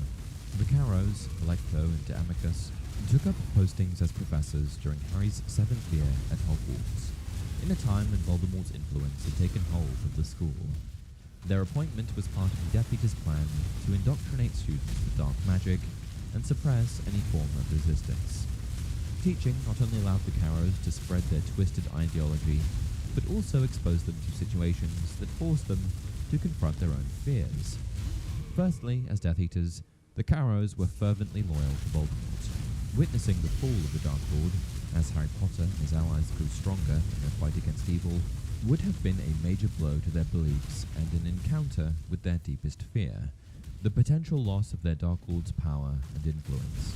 Furthermore, their actions as professors aligned with Voldemort's oppressive regime inevitably led to their downfall. After Voldemort's defeat, the Carrows were captured by the Order of the Phoenix and sent to Azkaban, the prison they had managed to avoid until then. This turn of events forced them to confront the fear and despair of losing their freedom and facing the consequences of their actions. In a cruel twist of fate, Harry Potter, who had often been a target of the Carrows' cruelty, retaliated by using the Cruciatus Curse on Amicus when he spat insultingly at Professor McGonagall. This act provided a taste of their own medicine, causing the Carrows to experience the pain and suffering that they had inflicted on others. This served as a moment of reckoning, forcing them to confront the fear and anguish they had willingly inflicted on their victims. Closing thoughts. Voldemort's curse on the Defense Against the Dark Arts data position can be seen as a direct response to the insult of his rejection. Believing himself to be the most qualified candidate for the role, Voldemort designed the curse to compel any other contenders to demonstrate their superior suitability. The curse ultimately concludes when Voldemort dies, not due to the general rule that curses end with the death of their caster, but rather because he himself no longer has the opportunity to assume the position. And that's it for this video. What do you think? Had you ever wondered how this curse works? Please leave a comment down below. Also, if you enjoy the content, please like the video and subscribe to the channel. Until next time, remember, it does not do to dwell on dreams and forget to live.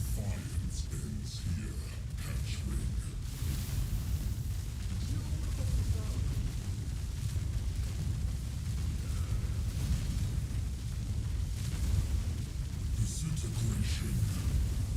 Is that all you have, hatchling?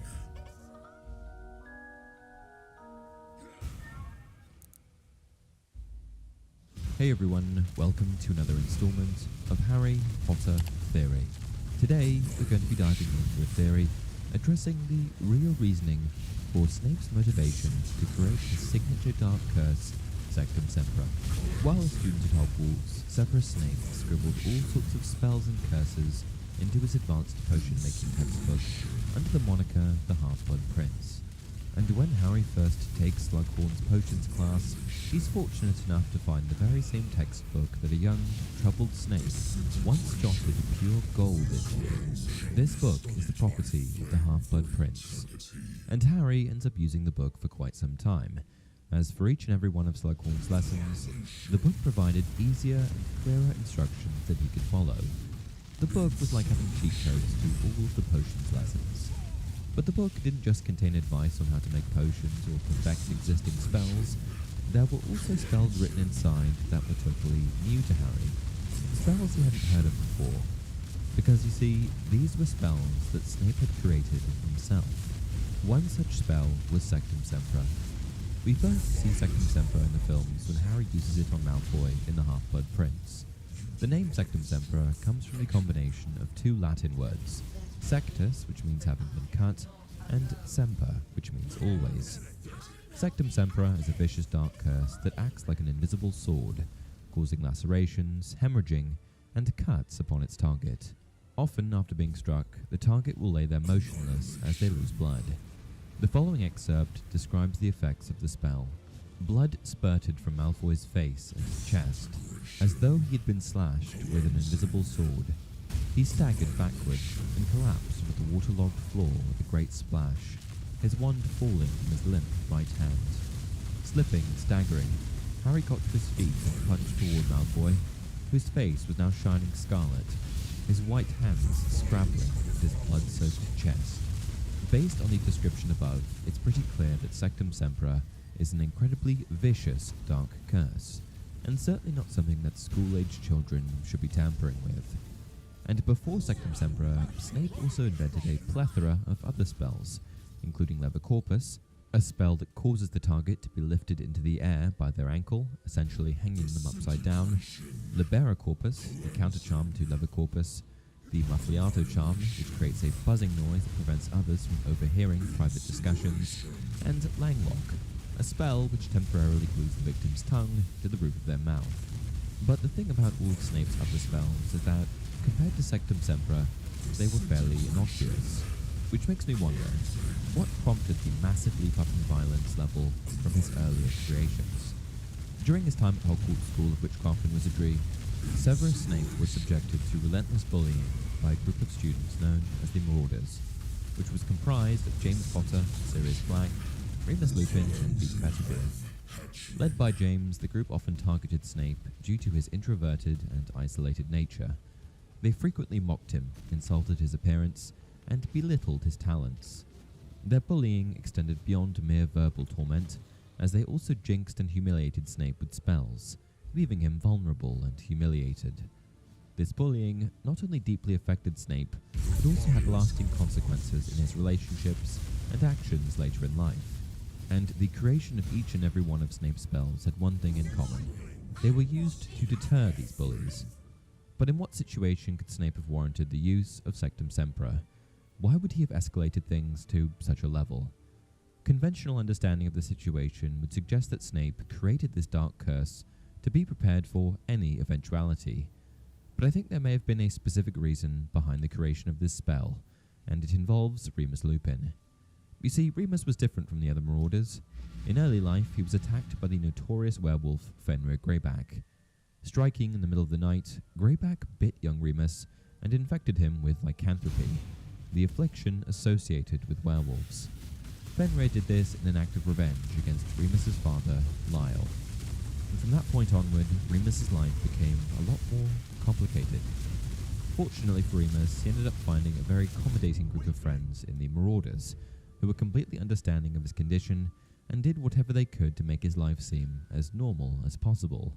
And one fateful evening, Snape became the subject of one of Marauder Sirius Black's cruel tricks, one that very well could have gotten him killed. Professor Snape was at school with us. He fought very hard against my appointment to the Defense Against the Dark Arts job. He has been telling Dumbledore all year that I am not to be trusted. He has his reasons, you see. Sirius here played a trick on him which nearly killed him. A trick which involved me. Black made a derisive noise. It served him right, he sneered, sneaking around, trying to find out what we were up to, hoping he could get us expelled. Severus was very interested in where I went every month. Lupin told Harry, Ron and Hermione. We were in the same year, you know, and we didn't like each other very much. He especially disliked James. Jealous, I think, of James's talent in the Quidditch field. Anyway, Snape had seen me crossing the grounds with Madame Pomfrey one evening, as she led me toward the Whomping Willow to transform.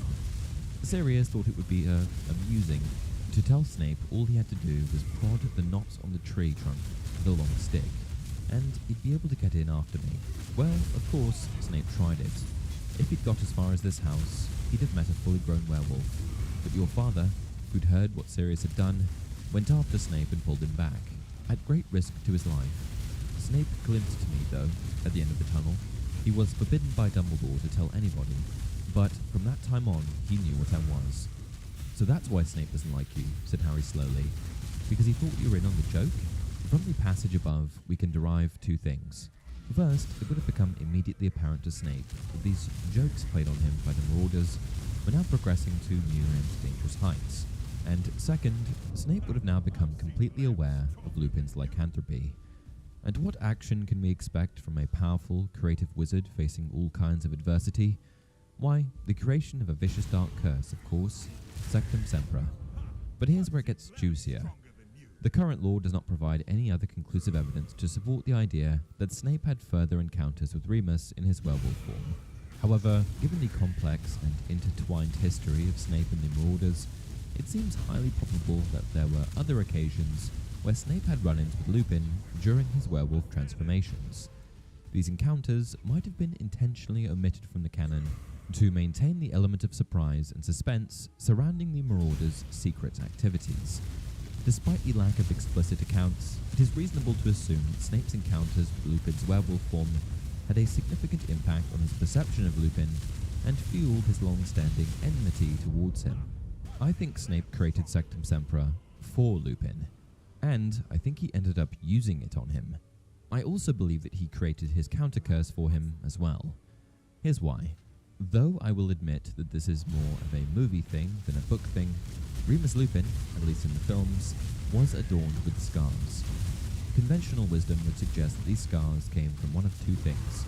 One, his wounds as a result of being attacked by Fenrir Greyback, or two, self-inflicted wounds as a result of not taking his Wolfsbane potion. He claims he bit and scratched himself when not consuming this potion. But I think that some of Remus's worst scars were inflicted by Severus Snape. During the Battle of the Seven Potters, Snape attempts to use Sectum Sempra to sever the hand of a fellow Death Eater, but due to a slip, he ends up accidentally cutting off George Weasley's left ear instead.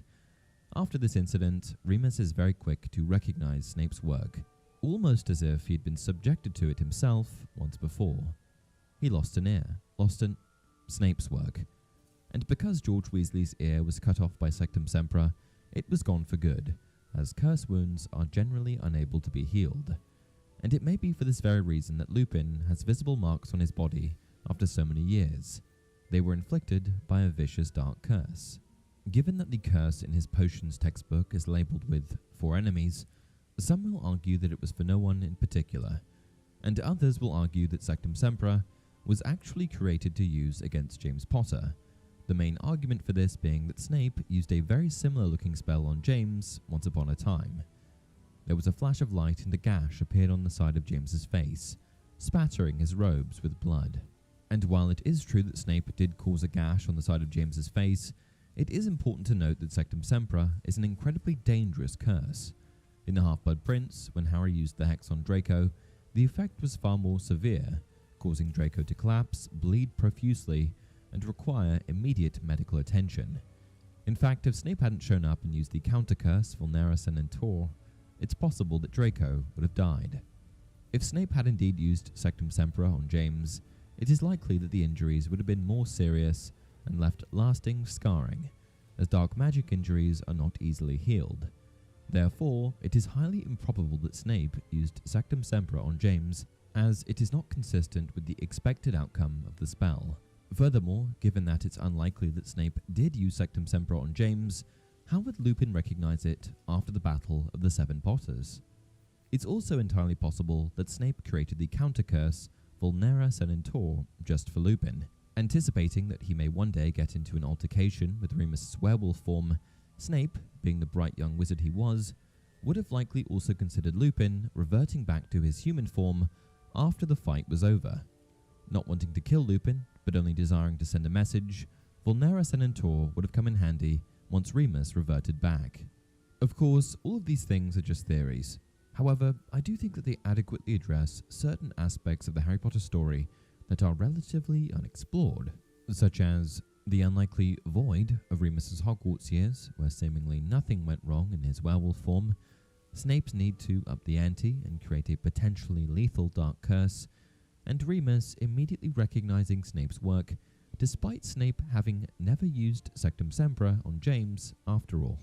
What do you think? Did Snape ever encounter Remus Lupin in close quarters? Let me know down in the comment section below. Also, if you enjoy the content, please like the video and subscribe to the channel. Until next time, remember, it does not do to dwell on dreams and forget to live.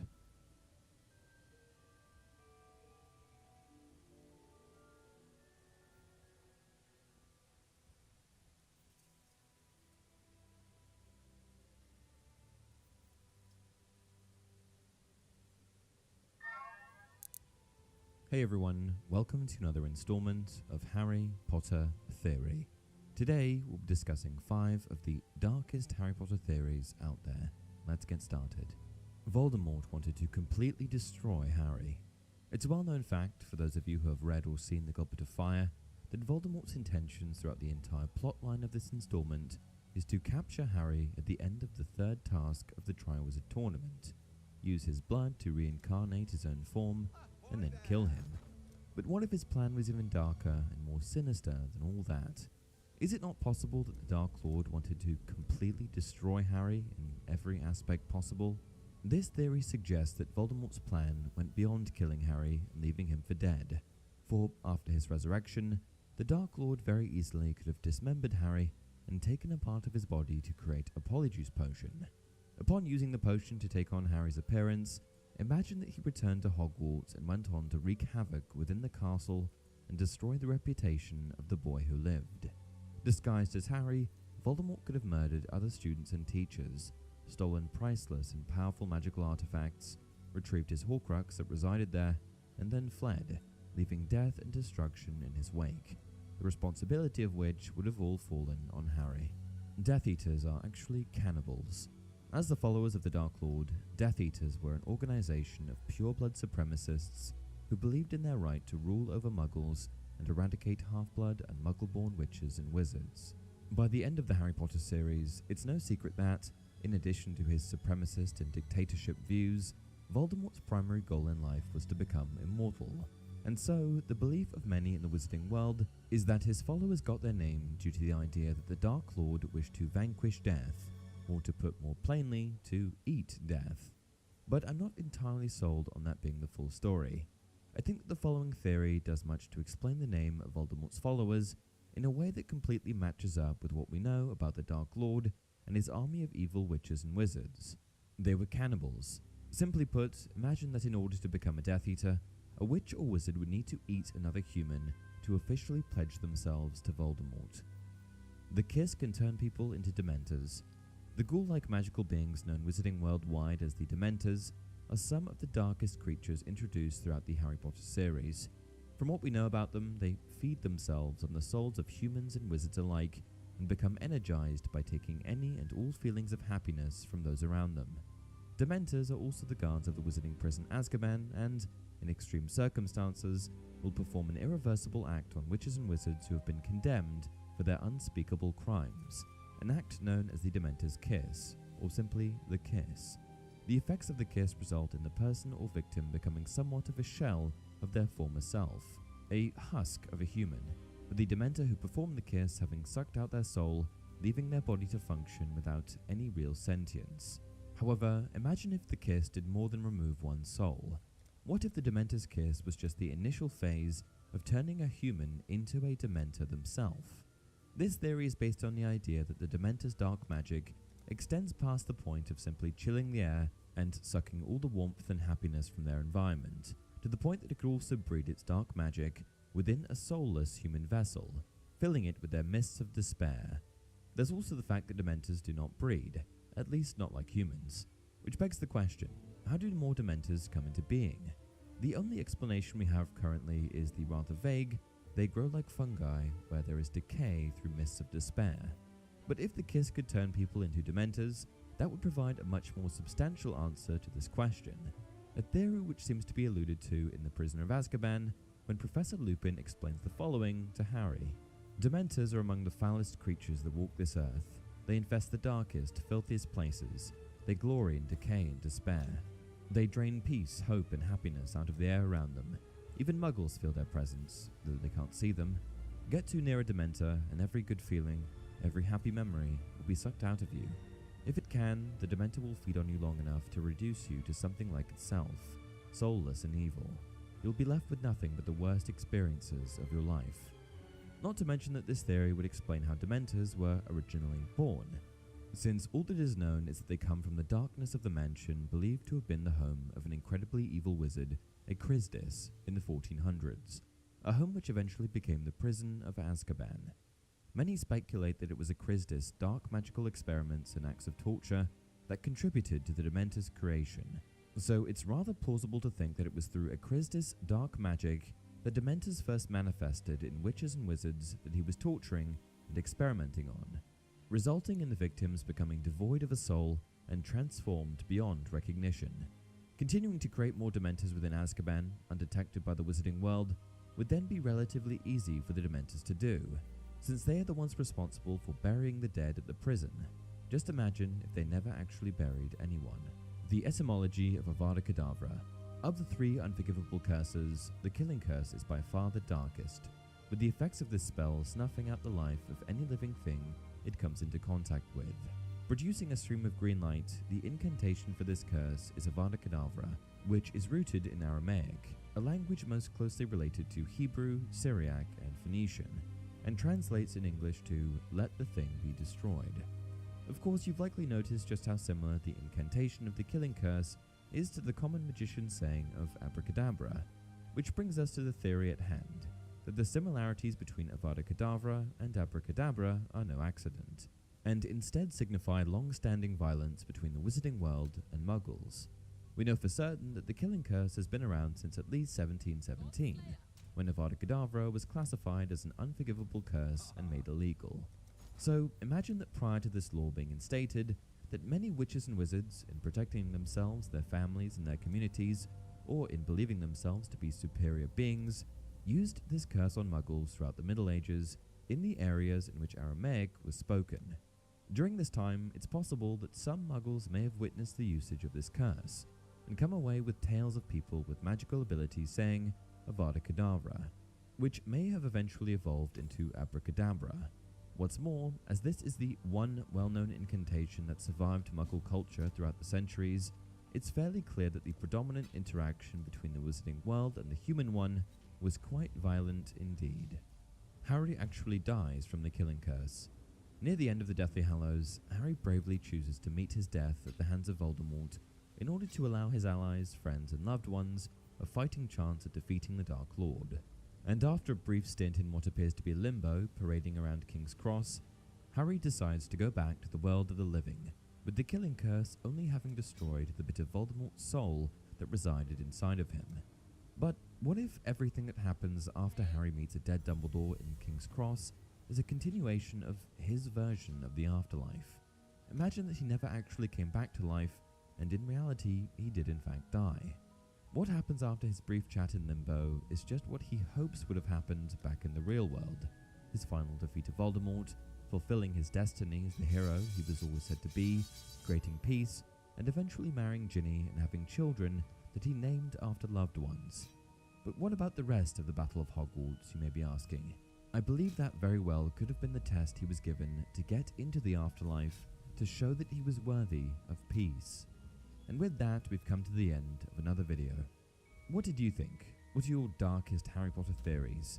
Please share your thoughts in the comments below, and as always, if you enjoyed this video, don't forget to like it and subscribe to the channel. Also, be sure to check out the content on Spotify, as well as extra content on my second channel, Harry Potter Theory Extra. Until next time, remember, it does not do to dwell on dreams, and forget to live.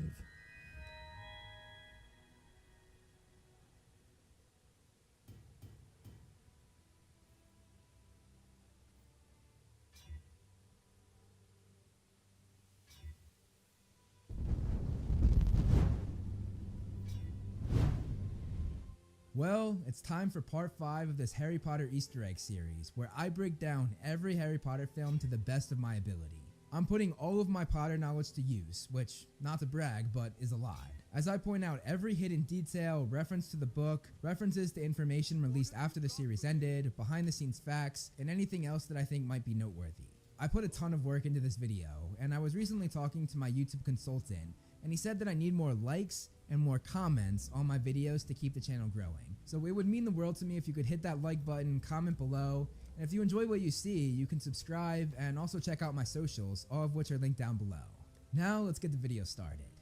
After the title, you can see the prophecy in the smoke, which of course plays a huge role in this movie. The next shot shows the village of Little Whinging, which is located in the country of Surrey near London in the southeast of England. As you can see, every single home is exactly the same, just as it was described in the book. As it moves down, we see a soccer field or a football field right here, and as you can see, there is zero green, and this is because there's a drought going on. This drought actually happened in real life. It was called the 1995 British Isles Heat Wave, 1995 of course being when this book takes place, despite the fact that it was released in summer 2003. You can hear the weatherman speaking. Temperatures up in the mid-30s Celsius, that's the mid-90s Fahrenheit. And interestingly, he says both Celsius and Fahrenheit, the English filmmakers giving a nod to the many Americans that watch these films as well. This playground is meant to be the same one we saw in The Prisoner of Azkaban, as you can see the same swings, merry-go-round, seesaw, and slide. However, it changed locations, as the old one was much closer to the street than it is here, as there's now a whole field in between the playground and the road. This is the first movie where Harry wears Converse shoes, and he would continue to wear these for almost every scene moving forward, not just in this movie, but in the next 4 movies as well. Also, the shirt that Harry's wearing is the same shirt he wore in the climax of the 3rd movie, only there he had a jacket over it. Harry watching the mother call their child represents the mother that he doesn't have, which is even more clear when it cuts back to the merry-go-round, because where there were once 4 people, there's now no one, showing how alone Harry feels. Dudley and his friends have the most early 2000s outfits I've ever seen, especially with the super long shorts. You can see a huge number 5 on Dudley's shorts, which references what number movie this is in the series. The guy with the popped collar is Piers Polkiss, who was actually in the first book as he joined the Dursleys and Harry when they went to the zoo. This guy on the right is named Malcolm, and he's wearing the clothing brand Echo Untold on his shorts, which is a real brand that still exists today. The one with the long blonde hair is Gordon, and the last guy on the left is Dennis, and all of them were characters from the books. The newspaper Harry's reading is about Quidditch, saying that the balls were judged too big, referring to a team cheating, I think. I'm not really sure. The graffiti in the tunnel has a ton of 5s hidden throughout it, which of course relates back to what movie this is in the series. You can see it says Jim, which is probably a nod to Jim Cornish, who was part of the art department for this film. Right here it says Blizzio, which was a nickname the art department gave to one of their team members whose real name was Rob Bliss. There's also a shot that shows graffiti that says Stark, which immediately makes you think of Tony Stark, aka Iron Man. Up here you can see it says Hex in graffiti, which is a type of spell, and over here it says Jinx, which is another type of spell. Over here it says Atomizer, which is normally a device that emits liquids like water or perfume. It also says Nads, which in slang often means gonads, which might have been what they were going for, but I don't know, it's still a kid's movie. You can see Harry's breath right before the Dementor comes, and you can see Dudley's later when the Dementor chases him as well. And this continues what the films did with making it super cold around Dementors, which was an idea created just for the films, that was not in the books. The Dementors do not have hoods like they did in the 3rd film and in the books, and you can see the hole in their mouth. This is noteworthy because they only lower their hoods when they're about to suck someone's soul out, but I guess the filmmakers just thought it would be too hard to animate them taking the hoods off. Harry fires a red spell on the Dementor's face, showing that there is more than one way to fight off a Dementor in the movie canon. In the book though, he didn't do this, and the only spell that works on them is the Patronus Charm. Now, I look at these films very carefully for these videos, and I noticed a mistake here. In the last frame of this shot, Harry's wand and arm are pointing to the ground, but in the first frame of the next shot, it's up and pointing backwards. Mrs. Figg's character was actually mentioned in the first book as she often babysat Harry, but she was cut from the first movie, so I'll give you her background here. She was a squib, meaning she was born from a witch or a wizard, but had no magical ability herself, just like Argus Filch, who was a squib as well. Everyone on the Dursley Street of Privet Drive has their sprinklers on, despite the fact that they were in the middle of a drought, showing how selfish they all are. This whole street was a set built in Leavesden Studios, and they built it solely because the owners of the original house used in the first movie demanded too much money. So they said screw it, and they built the whole street on their own, which saved them millions of dollars over the next decade, and made the homeowners from the first movie look very foolish. The Dursleys' license plate says MA06HBH, and I dug deep for this, but according to the official driver and vehicle licensing agency in Europe, the 06 tells us the year it was issued, meaning this car was issued in 2006, which is the year this movie was filmed, as it was released in the summer of 2007. Also, this car is a 5th generation Vauxhall Astra from the year 2004, which is the same kind of car they had in the first movie, but back then it was the year 2000.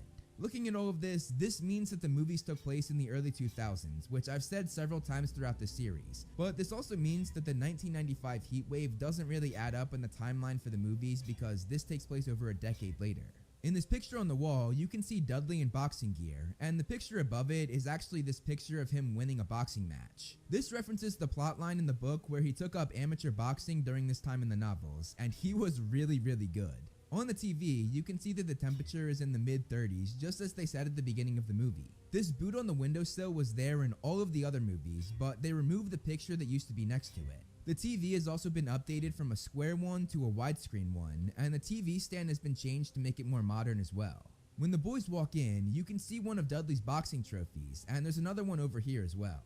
Looking at the fridge, the tomatoes are pushed in the back while pudding, cake, and more pudding are all in the front, showing their priorities when it comes to food and showing why Vernon and Dudley are so fat. Vernon is eating Goodwin's Chocolate Extravaganza, which is a new recipe according to the container. The name Goodwin for the ice cream brand is named after Rosie Goodwin, who worked as a set decorator throughout the later Potter movies. They changed the decorations on the fireplace mantle, putting this white and red statue on the left instead of on the right, and they added a blue statue similar to this one, got rid of whatever this is, and removed one photo from the left side. They also updated the picture of Dudley here on the bottom right. They also got rid of this picture underneath the light fixture, and they updated the fireplace, having a little more gold around it. The TV in the chair in the back room is flipped from how it was before, the chair now being closer to the door. The envelope says Mr. H.J. Potter, which stands for Harry James Potter, the name James coming from Harry's father. Up here it says Per Babonum, which is Latin for through Al, the way the letter was delivered. The letter in the film speaks like a howler, but it does not scream, most likely a way to make Harry not have to read it out loud. The letter is from Mafalda Hopkirk,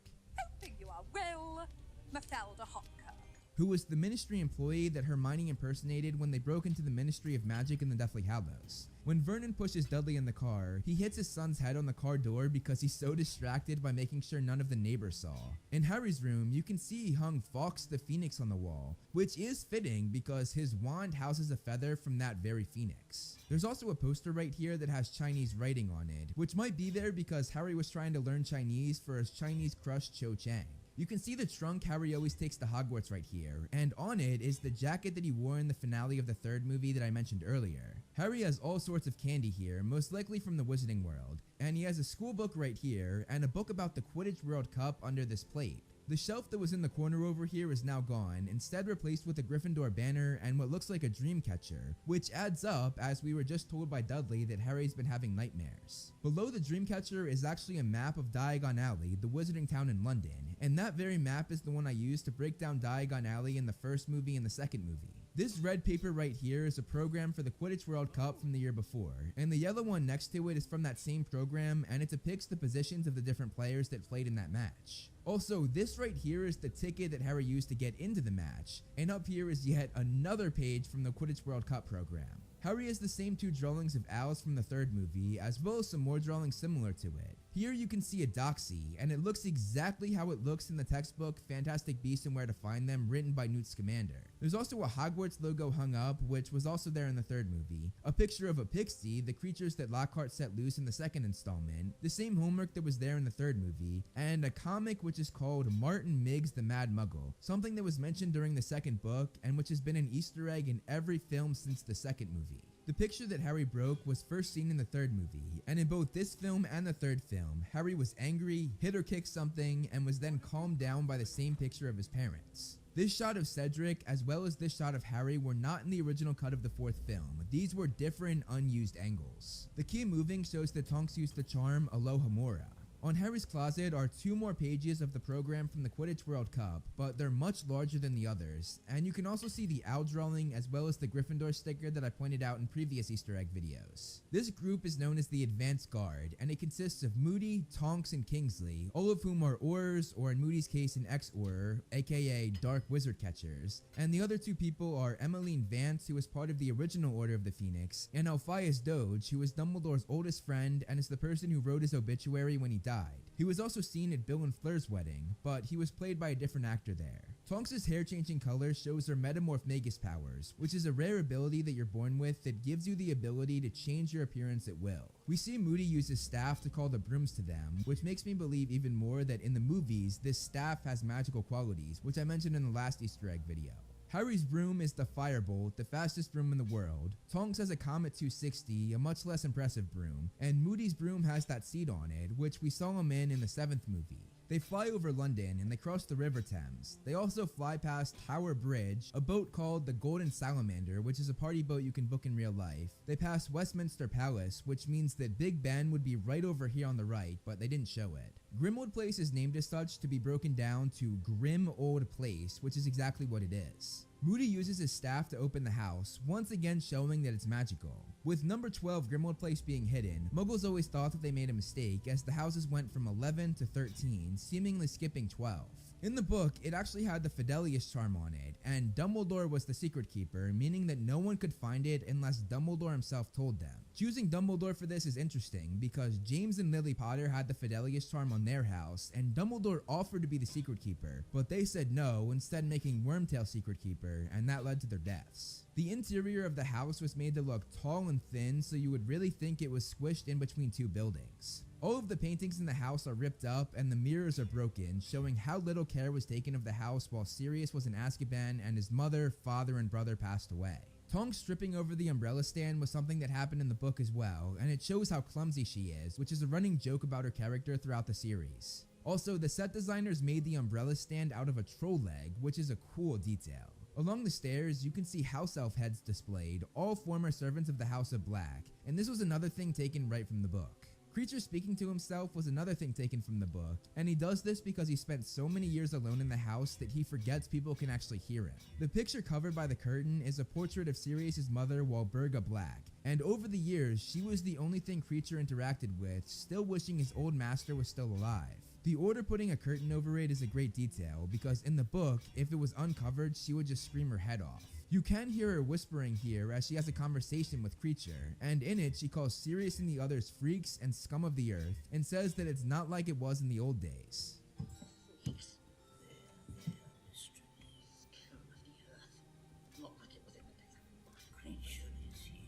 You can see Ron's trunk in the background as well as his pajamas, which he wears later on in the movie. Fred and George apparating in is noteworthy as they had just passed their apparition test, having just turned 17. The extendable years they use are some of the first joke products the twins made for their future joke shop. We again see Crookshanks, who, as I pointed out in previous videos, is part cat and also part Kneazle, a magical beast that makes him smarter than the average cat. We hear Sirius call Snape Snivelus, which is the nickname Sirius and James gave to him while they were bullying him at Hogwarts. We get another look at Tonks' Metamorph Magus powers, and in the book, this game of her changing her face was a common thing she did to amuse Ginny and Hermione. All of the plates in the background have the Black family crest on them, which is a really cool detail. Mr. Weasley is reading the letter that Harry got from Mafalda Hopkirk, showing that it did not rip up like the Howler from Mrs. Weasley did in the second movie. Arthur also mentions that Harry's hearing will be in front of the entire Wizengamot. It seems that your hearing at the Ministry used to be before the entire Wizengamot. The Wizengamot in the books was the British Ministry's High Court of Law and Parliament, and it was actually formed before the Ministry of Magic itself. This newspaper has a lot of cool Easter eggs. You can see that the Daily Prophet is having a competition to win a night in Transylvania, which is a place often associated with vampires. They also have a section for national weather and zodiac signs. In the picture, Harry is wearing the Triwizard shirt he wore during the maze task, and it looks like they're inside the tent that we saw before the first task. You can see Percy Weasley in the background celebrating with all the other Gryffindors. Also, Harry's hair is much shorter than it was for this scene in the last movie, which always threw me for a loop. The newspaper continues on from what we see in the film, as it talks about Fudge saying that there's nothing to fear, as well as mentioning the fact that Dumbledore was demoted from Chief Warlock in the Wizengamot, which, as I mentioned earlier, is the High Court of Law and Parliament. There's also a mention of Madame Marchbank saying she denies links to submissive goblin groups, which is actually a great detail because in the book, she stood up for Dumbledore and even resigned in protest when Fudge made Umbridge High Inquisitor. So this is Fudge discrediting her in the paper just as he did to Dumbledore. The newspaper also houses an ad for Witch Watchers, a potion to help you lose weight. And at the bottom, it says E. Limus is on page 2, who was actually a reporter that wrote a few articles, including one on Sirius Black being sighted near Dufftown in the third installment. This reporter, E. Limus, is named after Eduardo Lima, a graphic artist who worked on every movie in the series except for the first two. When Lupin talks about the last war, the last time Voldemort gained power, he almost destroyed everything we hold most dear. You see Sirius bow his head as he's thinking about how he lost his best friend James. The thing that Sirius mentions. We believe Voldemort may be after something he didn't have last time. He's referring to the prophecy about Harry and Voldemort that Voldemort didn't have the entirety of the first time around, as Snape, the Death Eater that delivered it to him, missed the last part of the prophecy because he was kicked out. And that last important part is why Voldemort died when he tried to kill Harry when he was a baby, as well as in the Deathly Hallows. The underground that Harry and Mr. Weasley go to is Westminster Station.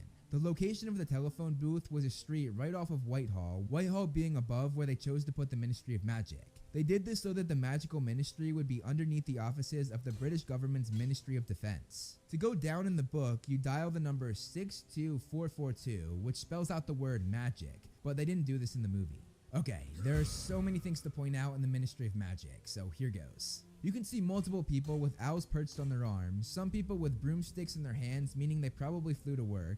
There are a ton of ministry portfolios being carried around. You can see a girl that has a ferret in a cage, meaning she probably works for the Department of the Regulation and Control of Magical Creatures, which is where Cedric's father Amos Diggory worked as well. You can see someone with another cage with a ferret behind Harry here. There are many people coming out of the fireplaces, meaning they use the Flu Network to get to work. Here are two more people with owls on their arms as they talk, a goblin dressed up, and he mentions galleon trading. Galleons being a form of wizard money, which means he probably works for Gringotts and is there on business. And you can also see he has a Daily Prophet wrapped in his hand. There's a guy selling the Daily Prophet wearing a Daily Prophet shirt, meaning he probably works for the headquarters of the Daily Prophet in Diagon Alley that I pointed out in one of my other videos in this series. The article he's promoting is called Dumbledore, Daft or Dangerous, and they actually used the same image they used for his obituary in the 7th film. On this paper, it also mentions that Fudge was voted Stylish Wizard, which I love because it shows just how much Fudge is influencing what they publish, purposefully discrediting Dumbledore and Harry, and purposefully hyping himself up. You can see a lot of people buying this paper too, showing that this slander would spread pretty fast. We see another person carrying a ferret, this time an older gentleman, and at this point I'm convinced they just pass this cage around to people every time they change the view of the shot. There are a ton of offices that look out over the atrium, which are probably reserved for more important people. Supporting the office windows are snake-like brackets, which just show so much attention to detail. The statues in the middle of the atrium are part of the Fountain of Magical Brethren. In it, the wizard is the biggest, then the witch, then the centaur, a goblin, and a house elf look up at them in awe. However, the movie made the witch be among the creatures as it looks up in awe at the male wizard, showing some sexism as well. There's also a flock of memos that fly by, which Mr. Weasley later explains they used instead of owls because when they used to use owls, they pooped everywhere. On the elevator with them is the goblin that we saw earlier who talked about galleon trading. Arthur also acknowledges Bob, who was in the book just as described, a big bearded wizard holding a large cardboard box. Here it breathes fire though, while in the book it was making weird noises. The film also added an elevator attendant, and it looks like his patch has a dragon coming out of the Ministry logo, which is pretty cool. We hear the voice of the elevator say Department of Mysteries, which you have to pass to get to courtroom 10 where Harry's hearing is. This courtroom is the biggest one and is normally saved for the most ruthless trials, and we actually saw this courtroom in the last movie with Igor Karkaroff's trial. This courtroom is also where Bellatrix, Barty Crouch Jr., and the Lestrange brothers were all sentenced to life in Azkaban for torturing the Longbottoms into madness. The courtroom set is interesting, as the brilliant set designer Stuart Craig wanted the architecture to be similar to that of the 5th century Byzantine Empire, and this includes multiple domes and round arches, and most notably the old murals. However, it's incredibly different than the last movie where it was much smaller, overcrowded, and the center cage is now replaced with a simple chair. The place for the judge is also much taller. However, Stuart Craig kept the same basic design and just enlarged it and decluttered it. You can see Percy sitting next to Fudge taking notes, which goes along with the plotline that was cut from the movies where he sided with the Ministry over the Order of the Phoenix and his own family. When Dumbledore says his very long name, Albus Percival Wulfric Brian Dumbledore, Percival was taken from his father Percival Dumbledore, so both he and Harry got their middle names from their fathers. The woman that speaks here is Amelia Bones, a very high-regarded witch who was the head of the Department of Magical Law Enforcement, and she was actually murdered during the events of the 6th installment. I also love how Umbridge has her pink sleeves and neckpiece, which makes her stand out and matches her style for the rest of the movie. The way the Wizengamot agrees with Dumbledore is noteworthy, because Dumbledore was of course the head of them mere weeks before this, so many still have a lot of respect for him. You can see the advance guard Moody, Tonks, and Kingsley back here, once again escorting Harry as well as the others to King's Cross. This is also the same bridge where Hagrid left Harry in the first movie. Padfoot, are you barking mad? Moody calling Sirius Padfoot refers to the name that the Marauders, aka Sirius, Lupin, James Potter, and Peter Pettigrew gave to Sirius, which was actually never fully explained in the movies, but yet they still use their nicknames. The name Padfoot was given to Sirius because his animagus form is a dog, who are of course known for having padded feet. Breaking down the original Order of the Phoenix photo. This photo was taken in July of 1981, and going from left to right, we have the Pruitt brothers, who were Molly Weasley's brothers, both of whom died valiant deaths in battle during the last war. Next to them is Lupin, then Harry's parents James and Lily, and I love the placement of Wormtail behind them as it foreshadows how he would stab them in the back. Next to them is Sirius, behind them with the beard is Benji Fenwick, and behind them is Edgar Bones. They both died as well, Edgar being murdered alongside his wife and children by the Death Eaters, and Benji being killed so badly that they only ever found bits of him. Next to Sirius is a younger Dumbledore, and in front of them is Mundungus Fletcher, who would of course be recast for the Deathly Hallows. Behind him is supposed to be Dorcas Meadows, who was killed by Voldemort himself, and behind her is obviously Hagrid. Then we have Alice and Frank Longbottom, both of whom were tortured into madness, which I mentioned earlier. Behind them is Mad-Eye Moody, and next to him is the only person I cannot identify because there are no more girls left besides Marlene McKinnon, who's next to her, and Emmeline Vance, who's all the way to the right. And finally, we have Alphaeus Doge, who we saw earlier as part of the Advance Guard, and who I mentioned is Dumbledore's oldest friend who wrote his obituary and was at Bill and Flair's wedding. The movement that Voldemort makes with his neck in this dream sequence becomes important as we go through the film, because we start to see Harry doing the same movement whenever Voldemort is inside of his head, and I'll point out examples of this as we go. Also, you can hear a ton of Parseltongue in the background of this scene, which is the language of snakes that both Harry and Voldemort know, meaning this could be Harry hearing Voldemort think to himself in Parseltongue, which often happens to people who are bilingual. They go back and forth without really thinking.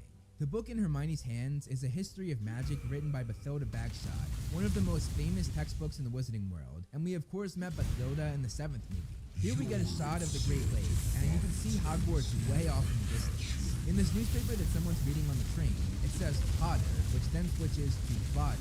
And this image is similar to the one that we saw earlier, as Harry is front and center with people behind him, and in this case it's members of the Wizengamot. The paper also has a section that says Romanian beast climbing, win a trip for 2, and another Fudge acolyte as it says he's honored with an award, clearly showing that he runs this paper. You'll also notice that Draco has a copy of the Daily Prophet, hence why he mentions Harry walking free. On the bench here it says Hogsmeade, which references the fact that they're currently in Hogsmeade Station, which is right next to Hogwarts and connected to the town of Hogsmeade. In this scene, Ron's currently wearing the sweater that he would wear in the finale of the film. The plant that Neville is holding is called Nimbulus Mimbletonia, which is a great Easter egg to the book, as Neville had this while they were on the train.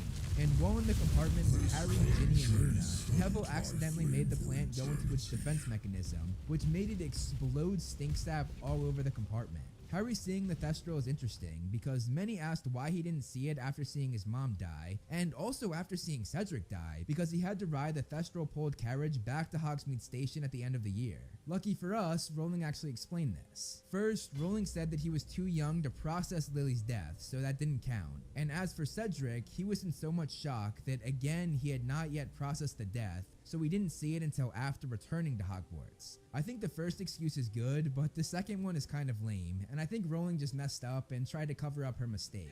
But let me know in the comments below what you think. Do you think that these are viable answers as to why he didn't see Thestrals, or do you think it's lame? Luna's reading a magazine called The Quibbler, which is a cool Easter egg because that's the magazine that her father, Xenophilius Lovegood, is the publisher of. Also, Luna reading it upside down is another great Easter egg because that's what she was doing the first time Harry saw her in the novel. If you flip this around, the cover of The Quibbler depicts Fudge choking a goblin, and it says, "How far will Fudge go to gain Gringotts?" which shows the contrast between the Daily Prophet that overpraises him and the Quibbler that overslanders him, showing how unreliable news outlets can be. Luna's earrings are radishes, just as they were in the book, and Ivana Lynch, who played Luna, actually made them herself, and she wears these a ton during the course of the film. Everyone says Loony Love. Hermione calling Luna Loony Lovegood is a reference to the book where everyone calls her that while bullying her. In this scene, Luna mentions Nargles, Keeps away the Nargles. and this is something that she and her father thought existed, but most others do not. You can see Cho Chang and Luna Lovegood at the same table, which is because they're both from the Ravenclaw house, but Cho is 2 years older than Luna. The house table switched up a bit from the last film, as Gryffindor was the middle right in the last movie as well as in the third, while now they're in the middle left. However, that's where they were for the first 2 films, so I guess they just moved them back. The Slytherin table also switched, as they were on the far right for the first, second, and fourth film, but they're on the far left now. However, in the third film, they were in the middle left, where the Gryffindors currently reside for this movie. I don't know why I looked so deeply into this, but I did, so it's going in the video. Hopefully you find it interesting. At the staff table, you have Trelawney here, then Charity Burbage, who would later be killed by Voldemort in the 7th movie. You have Flitwick, Professor Grubbly Plank, who took over for Hagrid as the Care of Magical Creatures professor both in the 4th book and in the 5th book, and Dumbledore also gives us a mention of her. We're pleased to welcome back Professor Grubbly Plank. And obviously you have McGonagall, Snape, and Umbridge, and missing from the giant chair is where Hagrid sat. On the far right, you can see the sorting hat as well as the stool that students sit on to get sorted. We obviously missed the sorting ceremony, but it's a nice detail to have that in the background. Behind Snape are the hourglasses that count points for each house, which I pointed out in previous Easter egg videos in the series. But in this shot, you can see the Badger logo for Hufflepuffs at the bottom, which I didn't see or point out in previous videos, so there you go, something new. Umbridge has a white cat on her brooch, which goes along with her obsession with cats that's quite clear when you enter her office. I always love Dumbledore's line here, as he savagely says that Umbridge's speech was not illuminating, but merely close to being illuminating. That really was most illuminating. Seamus is reading the same article that the girl on the train was reading, but this is the first time that Harry sees it for himself. In the painting back here, it depicts the Quidditch pitch with the Gryffindor and Ravenclaw stands. Harry's trunk says HP on it, standing for Harry Potter, which I guess is pretty obvious. What's not as obvious is back here in Ron's section. You can see all sorts of Chub the Cannon's merchandise, which is Ron's favorite Quidditch team. After getting angry with Ron, Harry does the neck twitch, showing that Voldemort is in his head, just like in that dream sequence, and you can also hear a brief Parseltongue dialect again. This dream sequence sends us toward the Department of Mysteries where Voldemort wants to get the prophecy, and because Harry and Voldemort's minds are intertwined at this point, Harry sees it too. There's also a quick flash of Lucius and Fudge there, which is the view that Harry saw them from earlier, and this foreshadows that the Department of Mysteries door is right where they had been talking. We also get quick flashes of the Grimmauld Place entrance, a sunset, Voldemort's hand reaching out, basically being symbolism for Voldemort reaching into Harry's mind, and the prophecy itself. And right before he wakes up, we get a very creepy shot of Voldemort staring into your soul. We see Padma Patil put a spell on a piece of paper to make it fly on its own, and this is the same magic that the Ministry uses for their memos. It's also fitting that Umbridge burns this, as it hints that she's a danger to the Ministry, which would ultimately end her up in Azkaban for all of the wrong she did while working there. Also, speaking of Umbridge being evil, there's a skull on her bow. Ordinary Wizarding Level exams, or OWLs, are the exams that 5th years take, and they're similar to the SATs in the real world if you're from America. The book that they get from Umbridge is Dark Arts Defense for Beginners, just going over the basics, and just looking at how young the kids on the cover are says how uncomplicated this is. This references the Ministry stunting the kids' magical growth, as Fudge feared Dumbledore would use his students as an army to overtake the Ministry, which is absolutely ridiculous and shows how dumb Fudge is. Also at the bottom, it says Ministry Issue, showing that the Ministry literally made this book to ensure the kids did not learn anything. Umbridge's office surprisingly is the same one that we saw Lockhart, Lupin, and the fake Moody have, which is wild considering how different each one is. Umbridge's sweater has a cat sewn into it to match her brooch as well as her whole office. And by the way, the whole cat obsession was something made up by the filmmakers that wasn't in the books. Also, they had to film 134 cats to have enough to fit every plate in this room. According to the book Short Stories from Hogwarts, which was written by Rowling herself, Umbridge was the one who created the punishment quill, which shows how sick and twisted she is, as she basically created a torture weapon to use on kids. We see a shot of the twins' joke case, and it says Weasley and Weasley, which I guess is an early version of Weasley's Wizard Wheezes. The way they were able to afford all of this is actually because Harry gave them his Tri-Wizard winnings after winning the Tri-Wizard tournament the previous year. Each of these boxes is a skiving snack box, which houses loads of sweets to get you out of class. Puking pastels were double-ended sweets, one side making you throw up, and the other half making you go back to normal so you could enjoy your time off. And we have the same concept for Nosebleed Nougats, which gives you a bloody nose, Fainting Fancies, which makes you faint, and Fever Fudge that gives you a fever. However, just like in the book, the Fever Fudge gave the twins some trouble, as it had a side effect of giving you pus-filled boils. In the book, it gave the twins these boils on their butt. You can see Nigel eating the Fever Fudge as his face goes red, and it appears as though this kid ate a puking pastel as one of the twins offers him another one, which is very clearly that specific candy. And this kid over here clearly ate Fever Fudge as he has the pus-filled boils that the twins got on their butts, but on his face instead. Back here, you can see the Gryffindor notice board, which has things like Hogsmeade Village strips, Quidditch tryouts, and other clubs as well. including the Slugs and Bugs Club, which you can see in a flyer right here. In the background, you can see the Patel twins playing a game, which, as I said in a previous Easter egg video, is different from the book, as Padma was actually in Ravenclaw, not Gryffindor. You can also see Dean, Seamus, and a few others playing cards, and you can see Neville working on his Mimbulus Mimbletonia. You can also see Harry ignoring his textbook and is instead reading a book about Quidditch, which is very on brand. As Hedwig flies over the school, you can see the clock tower where much of the third film took place, the bridge that the trio walked down so many times, and which was actually made just for the movies. It did not appear in the books. You can see Hagrid's cabin and his pumpkin patch that looks kind of lame without Hagrid being there, and of course the Forbidden Forest to the right. We get another shot of the Forbidden Forest as a Thestral flies down into it, and we see the whole herd of Thestrals at Hogwarts, who were actually bred by Hagrid himself, as he turned 6 Thestrals, 1 male and 5 females into this giant flock. The book that Ron is reading is called Cram It, How to Soar on Your OWLs, which he, Harry, and Hermione would of course be taking at the end of the year. Ginny is eating a wizarding cereal called Cheerios, a play on the Muggle cereal Cheerios. On the educational decree, you can see that below it says this goes hand in hand with decree number 157 in the year 1924, and the division that sent this through was known as the Ministerial Management of Magical Mayhem. The newspaper goes by fast, but if you pause it, it talks about Dumbledore's downfall, both with the public and with the ministry, showing once again how Fudge runs the papers. And it also says left and right merge magical breakthrough, which might be referring to real-life politics, as the left and right can also mean liberal and conservative. The press has very old cameras, but instead of being powered by electricity like Muggle cameras, it's powered by magic, and that's what allows the pictures to move.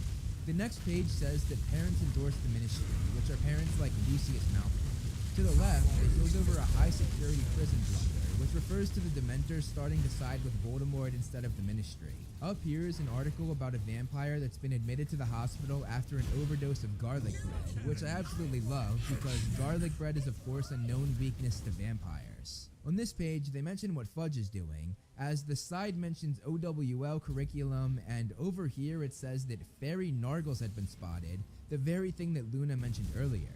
There's an ad for Quidditch up here, there's a mention of Quirrell Pal, a wizarding editing agency who clearly won something. There's a weather forecast, complete with maps that show the incoming weather, and when it zooms into the picture, you can see that Fudge is walking through the Ministry atrium, and Percy Weasley is behind him, because as I said earlier, he chose the Ministry and Fudge over the Order and his own family. The twins are playing with one of their own firework creations, and you can see they're starting to get the hang of it, which all leads to their big exit with their entire stock of fireworks. This decree that's number 41 says that students can't talk about Cedric's death, which is kind of messed up. Her body crying when Trelawney is being fired is a nice detail, as Trelawney was hers and Lavender's favorite professor. McGonagall comforting Trelawney is very important, because normally they absolutely despise each other, especially Minerva towards Sybil. Sirius mentioning that Umbridge doesn't like half-breeds is something her character is known for, as she led anti-werewolf legislation, making it almost impossible for werewolves to get a job, and she also pushed for merpeople to be rounded up and tagged, though this one was never carried out. And she also showed dislike toward Hagrid because he was a half-giant. You can see the Death Eater logo as the camera moves into the storm, and it's paired with Voldemort's voice saying Harry's name. This is a great shot of Hogsmeade, the town next to Hogwarts, and seeing how they shot this is absolutely crazy. They based Hogsmeade on 17th century architecture, and they made sure that every wall was leaning, doubling down to make sure there wasn't a single vertical wall in sight. Can't be any worse than old Toadface. Ron calling Umbridge Toadface is a reference to the book where everyone says she looks like a toad, that even being the defining quality that made the trio know who took the locket from Mundungus in the final book. The Hog's Head is actually owned by Albus Dumbledore's brother, Aberforth Dumbledore, and you can actually see him when they enter the pub, though he would be recast for the final film. You'll also notice Aberforth's goat, which is another great detail because in the book, he was prosecuted for practicing inappropriate charms on a goat, which was all over the papers. This boy sitting next to Ginny is Michael Corner, Ginny's then boyfriend in the book. And the boy to his right is Zachariah Smith, a Hufflepuff who caused all sorts of problems in the novel for the DA. When everyone signed this piece of paper, in the book, Hermione actually put a jinx on it, making it so if you snitch, which in the book Cho's friend Marietta did, you get the word sneak written across your face in pimples. Also, the name Dumbledore's Army was created by Ginny. She said they should make the group be named the very thing that Fudge feared the most, Dumbledore creating an army of students. I also love how when Hermione mentions Cho liking Harry, you can see that Ginny is really upset, as she of course always had a crush on Harry even when she was dating Michael Corner. I mentioned this in another video, but this statue shows eagles eating snakes, which references the flag for Mexico, and this was done because the director of the third movie, Alfonso Cuarón, wanted to pay tribute to his home country, and it stayed there for the rest of the series. I had said in my Prisoner of Azkaban Easter egg video that they only appeared in that movie, but I was actually wrong, so I'm sorry about that. I guess everybody makes mistakes, but it's now corrected in the series, so hopefully that makes up for it. The Room of Requirement set used to be the trophy room from the last film, which you can see from this tiny piece of the wall right here. Ron's line about the Room of Requirement appearing if you really have to use the bathroom. The room of requirement only appears when a person has real need of it, and is always equipped for the seeker's needs. So, say you really needed the toilet. Yes, that is the general idea.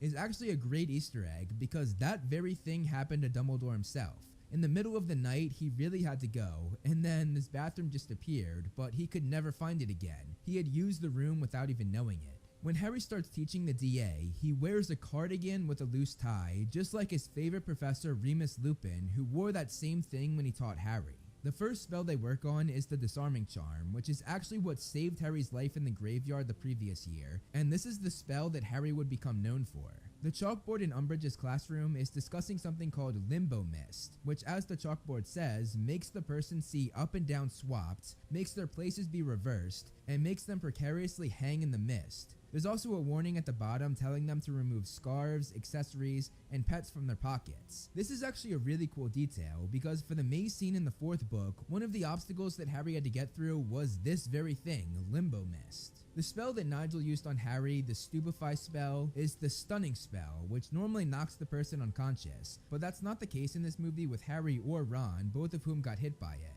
Ginny is the only girl in the DA that's wearing pants, while all of the other girls are wearing skirts. This is because the pants were most likely a hand-me-down from one of her brothers, as they could not afford to buy her her own school uniform. Sitting next to Filch is his loyal cat Mrs. Norris, who was of course petrified in the second film. The room opening another door is a cool detail because the room does whatever you need it to do, and what they needed in that moment was a way to get out without Filch seeing them, so it's very on brand. Also, Nigel is looking at the Marauders map as he's sending everyone, using it to make sure the coast is clear, which is a really cool detail. Here you can see a decree that says students in possession of the Quibbler, which is Luna's father's magazine, would get in trouble. This is a great Easter egg, because in the book, Umbridge banned that magazine because it published an article written by Rita Skeeter about Harry's night in the graveyard, and it swayed a lot of people to believe him about Voldemort being back. Also, right here, this decree says that red howlers are banned, which references the red howler that Mrs. Weasley sent to Ron in the second film. As the kids are lined up, you can see the classic Defense Against the Dark Arts staircase that's in every movie and was also in Hogwarts Legacy. The tea that Umbridge gives the kids has Veritaserum in it, which is a potion that forces the drinker to tell the truth even if they don't want to, and is what Dumbledore used on Barty Crouch Jr. in the last installment, and is also what Snape threatened to give to Harry before the third task in the last movie. The spell that they use here is Wingardium Leviosa, the spell that they learned in their first year at Hogwarts and that played a big part in stopping the troll. The twins gave Filch the defective fever fudge in this scene, and he of course got the side effect of the pus-filled boils. On Malfoy, Crabbe, and Goyle's ties, you can see they have a Slytherin pin, which they've had on there since the third film. You can also see Peabody pulling Nigel away as if he wanted to join the Inquisitorial Squad as well. I love how annoyed she is. In the next scene in this montage, we see Nigel using the Shrinking Charm on one of the Death Eater dummies. And also, I love Ginny's powerful spell because it's right from the books. She's famous for this one blast spell that takes anyone out. Nigel once again has the Marauders map in the background as Harry gives his speech. The twins are holding one of those skiving snack boxes as they tell Harry their plan to use it more on Filch. On one newspaper clipping, you can see it says, "Is this the end for Albus Dumbledore?" And there's of course the picture of Cedric while he's in the shirt he wore for the third task, meaning this was taken right before he died. The room making mistletoe grow means that one of them desired to kiss the other and the room listened. The question is, which of them desired this? Let me know in the comments below what you think. Is it Harry or is it Cho? When Harry's nervous, he mentioned Nargles, which is the thing that Luna mentioned earlier on the carriage, and is also what we saw in a newspaper article. Behind Ron and Hermione is pumpkin juice, which is sold all throughout the Wizarding world. Hermione mentioning that Cho was taking her OWLs is interesting. frightened of failing her OWS because she's so busy worrying about everything else. Because she's actually a year ahead of the trio in the book, meaning she would have taken them last year. So that means that in the movies, she's actually a year younger than she was in the books, and is in the same year as Harry, Ron, and Hermione. Harry being inside the snake's head is because he's in Voldemort's head, and Voldemort is inside of Nagini because part of his soul is in her, as he made her a Horcrux. It gets complicated, doesn't it? You can see the Ministry of Magic logo on the door with a balance scale, which is an intriguing detail given everything that's going on in the Ministry at the moment. We again have flashes of Voldemort's hand, which is symbolism for him reaching into Harry's mind. We see Grimmauld Place, the sunset again, and of course the prophecy, all in Harry's dreams. Mr. Weasley was in the Hall of Prophecies because it was his turn to guard the prophecy about Harry and Voldemort for his Order of the Phoenix duties. The portrait that Dumbledore talks to is of Professor Everard, a former headmaster who was one of the best to ever take on the role. Dumbledore sends him to the Ministry to check on Arthur Weasley, as Everard has another portrait of himself there in the Ministry, and portraits can move from one of their portraits to another whenever they want, no matter how far apart they are. Dumbledore also speaks to Phineas Nigellus Black, another former headmaster who is remembered as one of the worst of all time, and who was actually headmaster during the events of Hogwarts Legacy. He too had another portrait that he could go to, this one being at Grimmauld Place, as he was part of the noble house of Black. We once again see Harry move his neck in the same way Voldemort did, which again alerts the audience to Voldemort being in his head, hence why he screams at Dumbledore. Snape's classroom has Latin written all along the arches throughout the room, many of them being different chemical combinations, which of course goes hand in hand with ingredients used for potion making. Snape is one of the best at occlumency, as he fooled Voldemort for years, making him think that he was loyal to him, while really he was loyal to Dumbledore. Only Dumbledore had more skill with occlumency, but he didn't want to teach Harry, because every time Harry saw Dumbledore, it awoke Voldemort in his head, and Dumbledore wanted to avoid that at all costs. And that's why throughout the film, he just refuses to look at Harry. The quick flashes while doing occlumency lessons shows Harry flying with the advanced guard, seeing the Order's meeting, Hermione hugging Harry when he arrived at Grimmauld Place, the Dementor attack, everyone saying Merry Christmas to him before leaving, a Death Eater dummy, his nightmare of Voldemort on the platform, he and Dudley when the storm rolled in, and the door to the Department of Mysteries, which of course leads to the prophecy. When they zoom out on Hogwarts, right here is the tower where Sirius was locked in the third film. Arthur just returned from St. Mungo's Hospital in London, the biggest wizarding hospital in the country, and we actually went there several times during the school break in the novel. Molly knitted all of these presents she gave to her kids, including the hideous sweater Ron got. Looking at the Black family tree, it has amazing detail, and the story behind it is pretty cool. David Heyman, the producer of all the Potter films, called J.K. Rowling up and asked her if she could help them with the family tree. Rowling responded an hour later with a full diagram of the tree, complete with names, death dates, and even who was crossed off.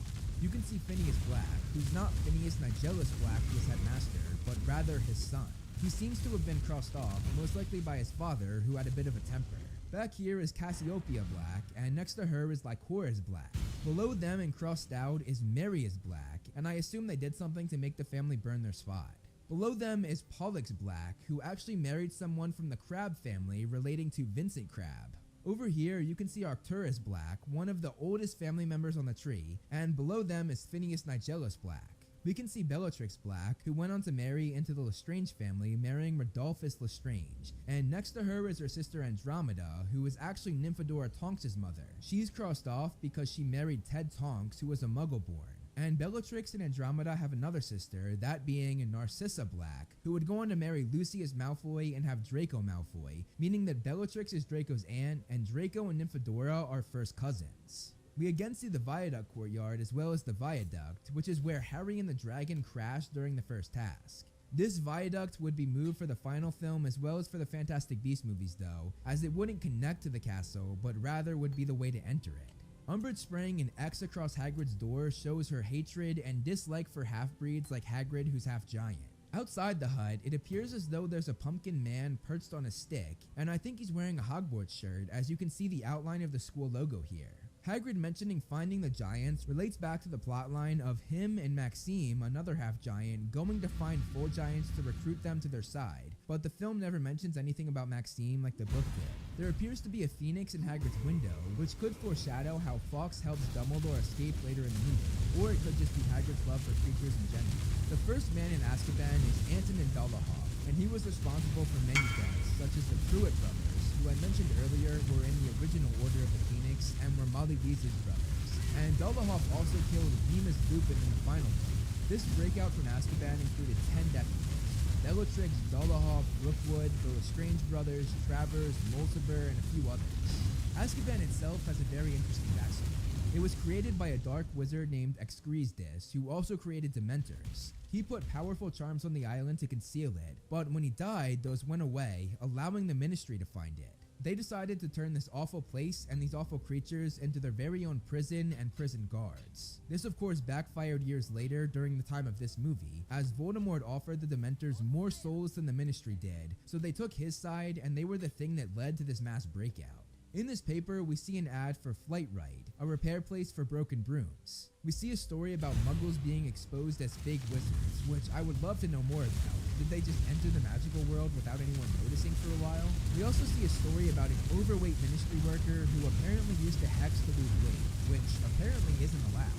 There's something about sending wizards into a tailspin. Another weather forecast saying that storms are coming, which Hagrid warned us about at the end of the last season. The Daily Prophet is also giving away 10 backstage passes to 10 lucky readers. We learned that the Ministry angered centaurs, which might have had something to do with Umbridge and her anti-half-breed laws. And we see the different sections of the paper, which includes good news, bad news, forecast, magic lottery, astro news, spells, international, hocus pocus, politics, sports, magic news, arts and warts, tricks and trucks, puzzles, kids corner, black magic, pink magic, jobs, and you get the point. There's a lot of them. Apparently, there's also a global shortage of Newt's Tales, which you would think would have to do with Newt Scamander, but no. A Newt Tale is actually a protective device for dark magic. We also learned that Fudge canceled Holiday to avert national fears. There's a manhunt for Sirius Black and a 10,000 galleon reward on his head. There's something about a Quidditch seeker who's in trouble, which I assume has to do with the next article where it says a vintage broom that was uninsured crashed. But don't worry, he's not injured according to the article. We also see the Centaur crisis getting out of hand as they continue negotiations, but treaty talks broke down. It seems as though the Ministry is starting to realize that the Dementors are no longer in their control. We also see something about dark wizards running amok. There was a victim of a recall. There's an ad for a lizard belt, which apparently allows the wearer to hold up to 12 lizards. Someone has a secret stash of something. There's an ad for Gallo loans, which lends you money to buy a new broom. And we see Bellatrix and Marcel all chained up, which might have been taken when she first arrived, sort of like a mugshot. Although I'm not quite sure because she was supposed to be really beautiful when she first came in, and Azkaban deteriorated those looks, and here she looks pretty bad, so it might have been later. We then get one of the coolest transitions in the entire series, as we see Neville super upset, because as I mentioned already, Bellatrix along with the Lestrange brothers and Barty Crouch Jr. were responsible for his parents being tortured into madness, and 3 of those torturers, Bellatrix and the Lestrange brothers, all escaped. Back here you can see more of the Wizarding World cereal. You have the Cheery Owls, which Ginny was eating earlier, and Pixie Puffs. Back here at the Hourglasses, you can see that Slytherin is way ahead of everyone. And this is a nice detail because in the book, the Inquisitorial Squad, which was all Slytherins, was allowed to take points away. So they did that to every other house, making themselves be the clear leader. The mirror in the DA room has the list that everyone signed, the original order photo, and an article blaming Sirius for the disappearances that had been going on. Neville telling Harry about his parents refers to a chapter in the book where Harry, Ron, Hermione, and Ginny ran into Neville, his Gran, and his vegetative state parents in St. Mungo's Hospital. This monologue sort of replaces that for the movie. Ginny's Patronus being a horse was something made just for the films, but Rowling made it canon shortly after this film's release because she really liked that idea. Hermione's Patronus being an otter was in the book though, and it takes that form because that's J.K. Rowling's favorite animal, and she related most to Hermione, so she gave her that animal. And as for Ron's Patronus, Rowling gave him a Jack Russell Terrier because she had one at the time of making that decision for Ron's Patronus. Luna's Patronus being a hare was in the book that was released right around the same time as this movie, so I'm convinced that Rowling told them what it was as she had written Luna producing it for the first time during the Battle of Hogwarts. Umbridge using the spell Bombarda is the same spell that Hermione used in the 3rd film to break Sirius out. This girl right here is supposed to be Pansy Parkinson, the Slytherin girl that had a crush on Draco all throughout the books. And here she's played by Lauren Shire, and she was one of 3 actresses to play this character throughout the 8 films. You can see Fawkes the Phoenix in the first shot of this scene, foreshadowing how the scene would end. Also explaining the way this happened.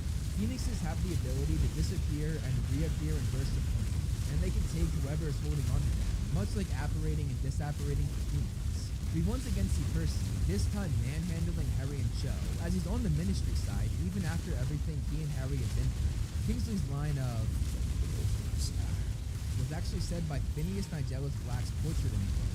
Some of the educational decrees that we can see says no exploding bonbons, which is a type of wizarding candy.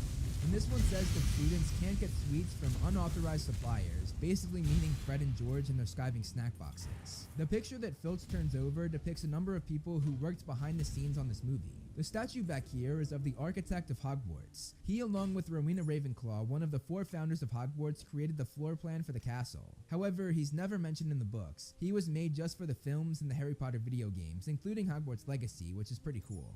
I've never seen a centaur so royal.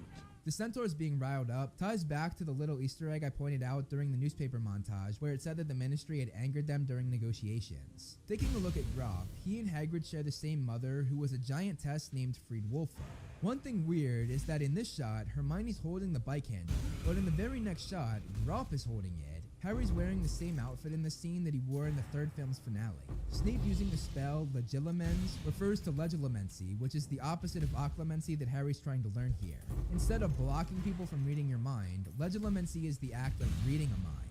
Looking at these flashes, we get a shot of the maze from the 3rd task, Grawp from the last scene, Harry and Sirius from the end of the 3rd film, Dumbledore escaping, Harry kissing Cho, which is weird for Snape to be looking at, Voldemort on the platform from that dream again, Mr. Weasley getting bitten by Nagini, James and Lily dancing, which is actually from the picture that Harry keeps on his bedside table at the Dursleys, Sirius in the newspaper from when he escaped Azkaban, the door to the Department of Mysteries, Voldemort's hand, the prophecy, and Snape intruding on Harry's nice memory with Sirius, which he also did earlier with his parents in the Mirror of Erised.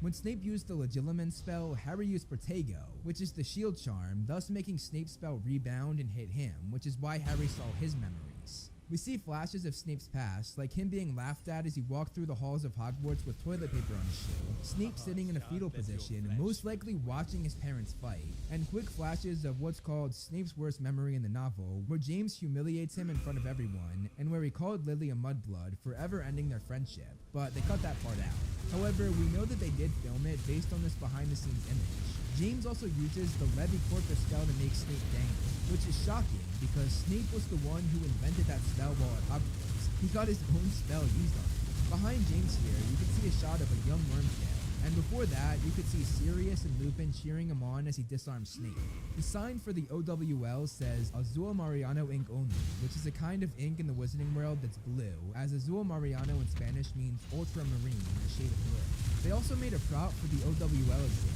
and it asks questions like, what's the shield charm, how to make objects port keys, how to use the Muffly Auto spell, which is another spell invented by Snape while he was at Hogwarts. Then there's other questions like what the spell Ricta Sempra does, which we saw Harry use in the 2nd movie. And it's just really cool how much detail they put into something you hardly even see in the film. I'm not quite sure why the clock tower swingy thing is there because 1, it's never been there before, and 2, this is not even close to the clock tower courtyard. Outside of this is the Viaduct courtyard, which is on the other side of Hogwarts. All of the fireworks the twins use are their own line of fireworks called Wildfire Whizbangs. I love the detail of the firework recreating Malfoy's scared face, and the dragon is just absolutely epic. I also love Flitwick's reaction here. The prophecy being in row 97 could be a nod to the year the first Harry Potter book was released. Harry uses the unlocking charm Alohomora here. In Umbridge's office, you can see how many of the twins' skiving snack boxes she confiscated and hidden here. When Umbridge is about to use the torture curse, you can hear the cats on the plates getting riled up, showing that they don't approve of their own method. Looking at the centaurs, this one is Bane, this one is Roman, and the one that gets joked is Mantorian. We also hear Umbridge's disgust for half-breeds again. The centaurs taking Umbridge also has a lot of meaning knowing about the rift between the Ministry and the centaurs that we read about in the prequel, which again was something made just for the movies. Another thing made just for the movies was Harry repeating the line that Umbridge made him write over and over again. I'm sorry, Professor. I must not tell lies. Which I thought was an amazing touch. Also, Umbridge's outfits throughout the movies is interesting, as the costume designer said that little by little, as we discover Umbridge's true character, the colors of her pink costumes change from lovely pastel shades of gray-pink to deeper and darker tones, ending with a terrible explosive fuchsia when her aggressiveness is finally exposed in the scene. Remember all of those skiving snack boxes I pointed out in Umbridge's office? That was a great little detail that made this story possible. How'd you get away? Puking past us. It wasn't pretty. Told them I was hungry and wanted some sweets. Of course, they told me to bugger off and ate the lot themselves. Thestrals have an amazing sense of direction, which is how they were able to find their way to London. The Hall of Prophecies was the first fully CGI room in the Harry Potter films thus far. Neville finding the prophecy was a nice touch, because the prophecy was almost about him instead of Harry, which we find out in this book. The voice saying the prophecy is actually Sybil Trelawney, and she foretold this in the Hog's Head in Hogsmeade, which we saw earlier, and she did this during her interview with Dumbledore to work at Hogwarts. And the Dark Lord shall mark him as his equal, but he shall have power the Dark Lord knows not. Voldemort marking Harry as his equal was going to try and kill him, and the power he doesn't know about is love, which saved Harry when he was a baby, and also when he was an adult. For neither can live while the other survives. Then the last part says that one has to kill the other in the end, which Harry says later in the movie. They changed the Death Eater masks after getting a lot of backlash for them looking too much like the KKK in the fourth film. The kids used the Stupefy spell, which was what Harry dedicated a whole lesson to for the DA. Luna uses Levi Corpus, which is the spell I mentioned earlier that was created by Snape while he was at Hogwarts. Neville using Petrificus Totalis, or the full body bind curse on the Death Eaters, shows how he's come full circle, as he got that used on him in the first film, and now is using it on others. This Death Eater pursuing Harry is Antonin Dolohov, who we saw earlier during the Azkaban breakout. We again see how powerful Ginny's spells can be as she destroys the whole room with one blast. This room is the Death Chamber, and the veil in the middle is actually what the Ministry of Magic was built around, as it predates the formation of the Ministry itself. The veil is a pathway between the living and the dead, and if you recognize the voices as Harry and Luna did, they will try to lure you inside of it, which would ultimately send you to the afterlife, as it was a one-way ticket. The man that has Luna is Walden McNair, who was actually the executioner hired to kill Buckbeak 2 years before this. Holding Ron is Augustus Rookwood, who actually used to work in the Department of Mysteries as an Unspeakable, the name given to those that conduct the most secretive work the Ministry has to offer. Antonin Dolohov, who we've seen several times now, is the one holding Hermione. Bellatrix obviously has Neville, which is fitting considering what she did to his parents. And the Death Eater who has Ginny is Jugson, and he is the Death Eater that Neville used the full body bind curse on. Malfoy's cane has a snake at the end of it, which is actually his wand that's housed inside of the cane, which we see him take out later in the scene. And the whole idea of the cane and the wand inside of it was actually actor Jason Isaacs' idea from the start. Back here, you can see two Death Eaters guarding the doors, and these are actually Crabbe Sr., the father of Vincent Crabbe, and Sebastian Lestrange, Bellatrix's husband. Also, speaking of Bellatrix, Helena Bonham Carter, who played the character, got a little carried away when holding Matthew Lewis, who played Neville, as she forced her wand in his ear, accidentally rupturing his eardrum, and he was deaf in that ear for a few days. Okay, so everyone flying, both the Death Eaters and the Order, is interesting, because they could not do this in the books. The only two people that could fly were Voldemort and Snape, and that wasn't until the final book. So I guess this is the movie trying to show apparating and disapparating, but for some reason while you're doing it, you can hit people, which I guess is a pretty cool thing to add for this battle. Kingsley and Bellatrix are the ones flying and fighting in the air. You can see Lupin fighting Crabbe Sr., Moody fighting two Death Eaters at once, and later he uses his staff to shoot a spell back at a Death Eater, which again goes along with my theory that his staff is magical. Sirius saying "Nice one, James" is a callback to when he said this to Harry's father in the flashback. Nice one, James. Sirius falling into the veil to the afterlife is, as I said, a one-way ticket. Although in the movie, they made him be hit by the killing curse first, meaning he was going to die anyway, but that wasn't the case in the book. It was just a spell that knocked him back into the veil, and he was gone forever. Recently online, I've been hearing people say that they cut Daniel Radcliffe screaming because it was too painful for everybody watching and it made everybody cry. But that is not true at all. Do not believe everything you read online. The real reason why they cut it is because they liked the score so much, and they wanted the score to have the full impact on all of the emotion. The reason Harry's Cruciatus Curse, or the Torture Curse, didn't fully work on Bellatrix and merely knocked her down is because you have to really mean the spell and have to want to inflict pain, which Harry just didn't have in him at the moment. Once Voldemort is in Harry's head speaking to him, we again see the neck twitch that alerts the audience that Voldemort is again invading his mind. Bellatrix's necklace, which she wears around her neck for the whole series, is in the shape of a bird skull, which by coincidence actually goes along with her and Voldemort's daughter from the Cursed Child stage play, as their daughter Delphi has a tattoo of a bird not around her neck, but on her neck. We see Voldemort fly in a similar way to the Death Eaters in the Order, which I guess is him apparating there. Meanwhile, Dumbledore enters the scene through the Flu Network, meaning wherever he came out of hiding had a fireplace that he traveled through. Voldemort and Dumbledore's spells connected like Harry and Voldemort's did in the last movie, and there that only happened because of Priori Incantatem, or because their wands shared the same core, which is not the case here, so I don't know why it's the same as it was in the last film, but I guess it does look pretty cool. Dumbledore is using the Elder Wand, the most powerful wand in the world, and Voldemort is meeting him stride for stride, showing how strong he is. The giant fire snake that Voldemort produces here is Fiendfire, a very powerful and sometimes uncontrollable curse, which actually burned down the Room of Requirement during the Battle of Hogwarts, and it's one of the few things that can destroy a Horcrux. Obviously, Voldemort is one of the most skilled wizards of all time, so he was able to control it. Dumbledore then casts a hydrokinetic spell to house Voldemort in a ball of water, and when Voldemort gets out, he uses a Torrent of Darkness spell, which he makes erupt. Dumbledore uses a transfiguration spell on the glass that Voldemort sent their way, transfiguring the glass to sand.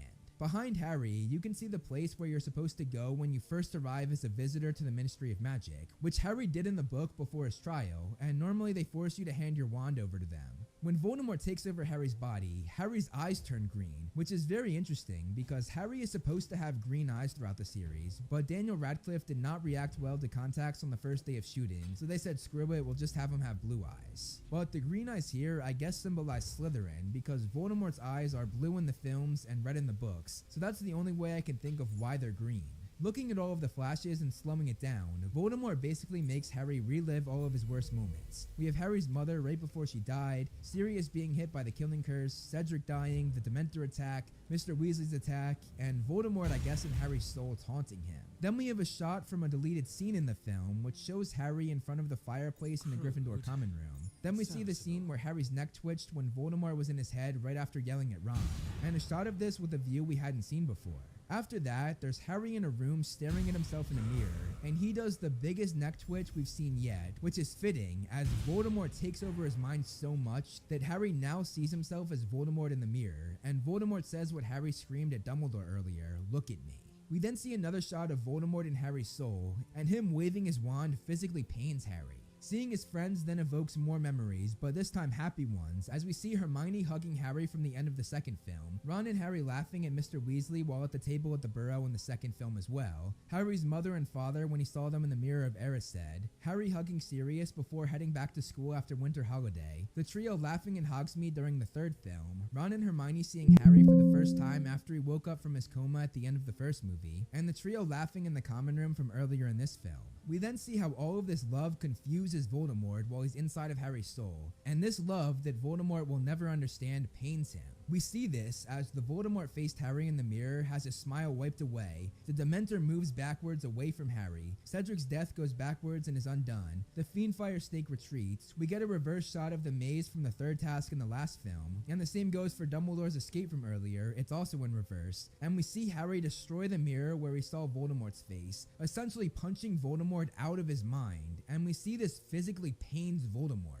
We see him flying in reverse, see more happy memories like Harry hugging Sirius, and this feeling of love pains Voldemort more than ever as he screams and leaves Harry's body. This all culminates to the theme of this franchise, and also the power of love that the prophecy said that Voldemort didn't know about. Love is the greatest power there is, and is the thing that will always make Harry win against Voldemort. As Fudge admits that Voldemort's back, you can see Percy Weasley looking very confused and sort of distraught, maybe realizing that the thing that made him turn on his family was wrong. Although even after this in the books, he doesn't go back to his family, so I don't know.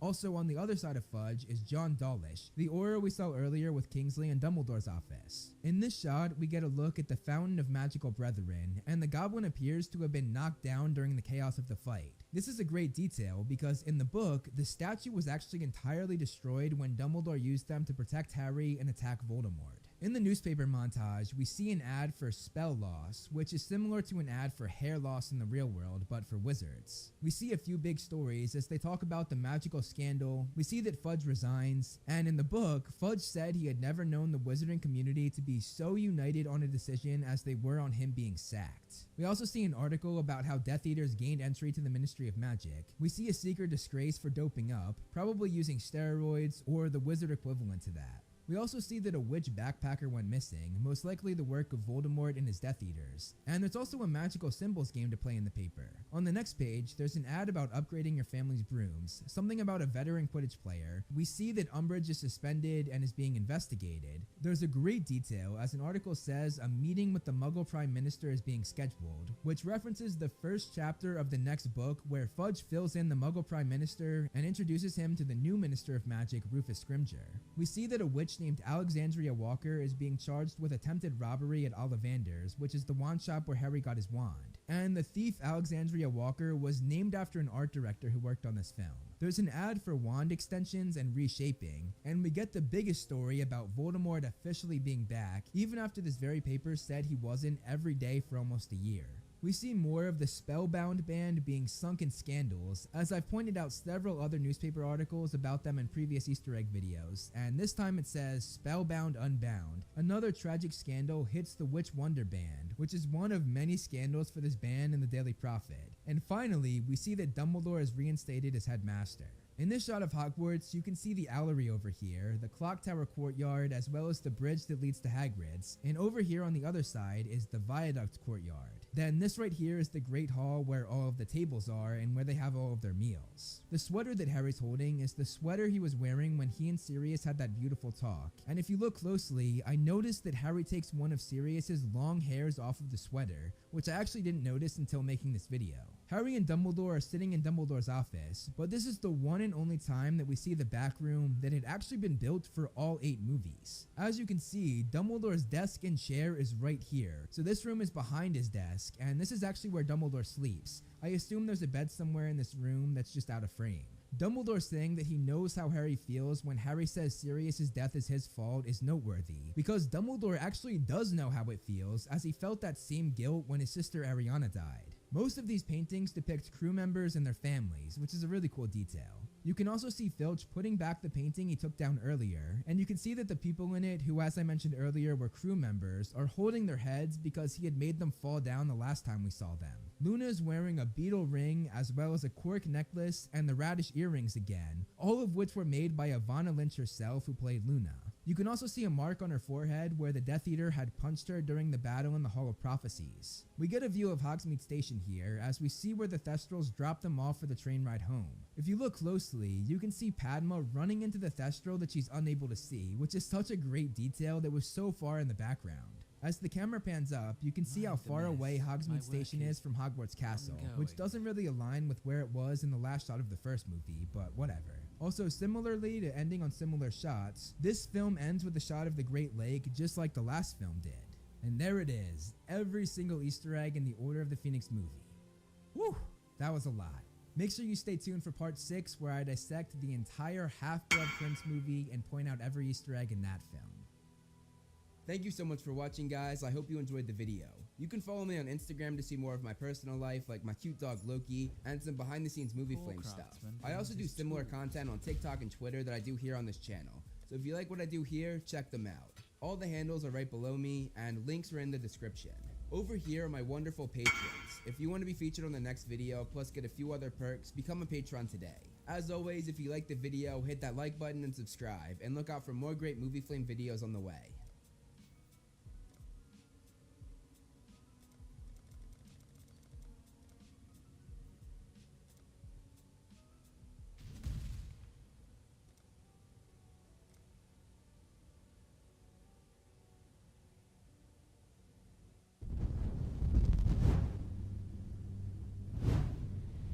A while back, I made a video resorting characters into a different house. But today, I'm going to look at characters who were not sorted in the books. There were actually way more of these than I thought. I was surprised that I put together a list of 35 different characters. Today though, we're gonna make those 35 characters have a house. If you like this video, hit that like button. It will greatly help the channel with the algorithm. And if you like what you see, hit that subscribe button, and you can also follow me on my socials. All of that is linked down below. Before we start the video, I want to thank today's sponsor, Displate. Displate is about collecting your passions and getting inspired. It's a one-of-a-kind metal poster, its passion printed on metal. This allows it to be incredibly sturdy, eliminating the flimsiness of a paper poster, which can be so frustrating. It's also easy and safe to hang with its unique magnet mounting system, which also makes it stay up much better and eliminates any lines that might be on a normal poster. And one of the best parts about them for me is that it doesn't reflect. I can have heavy lights behind the camera and it won't ruin my shot. And for the average person, it allows your display to look amazing in any room it's hung in. The cool thing about the magnet system is you can easily switch different posters out for the other, meaning you can quickly change the decor without ruining your walls. This is great for me depending on what topic I'm doing for each video, because I can just switch out the poster for whatever fandom I'm talking about. Displate has so much to choose from with so many different fandoms. Obviously, you can see that they have the Harry Potter brand shop, and they also have the same for Marvel, DC, Avatar The Last Airbender, Star Wars, and so much more. They also work with 40,000 notable artists, have 1.3 million designs available for you, and they deliver to 56 different countries. As I said, Displate is a good alternative to standard paper impressions or canvas printings, and it's even cheaper when you use my link and use my discount code MovieFlame. You get 20% off if you buy 1 to 2 display posters, and 30% off if you buy 3 or more display posters. It's a great deal and a great offer, so don't miss out. You get a great product, and with every purchase, it helps fund the MovieFlame channel. Now that I've said that, let's get the video started. I feel I should start by breaking down the qualities that each house represents. We'll start with Gryffindor. They value bravery, daring, nerve, and chivalry. Moving on to Slytherin, they value ambition, leadership, self-preservation, cunning, and resourcefulness. For Ravenclaw, they value intelligence, knowledge, curiosity, creativity, and wit. And finally, Hufflepuff. They value hard work, dedication, patience, loyalty, and fair play. So now that we know the qualities that each house represents, let's start sorting some Harry Potter characters. We'll start with Rita Skeeter. I think that Rita would be in Slytherin. Her cunning and resourcefulness is off the chart, as she illegally became an animagus that turns into a beetle without anyone knowing, which is not only incredibly difficult to do, but is also impressive that she kept this a secret as long as she did while being in so many important people's company. She used this ability to get stories, literally being a fly, or in this case, a beetle on the wall. On top of that, her self-preservation is obvious, as she only cares about herself, her fame, and her writing, even if that means destroying someone else's life on what a lot of the time has a basis of lies. And this sort of goes hand in hand with the evilness that's associated with the Slytherin house. She really is evil at times. Next, we have Bathilda Bagshot. Bathilda was the author of the most famous book of all time in the Wizarding world, A History of Magic. This to me makes her a clear Ravenclaw, as she showed off her intelligence and knowledge to put that book together. She also showed off her curiosity for history and her creativity to put all of that history together in an interesting way for readers. Next, we have Barty Crouch Sr., and to me, Barty Crouch Sr. is an obvious Slytherin. His ambition made him an absent father, as he was obsessed with rising in the ranks of the Ministry. His cunning and resourcefulness allowed him to be successful while he was trying to rise, and his leadership was very clear as he got very close to the top, most people believing he was going to be the next Minister of Magic before his son's trial, meaning many people saw him capable of having the biggest leadership job you can have in the Wizarding world. Moving from father to son, we have Barty Crouch Jr., who I believe is also a Slytherin as well. This is not only because he's a Death Eater, but also because him taking over for Mad-Eye and making everyone believe he was really the ex-Auror checks off almost every box for a Slytherin, especially resourcefulness and cunning. He literally fooled Dumbledore, making him think he was one of Dumbledore's oldest friends. Next is Ariana Dumbledore. Ariana never had a chance to go to Hogwarts given the fact that she was an Obscurus, but if I had to place her in a house, I would say she's a Hufflepuff. The little that we know about her told us that she was loyal to her family, and we also know that she believed in fair play, as she hated when her brothers fought, which ultimately led to her death as she tried to put a stop to the duel that would take her life. Moving from sister to brother, we have Aberforth Dumbledore, and I believe that Aberforth would be in Gryffindor just like his older brother. He showed insane bravery, daring, and nerve when standing up to Grindelwald, and even more when starting a duel with Grindelwald, who he knew was much older, much more powerful than he was, and had every advantage. And he also showed off his affinity for chivalry and a little bit more of bravery, as he told Albus and Gellert that what they were planning to do, which was take over the world, was wrong. Mundungus Fletcher. Mundungus is a clear Slytherin. His thievery showed off ambition, cunning, and resourcefulness. On top of that, when you think of Mundungus, you immediately think of selfishness. And selfishness obviously goes hand in hand with self-preservation, a very common Slytherin trait. And he not only showed this with his line of work, but also when he abandoned Moody during the Battle of Seven Potters, saving himself and in turn killing Moody. Next, we have Kingsley Shacklebolt, and I would say that Kingsley is a Gryffindor. As an Auror, you have to have a lot of bravery, daring, nerve, and also chivalry as you fight for what's right as essentially the wizard police. Kingsley was one of the best Aurors, taking on some of the most dangerous tasks, which really makes me think that he would don the red and gold. Fenrir Greyback. Fenrir is obviously a Slytherin. He is pure evil for one, but he also only cared about himself, not giving the children he bit even a second thought. He was also very ambitious too, as he formed an army of werewolves to take over the Wizarding World, which also shows off that leadership trait that Slytherins are so known for having. His cunning and resourcefulness also allowed him to have a very powerful backing using very messed up means, essentially trying to turn as many people into a werewolf as possible. Next we have Ludo Bagman. Ludo was not in the movies, so I'll quickly go over his backstory here just for those who have only seen the movies. He was a very successful pro Quidditch player, but he was not the brightest, as he accidentally passed secret ministry information to a Death Eater, which he stood on trial for but was found to be innocent. He also had a lot of money troubles when gambling, and he was notorious for not paying people what he owed them, including the goblins. And not paying the goblins actually screwed the Order of the Phoenix over, as they were not able to get the goblins on their side, solely because of what Ludo did. Because of Ludo, they distrusted humans so much that they said screw both sides, we're not getting involved. On top of that, he was a terrible head of the Department of Magical Games and Sports, as he had terrible security and protocol for the Quidditch World Cup. Looking at all of this, Bagman is not cunning or good at leadership, eliminating Slytherin. He's not loyal or fair, eliminating Hufflepuff. And he's not intelligent or knowledgeable, so Ravenclaw is out too. That leaves Gryffindor, so I'm going to put Ludo in Gryffindor. Let's be honest, it's pretty brave and daring to take money from people knowing that you are not going to pay them back, especially such powerful people like the goblins who literally run the money in the Wizarding World. I just listed 3 out of the 4 Gryffindor traits that all fit with Ludo, so he's not your classic Gryffindor, but to me, he is a Gryffindor. Next is Alphius Doge. Alphius was Dumbledore's best friend while at Hogwarts, which immediately makes me say he was a Gryffindor because that's what House Dumbledore was in. But if that's not enough proof for you, he also showed off many Gryffindor traits when joining the Order of the Phoenix in both the First and Second Wizarding War, something that takes a lot of bravery. Moving to another one of Dumbledore's oldest friends, we have Nicholas Flamel.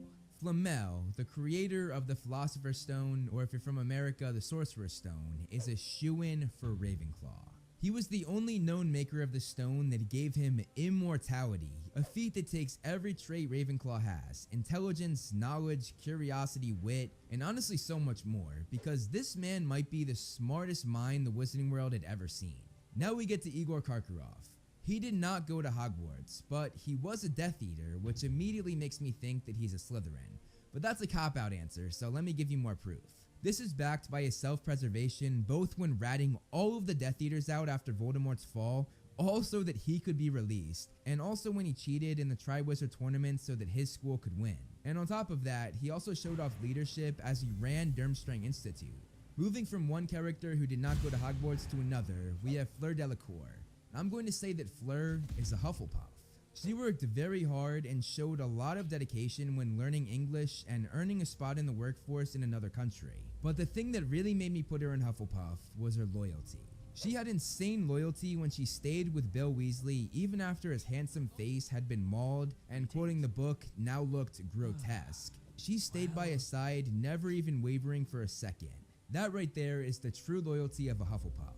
Marvolo Gaunt. Marvolo, the grandfather of Lord Voldemort, is a clear choice for Slytherin. Not only is he a direct descendant of Salazar Slytherin himself, but he also had the very rare ability to speak to snakes, the mascot of the house. On top of that, he only cared about himself and his blood purity, showing a ton of self-preservation. This even went as far as having deformed children due to incest, just to keep his precious bloodline pure.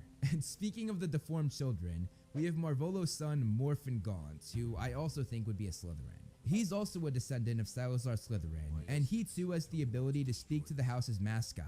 Morphin also hates muggles, especially the father of his nephew Tom Riddle Sr., who Morphin actually got in trouble for going after with magic, so ideals having to do with blood purity is checked off as well. And moving on to the last of the Gaunts, we have Morphin's sister Merope Gaunt, and I think she is also a Slytherin, but for very different reasons. She showed off a lot of cunning and resourcefulness, as she not only stole her father's heirlooms and ditched him, but she also hoodwinked her muggle crush Tom Riddle Sr., who had no interest in her, and she made him be with her and get her impregnated when she gave him love potion over and over again, which is also pretty freaking evil, just date raping this dude, but not just for one night, but for months. That evilness is another reason why I think she should be in Slytherin. Looking at Nymphadora Tonks' father, we have Ted Tonks, and I was pretty shocked about this one because all the fan art of Ted has him in Hufflepuff clothes, but it was never actually stated what house he was in. However, I'll have to agree with the fans. I too think that he is a Hufflepuff. I think this mainly because of his loyalty to his family and his affinity for always doing the right thing, which of course plays into the fair play trait that Hufflepuffs have. I was pretty shocked that Alistair Mad-Eye Moody had not been sorted in the books, but to me, he's a Gryffindor. He was the greatest Auror of all time, a feat that could only be done through insane bravery, daring, nerve, and chivalry, every trait that Gryffindors have. Chivalry is one thing I want to focus on though, as Barty Crouch Sr. gave all of the Aurors permission to use the normally illegal, unforgivable curses, but Moody refused to do this unless absolutely necessary, only having to use it one time while he was facing double the amount of enemies that all of the other Aurors were. Next is Amos Diggory, and he was a tough one, but I think I came to the conclusion that he's a Slytherin. I say this because he was obsessed with his and his son's image, always trying to make it out that Cedric was the best, which I think shows a lot of self-preservation. I would also argue that he lived vicariously through his son, and doing that allowed him to have traits of ambition, always wanting Cedric to be the best, even when Cedric himself didn't necessarily strive for this. On top of that, he was a little racist with the way he handled the interaction with Winky the house elf after the Dark Mark went up, which is another thing common with Slytherins, a lot of them are racist. I'm pairing Alice and Frank Longbottom up together, and I'm saying that they're both Gryffindors. They were both Aurors and both joined the Order of the Phoenix, both of which shows off Gryffindor traits of being brave. And on top of that, they showed insane bravery while being tortured so badly that they slipped into a vegetative state of madness. Also, the way they were remembered after losing their minds had a very Gryffindor-esque vibe, everybody remembering them for almost all of the Gryffindor traits. Now we have Cornelius Fudge, and he was another character I was surprised wasn't sorted, but he is a definite for Slytherin. He was at the top of leadership as the Minister of Magic, which checks off the leadership trait. But the main thing that made me place him here was his obsession with looking good to the public, even if that meant making up lies about Harry and Dumbledore, and ignoring that Voldemort was back, putting all the lives of the entire Wizarding world above his own ego and persona, which shows an insane amount of self-preservation. To add to that, he was also racist, as he immediately blamed Maxime, a half-giant, for the attack that happened on the edge of the Forbidden Forest. Now we have Nagini, and this was a tough one. She seemed to be two completely different people in the Fantastic Beasts films and in the original series, and unfortunately with the Fantastic Beasts movies being cancelled, we'll never see how her character transitioned that way. In Fantastic Beasts, I'd say she belonged in Hufflepuff because she was so loyal and patient with Credence and wanted the world to be fair to him. Then again though, she turned into a freaking lunatic obsessed with killing while at Voldemort's side. Personally, I believe that Voldemort controlling the part of his soul inside of her because she was a Horcrux made her more evil. And before you say, why didn't that happen to Harry? I have an explanation. Harry did have a part of Voldemort's soul in him, but Voldemort never knew about that, so Voldemort never tried to control that part of him that was inside of Harry the way he did with Nagini. So with all of that being said, I would say that Nagini is a Hufflepuff, because I think that her in the Fantastic Beasts films was the true. Next we have Stan Shunpike, a pretty random character. Stan does not have that much ambition or cunning, he's not intelligent or knowledgeable, and he's not brave or daring. So I guess he would have to go into Hufflepuff, which actually throws it back to the very early days of Hogwarts, because back then, the other three founders, Gryffindor, Slytherin, and Ravenclaw, were very selective about their students, and the kind Hufflepuff took in those kids that the others shunned because they didn't meet their standards. So had Hufflepuff still been alive, she definitely would have adopted Stan the way she did with all of the other unwanted children. Next we have Augustus Strumberg, and I think he would be a Slytherin, and not just because he was a Death Knight. He had a lot of ambition, as he gained one of the most elusive jobs that the Ministry had to offer, being an unspeakable in the Department of Mysteries. He also showed a lot of cunning and resourcefulness to be able to work in the Ministry while really being loyal to Voldemort and passing loads of secretive information to the Death Eaters without anyone in the Ministry knowing. Karkaroff snitching on him was the only thing that really stopped him from doing this. Augustus Rookwood, of the Department of Mystery. Rufus Scrimgeour. I think Rufus Scrimgeour would be a Gryffindor. I thought about putting him in Slytherin because of his leadership skills, as he was head of the Auror Office and then became Minister of Magic. But I think Gryffindor fits him much, much better. Not only is he described to look like a lion, the mascot for Gryffindor with his wild hair that made him look like he had a mane, but he was also an incredibly brave character not only during his time as an Auror, but also in his final acts. He was captured and brutally tortured by Voldemort himself, Voldemort trying to get Scrimgeour to tell him where Harry Potter was, but Scrimgeour refused, which ultimately led to a ton of torturing and ultimately his death. That final act is the definition of a true Gryffindor. Next is Corbin Yaxley, and I would say that he's a Slytherin. He showed great cunning, resourcefulness, and self-preservation as he not only evaded capture after the First Wizarding War and after Voldemort's downfall, but even after being captured at the end of the Half-Blood Prince, he escaped mere weeks later, infiltrated the Ministry of Magic, and was one of the key players in setting up Voldemort's coup of the Ministry. That shows insane ambition, cunning, resourcefulness, and every other Slytherin trait, honestly. Next, we have Poppy Pomfrey, and Madame Pomfrey is a clear choice for Ravenclaw, as her thirst for intelligence and knowledge in the field of magical medicine made her an incredible matron, and I'd also say that creativity and curiosity falls under there as well, as she creatively always found a solution to any sick students brought in, and her curiosity broadened her knowledge as she learned more and more to make her a better matron. On top of that, she has a very Ravenclaw-esque trait, as she judged others based on their knowledge, as she was very happy to finally have Lupin as the DA teacher because he knew his stuff, talking about Lupin knowing to give Harry chocolate after the Dementor attack. Next is Astoria Greengrass. Astoria was Draco's wife and the mother of Draco's son Scorpius Malfoy. I'm going to say that Astoria is a Slytherin, but she's a very interesting Slytherin. Part of her story is that she turned her back on her family's blood purity ideals after the Battle of Hogwarts, which tells me that the rest of her family was in Slytherin, meaning she probably was too. Especially because it says she turned back, meaning she too had those blood purity ideals at one point. Next we have Victor Krum, and I would say that Krum is a Gryffindor. He showed insane bravery, daring, and nerve while playing Quidditch, as he literally got his nose broken and was gushing blood, but still played on and caught the snitch in the World Cup. And the same goes for even entering the Triwizard Tournament and facing all of the obstacles that were thrown at him. That takes a lot of bravery. He's also very different from most other Durmstrang students, most of whom have more Slytherin beliefs. Meanwhile, Krum has a more Gryffindor-esque view of the world. Antonin Dolohov is next. Dolohov killed both of Molly Weasley's twin brothers, Fabian and Gideon, and he also killed Remus Lupin. So he's about as bad as they come, meaning he's a shoo-in for Slytherin. Looking at how successful he was as a murderer, it shows off a lot of cunning and resourcefulness, and he had a great deal of ambition to please his master Lord Voldemort. Next we have Augusta Longbottom, who is Neville Longbottom's grandmother, and she is one brave badass. I'm going to just tell you one story, and I promise you by the end of it, you will agree with me that she belongs in Gryffindor. When Neville had been rebelling at Hogwarts, they tried to punish him by going after his gran. They sent a confunded John Dawlish, who is a literal Auror, some of the most powerful wizards in the world. And instead of giving in to Dawlish, Augusta bravely fought back, and she sent his ass packing, as she hurt him so badly that he had to check into St. Mungo's hospital for his injuries. That tears it. Augusta is a true Gryffindor. Walden McNair. McNair is definitely a Slytherin. He had great cunning and resourcefulness to not only fool the Ministry, making them think he was innocent of all of the dark deeds he did as a Death Eater during the First Wizarding War, but even more than that, he manipulated them even more to get a freaking job at the Ministry.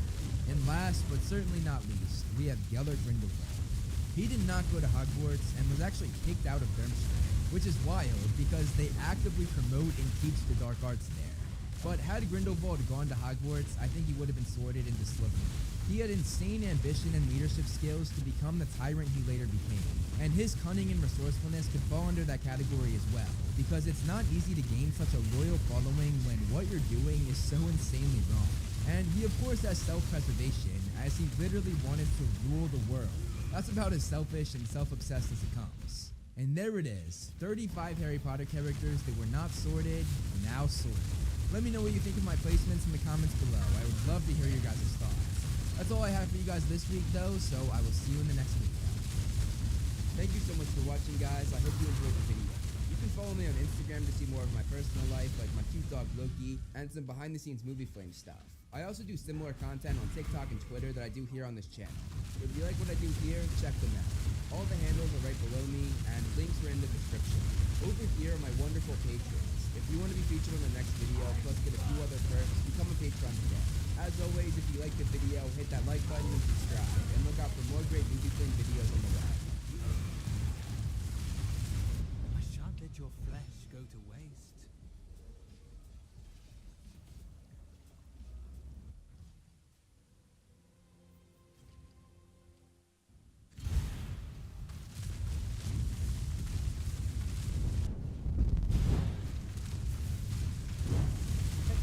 The number one trait that the Gryffindor house stands for is bravery. That is pretty much what defines the house and the people sorted into it. With that being said, I thought it would be fun to evaluate all of the Gryffindor characters and see how they match up to that defining trait. I put together a list of 42 characters, and today we're going to rank their bravery on a tier list. The different tiers go as follows: the bravest, brave, average, not brave, and coward. If you enjoy this video, hit that like button. It will greatly help with the algorithm for the channel, meaning I can make more fun videos like this one. And if you like what you see, hit that subscribe button, and you can also follow me on my socials, all of which are linked down below. Now, let's get into it and rank the Gryffindor characters. Oliver Wood. I would put Oliver in the brave tier. He not only committed his life to playing a very dangerous game, but he also took on the role of captain, knowing that the entire house would blame him more than any other player if they lost. On top of that, he came back to Hogwarts to fight in the final battle against Voldemort. So between being captain, starting a pro career playing Quidditch, and returning to Hogwarts for the final battle, he to me cracks the brave tier. Sir Cadogan. This might surprise some people, but he's going in the bravest tier. While living, he was one of the Knights of the Round Table with Merlin, whom he had befriended in the Middle Ages. Cadogan's fight with the Wyvern of Y is what really makes him be in this tier though, because the first time he fought the dragon-like beast, his horse was killed, his sword, wand, and visor were all destroyed, and Cadogan just barely escaped with his life. Most would give up here, but Cadogan's insane bravery had him go back, and he rode a fat pony while brandishing a broken wand, and somehow won the fight. Angelina Johnson.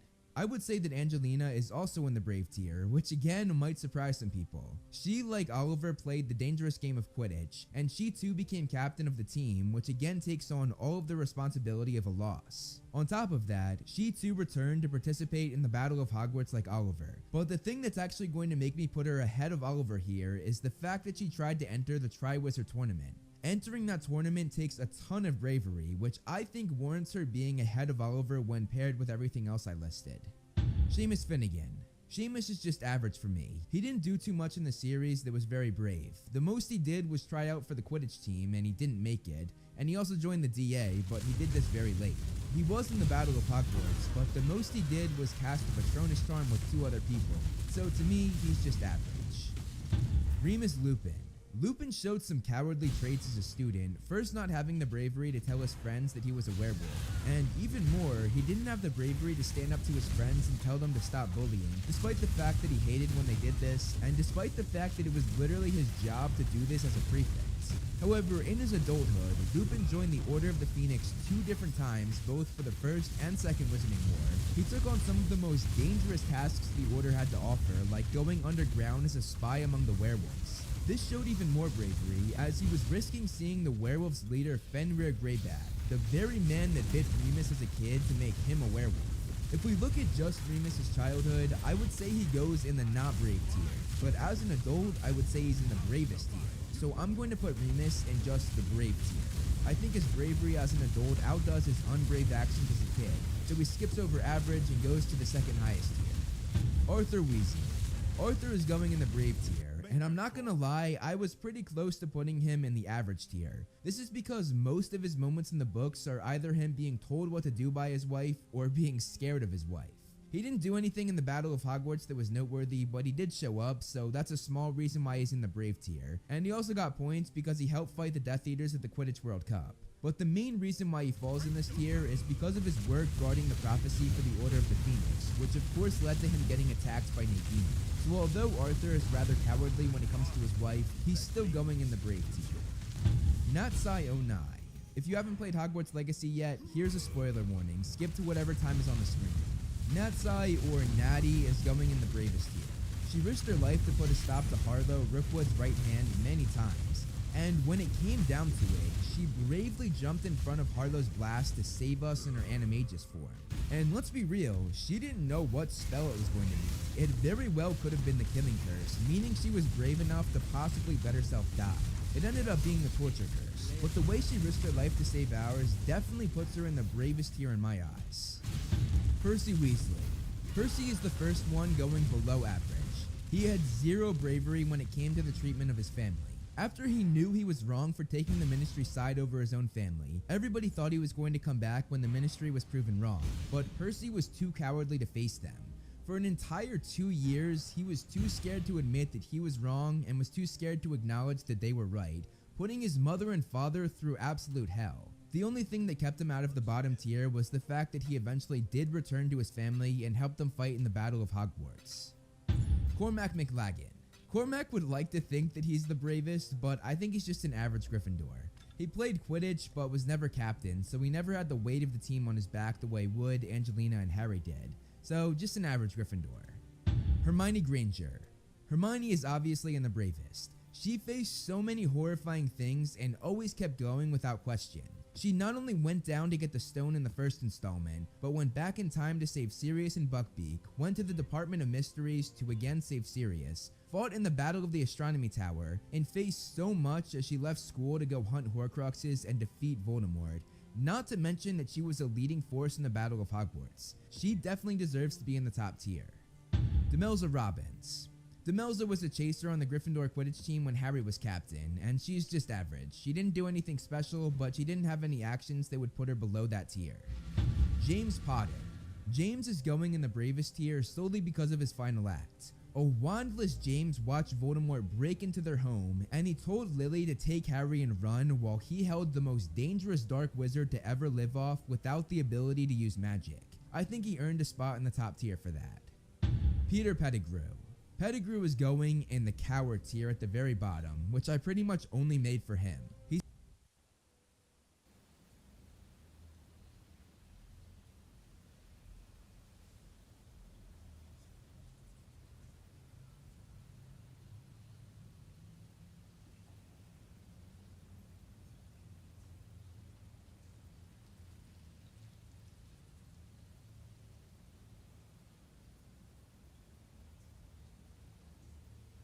After 320 days, a new league begins. After 320 days, a new league begins in 5, 4, 3, 2, 1. The queue is not moving. Why is the queue not moving? This would be a perfect time to mention. There is a drop campaign that starts on League Start. You can get a bunch of MTX by just watching streams. And you can get the Originator's Portal MTX for gifting 2 subs to the channel, okay? So if you wanted to support the stream and also get some MTX for it, this would be the way. Thanks to GGG for running this campaign. This is the portal, Originator's Portal. It's 2 gifted subs on Twitch. Okay, there we go, it's moving. Yes. Okay. I hope everyone has a good league start. Have a good time, everyone. You know, stay safe, stay healthy, hydrate, take some stretch breaks. But most importantly, log in, make a character, and have fun. The Optimum Prime. Mercenaries League, please. Oh my god. Guys, we're in. Good luck, everybody. I don't need based or cringe. Higher. Oh god. I don't know if I can kill this guy. Stuff as we described it. actually. My recall button on the Merc is F3. Crazy. This is horrible. Ooh, can she kill this essence mob for me? Let's see. Yo, she's blink arrow and everything. Yo, she's blasting. She's farming essence mobs. Wait, no, she's dying actually. She died. She died to 2 essence mobs, but she killed one and half of another. I just got my. Oh, I got my chest, but I need 17 for that. I need to buy. Shit. No, I really want to kill this guy. Ah! Yes! Essence! Yes. Okay. Dude, why is there so many essences in this map? Holy. Yes. He's progressing. Okay, the first mercenary killed an essence, and then she died. She served her purpose. It's all good. Oh, maybe large, maybe? Congrats, we did it. Go. Nice. We are naming lights the MF Messiah, Rasmus. Yes. Ghost in red is chasing me. Good luck. I'm running away. I killed it, it took the whole zone. Chili, MP, Chili, you should progress. Tell me someone gets through because I got destroyed halfway through. Crazy. You guys will need to grab. We still have an objective, but you want to group them at the Yes! First threat picket. We are so bad. Congrats, I have my portal at the hand. It's been years. Yeah, guys. Yes. Now you got him. Come on. Wish I could help you with this fight. Oh my god. Wish I could interact with the Legion. What is this fucking guy, man? They specifically said it's good for party play. Did they not? Okay, I died. What the fuck is that? So, guys, the league mechanic works in a way where if one person from the party starts the fight, the other people cannot interact with it. They are just an ally to us, and then they are just 1v1ing. We can't like join the fight for some reason. We haven't figured out how to join the fight yet. Slightly unfortunate. Maybe it's a bug. Maybe we're just stupid. I'm getting the concoction right now. Randall's Nice. got it. Yeah. There we go. That's a good dagger. White wins. 3 hour 35. Kitava with Merc clapped on. Holy damn. Okay, so Rasmus left almost didn't holy shit. That's pretty good. Pretty good time. Very little amount of solar issues. Oh, that's good. Yeah. Alright, come to my map for completion, then we're reds after. You're healing him. Wait, I'm healing him. We're healing him. What? Am I healing him with warp time? Yeah, you're healing him with warp time. Yo, fucking no, stop popping him. Okay, I moved away. You should have my trust. This is not okay. Go get completion. Yeah, fuck it, sorry. Stefano, thank you for the song. We can't do the league mechanic. What? Why is it so shit, GGG? Bro, what? So the Orobots are buffing the. Yes. They are allies to everyone except who clicks them, so we can't participate in the fight in any way. And because they are our allies, we are actually buffing them as well as Rasmus. It's like the worst of both worlds. It doesn't function at all in Bardic. I don't understand why it's not just like oh my god. Fucking fight. It doesn't work. Dude, this takes 1 minute to test. Is 2 people enter a zone, click the mercenary, and see what happens. This has not survived 1 minute of testing in multiplayer. That is unhinged. 11? That should be enough. Div. No. Okay, hold on. What? Easy.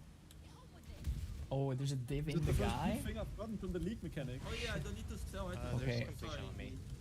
Don't lose to him. Nice. Our first group div is from the mercenary. Gear him up, Bazooka. Still doesn't work properly and then we'll in just group, gear but whatever Deathwave needs. Like we can run dry on money. we like, are don't need to sit on anything right kind now. of killing them. It's a fucking blood sport 1v1. I mean, we're He's already doing it. looting everything and 6 sockets as well, I think. Just use the jeweler method. Oh, something ting. Divine. Yo, let's go. It didn't drop 7 divines. Where's the guys. 3 divines? What the fuck? What happened to the 100% per player currency scaling? 1 divine drops for 3 people. What is this? We were misled. Unlucky. Exile on us. I'm full. What's I don't know about you this? guys. The 1 player loot 8 ways. Come this way first, and then we slash. This mechanic is always going to be so imbalanced until they like add something that's not just 1 bajillion currency to the rewards. I don't know, man. Maybe GOG is too hard, and we could just got 2 GOGs right now. Thank you, Bazooka. Approach. Yeah. I needed to hear that. Yes, yes, yes. Late night thoughts with Bazooka Yeah, Tech. Party play is way too. Is this a super exile? Opt-in. Oh, opt-in! I got an opt-in button. They fixed it. They fixed it? I clicked opt-in when you clicked him. I had an update earlier when I crashed the desktop. That was like 10 minutes ago. Oh, 3, 2, 1. I have a timer. It's an enemy. Oh, Yes, they fixed the league mechanic. 10 hours then. Hell yeah.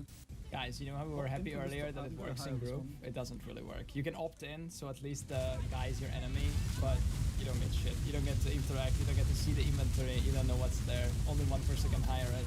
And then when it drops loot, it sometimes drops some extra loot for the rest of us. This time it didn't drop anything for anyone. It's just nothing. That's the league mechanic in a group play. Yes, Very cool. Yes. We did it. You did it? Slash ladder. Passed him. There he is. Evans rank 1, guys. GG. Slash ladder and Holy shit. Look at him. Look at him. Messiah on top. MF Messiah.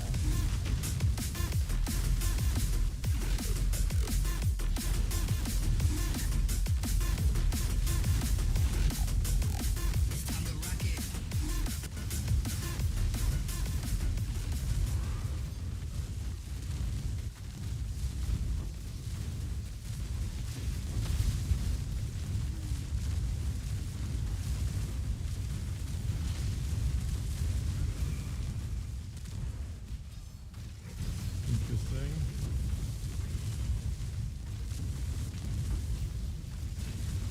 Holy fuck, that guy's safety. I mean, I gotta be able to do some maps, right? I know, man. I'm not gonna make a lot of currency if I do.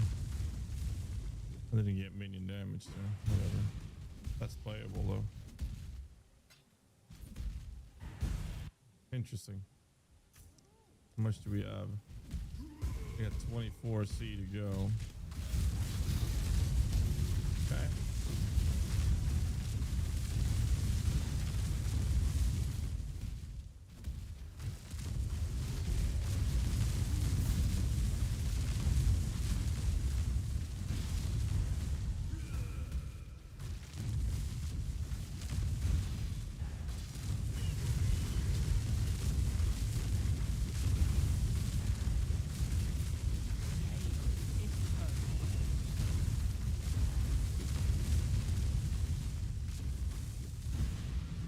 Let's see how that goes.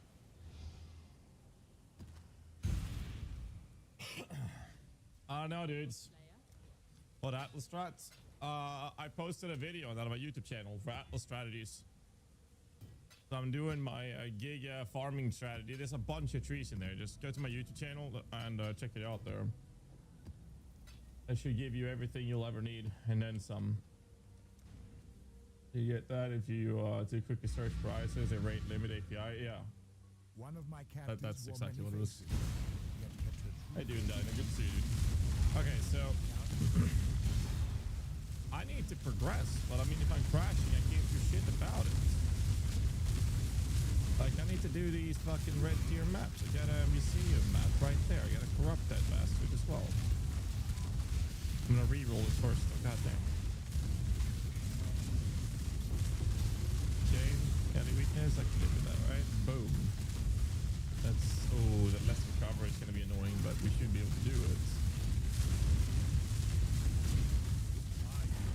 Canister is 4 iron, just some rubber banding, but that's it. Yeah, the problem is I've been hearing that people are crashing on the US servers as well that are playing from Sweden. So I don't know. I genuinely don't know. I can't look at my energy shield. It's this mod right there. Less recovery. So I have to play this map very carefully. I'm on Cali server crashing a bit. Yeah, you see? So I don't know what's causing the crashes. So some people are fine and some people are not.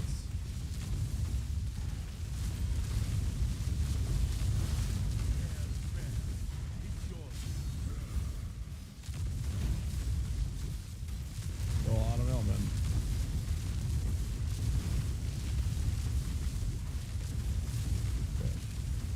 Alright, there's an Abyss. Can I handle the Abyss with this energy shield recovery rates? We're gonna find out. We are gonna find out. But every US and EU server, yeah. So I don't know, it just seems like it's stuck in pure RNG. I gotta be super careful because I don't have energy shield in this map. I might not be able to do an Abyss in here.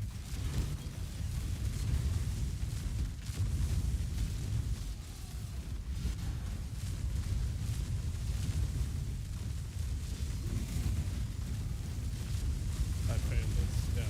See, I failed it. I can't do enough. Oh, it's a trope. Never mind. I did not fail it. Take that back. Let's see the trope. GG is concerning part. I mean, they're obviously aware of it.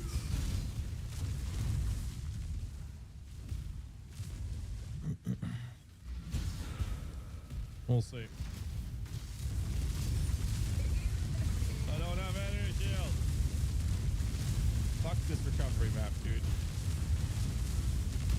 I don't have a choice but to run corrupted map. So this is fine when you have better gear later on, but I mean, the fucking tabula. I mean, honestly, I should probably buy. I should probably buy like a proper piece to link and play. Should I do that? It shouldn't cost me much money. Actually, we can look into what it costs and check all my jewelers and fusings as I go on it. Right now I'm on Milan server. Eternal burger, shit. I need a +2 minion helm as well. Give me 2 seconds.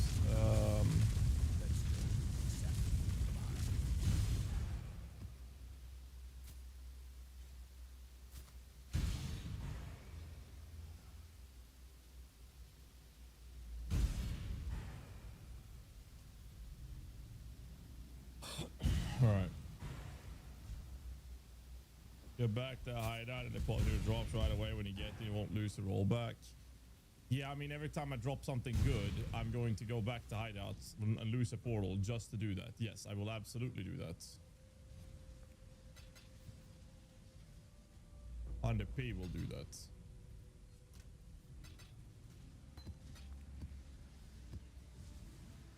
For sure.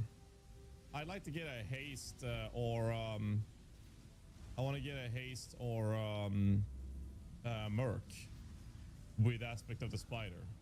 That's what I would like the most right now.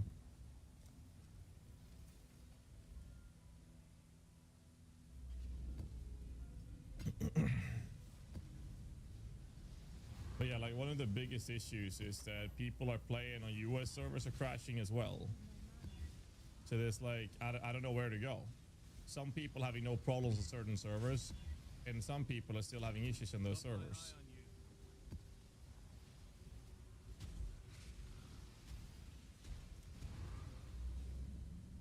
So it doesn't seem like it matters where I go.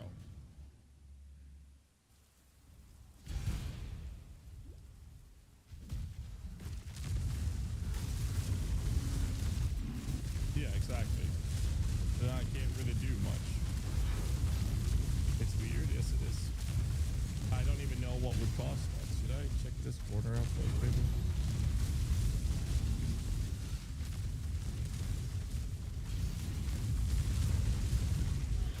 I did get my leech face. I did.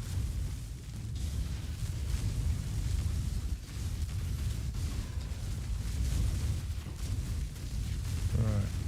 Practice are random as well, no crashes in other games. Yeah, it's definitely PvE-related issues. Like, I'm obviously they're aware of the issue, and obviously they're working on fixing it. Question is when. Question is when. I mean, I'm currently clearing. I did a tier 15 last night, or earlier last evening, I guess. So, there's that. I got 6 hours of sleep, and now we're pumping, boys. We have, holy fuck, it's cold. There. So I put my AC down when I went to bed. We have another 26 hours to stream. My goal today is manage that. Manage 26 hours streaming today. That is the plan. We're back in action, boys. We could at least acknowledge it. I mean, I don't care about them saying, hey, we're aware of the issue, we're working on it post, because we know that they are aware of the issue. They had the issue on the server crashes when we logged in, which seems to be similar crashes to what we have right now. Like, I'm likely gonna die to this guy. And this is a strength dexterity. I don't care about strength dexterity. So I can exile this, or I grab something if it's anything worth bothering. Bestiary, I kind of want that. This recovery map will fuck me up, actually. No way I kill this guy.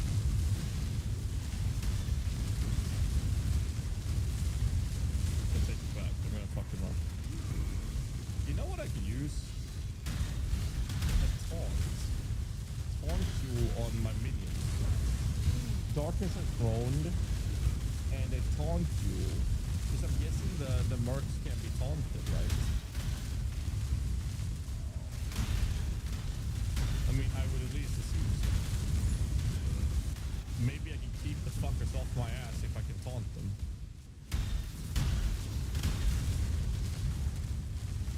Maybe that's the play. I have to slow play this map, by the way, guys. This is a less recovery map, and all my minions comes out from my energy shield, and I can't recover that very well. So I have to chill a little bit. I'm waiting for my energy shield to come up so I can cast my spell again.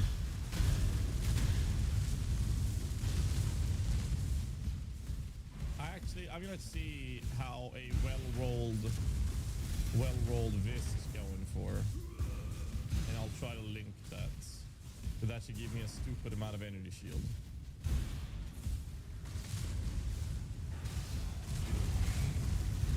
You know what? Let's go out before anything crashes. Wither effect. Affect the wither primary minions. No. Wither effect on the golem would only apply to the wither effects that is on this specific golem. Would only apply to the wither effects applied by that golem.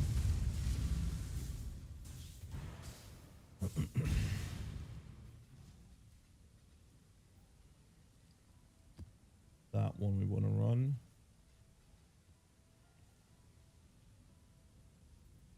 Oh, giga speed. The merc's gonna murk me. Alright, good. Alright, let's see. If I look at it as Mortis, it's a 1C item.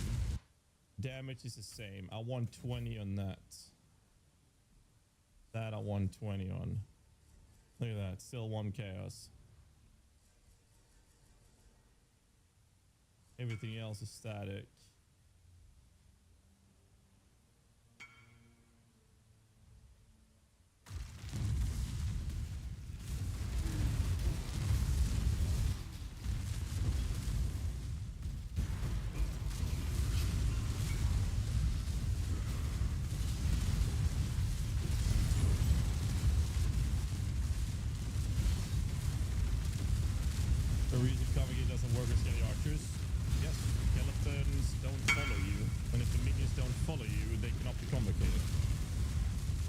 is a way to make skeletons be convocatable though, but that is through Alberon's warpath. But you don't want to use that. It makes you only summon one skeleton at a time, and they will die anyways. But that makes them follow you.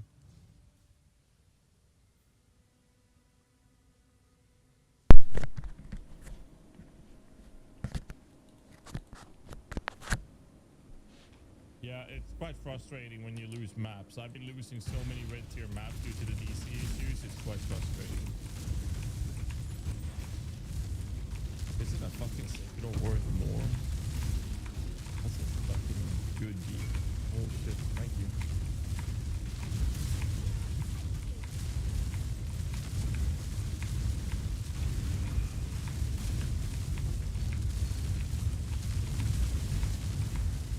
Any of these rolls better for me?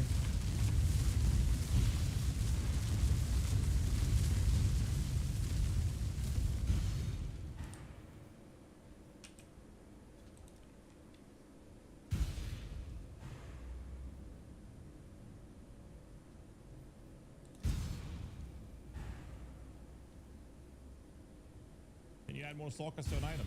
Yes, I can show you. So here is a Vis Mortis chest piece.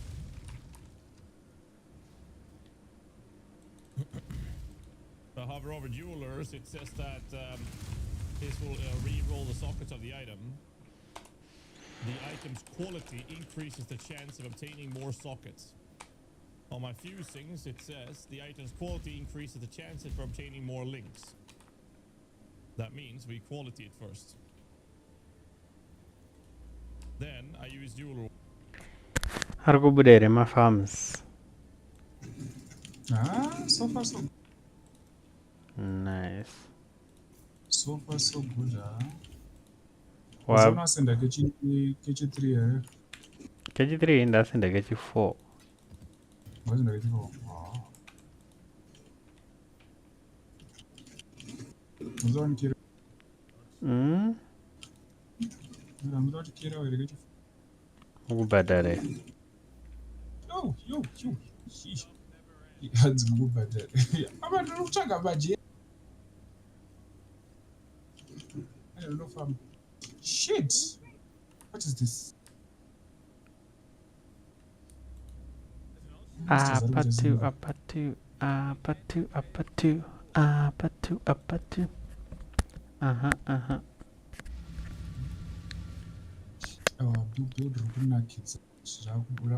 Saka muda kukererwe ingonorova izvi zvinhu. There's fun in numbers, better. There's fun in numbers. Was set up my mercenary. So far, oh.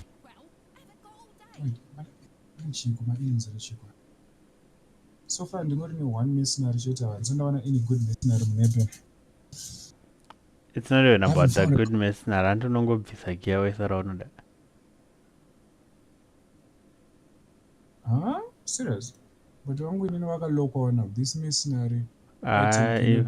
Anofana wanga ine attributes achona kupfeka gear, that's all, but you can just replace it. Oh, it can only replaced. Alright. Asagabo. Let me look for one at a bit higher level. The ranger. Yo! The raw and the mercenary, I don't even understand what happened there.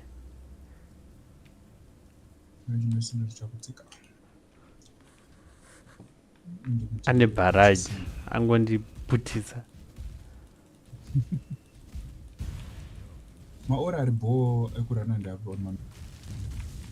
You can't run auras on a mercenary unless now you're in aura. Yeah, funny. You know, Andina any haste. It's working. Yeah, good for you. One I pride in the mupa ka amulet kanoido damage yangu ite lucky neka nukanoido my enemies are deleyless is got damage what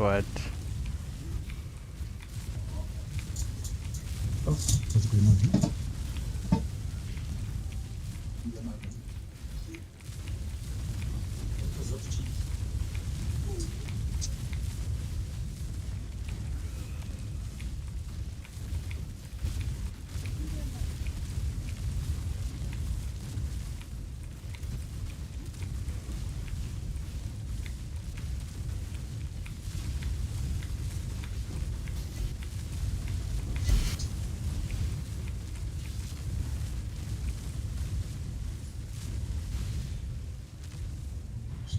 Jinx to Juju.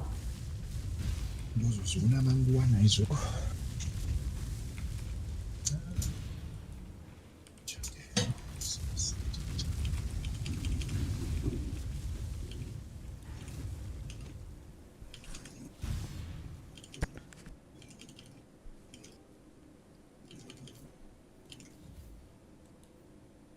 Atlas rakakurise.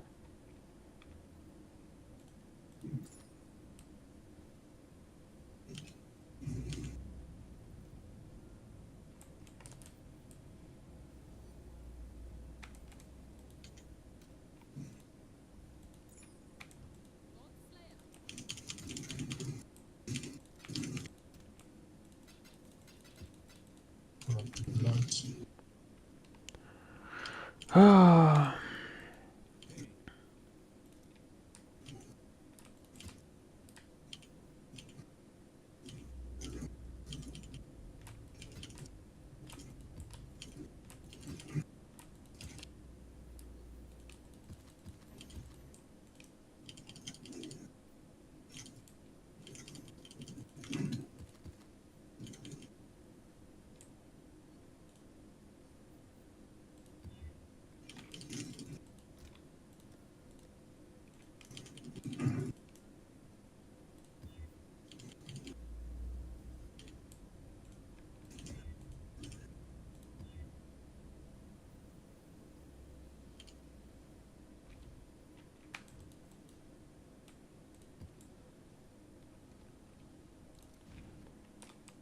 Orbs.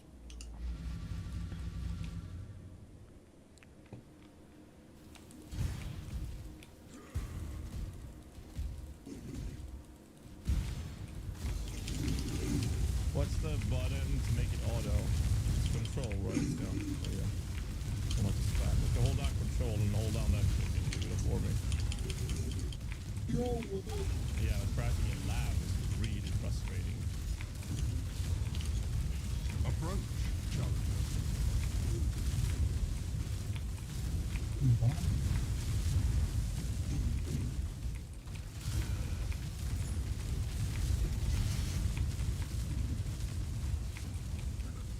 I haven't crashed yet. On average, it's 300 jewelers to 6 socket on a 20% quality, by the way. So realistically, I should hit it in my jewelers, otherwise I'm not lucky. Because I had 300 something.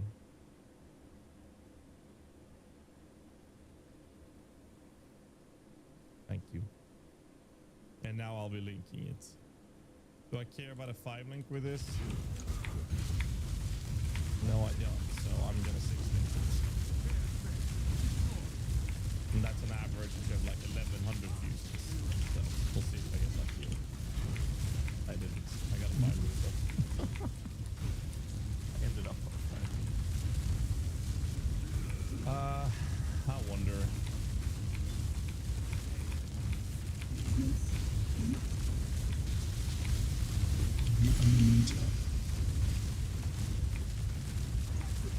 How bad if I have tainted fuses?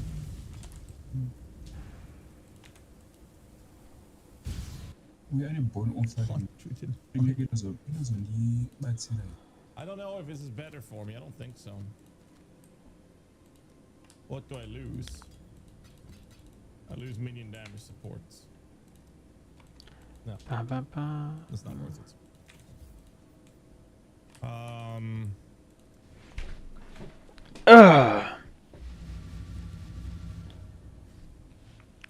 Small skeletons, raise zombie giant. Best Merc Slammer. I want a haste one. I want the haste Merc right now. But yeah, once I get more fusings, I'll just chuck them on that item till it hits. That's the plan.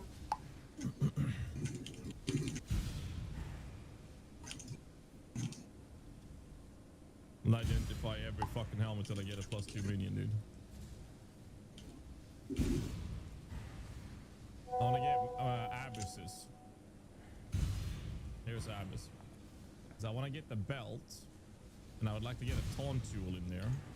I mean, I'll lose a lot of rest when I change the belts, so I'll have to be a little careful.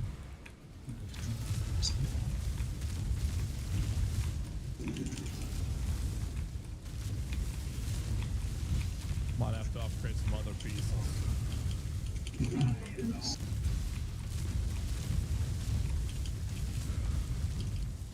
Where the hell is this thing going, dude?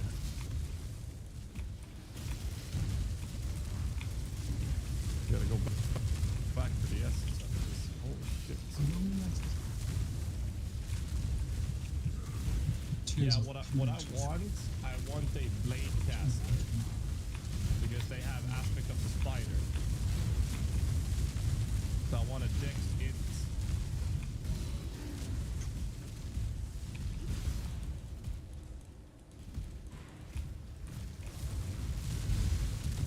That's what I want. Unless an archer has the fucking aspect as well.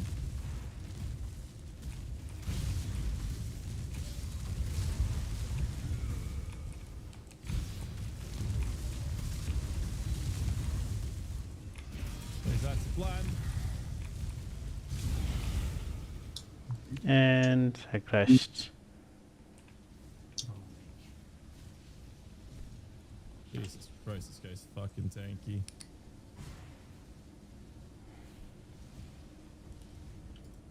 Monka.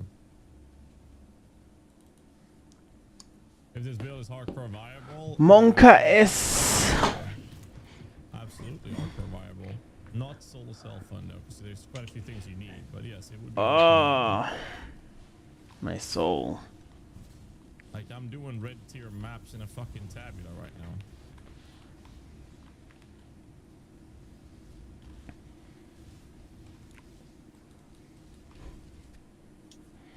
And unofuata nitakuwa kutanga kwa map. Love it.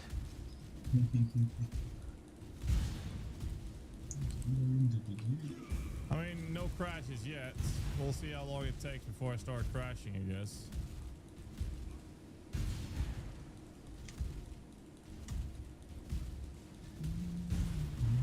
One step at a time.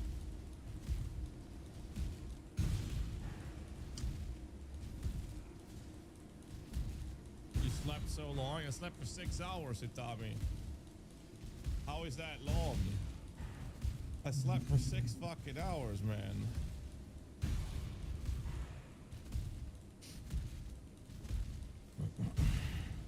Yeah, I'm on Milan right now, but like I said before, some people are crashing on like, the same thing for me as well.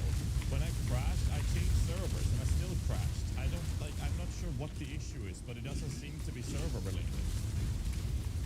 It doesn't seem to be server related at all. Or maybe it is server related, but I mean, some people having no issues, some people crashing, and like, I don't know what's happening for me, it's like, I'm crashing. Fix your game, GGG. Thank you. Well, I woke up before my alarm as well. But so can actually so replace my items there. Ooh. No, they don't take this foot in Greek. Like what will be there too much to No. Oh. But you're not gonna go to my items akwe where it's angaripo original, you can't take them. Hell. Okay. Angaripo original, you can't take them, but akwe wewe unogona kumas visa pasara pasna chino. That ring is money. There's even open suffix on it as well.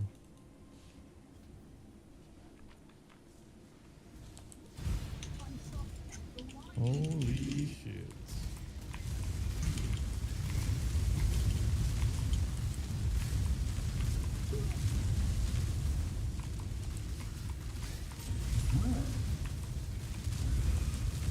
Level 17 lost a bunch of E-Rec missions as well.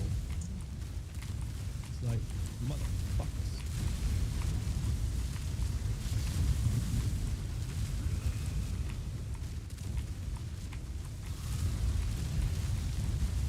Am I strong enough to fight Maven? I want.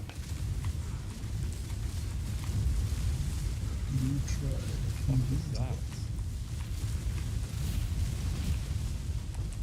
Oh, for Percent of fish is extra chaos. Sorry, I didn't pay attention. It's my bad. Sorry. Sorry, folks. Sorry.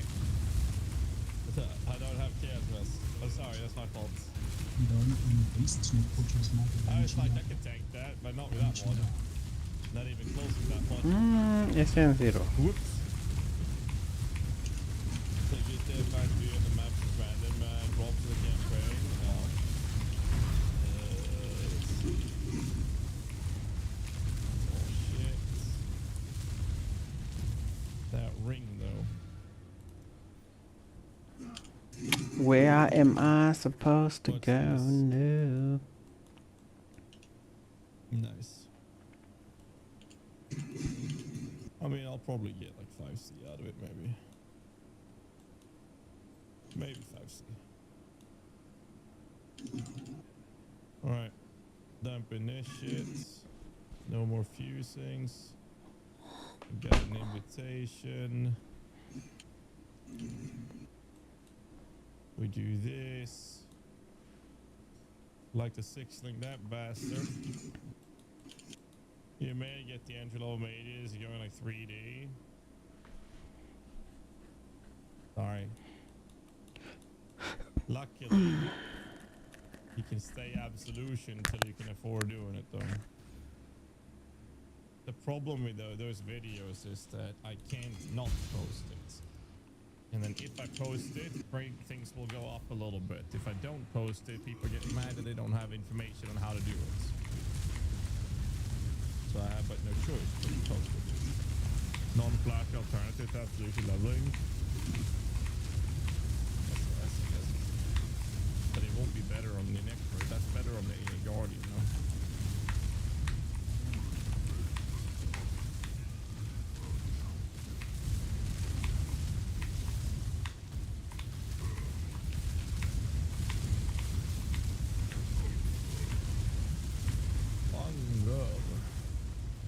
Hunger. Is it moving? It's moving.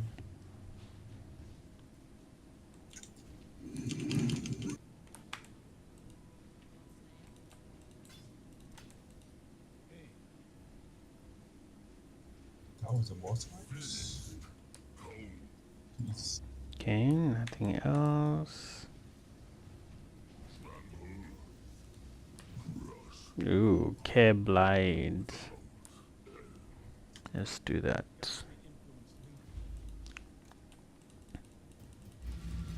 Bro, I never figure out which way this thing's going. Looks like it's going here.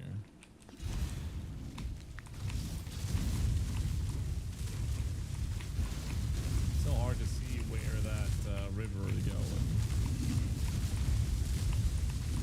Do you mind? Oh my god, you're getting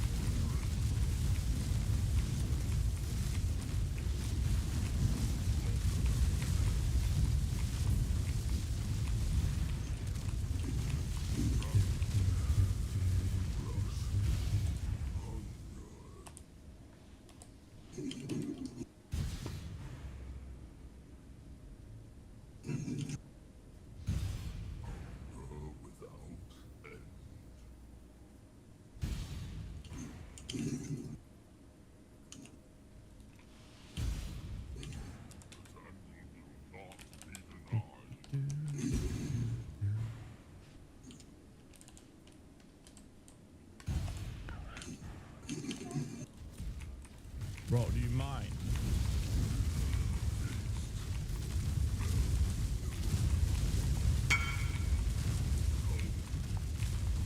Udah unique map completion ere. Cab lights. Eh? I don't mind, I can come. Yeah, I mean, it's an Atlas point.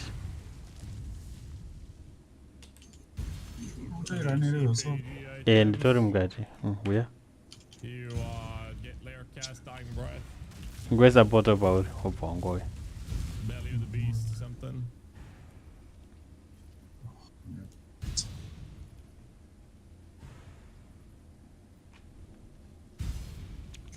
Scissors. Move packs dim.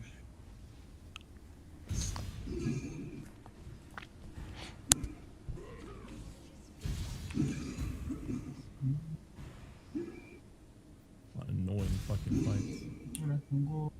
Never have to do this fight. Eh? Thank fuck. 77. Ah.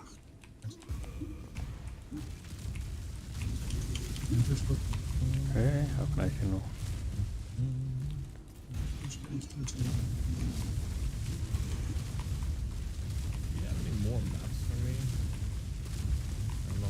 Roshan Sachiko skill with on eighth and eighth chata. More Abyss and find out more maps. Do you have any maps that got done in the lower tiers? I got Horizon, so just don't like use it. But it seems like they have. First, we check we have missions. We have 6 yellow missions. Ano dyan sa nagutera? Napana. I've already done Pillars of Varun. I've done all of these. Roshan sa Glacial Cascade. Corrupted. Ooh, suppression though. That's corrupted as well. Maze. Max rest is a bit rough. Huh? Ini Maybe do actually. MTX area volcanic fissure. I want to do them corrupted for the bonus objective. I can do this one, but it's gonna be kind of rough though. Complete ultimatum. It looks in a visual noise. Or I just settle with doing half damage on the enemies. We'll have to complete harvest.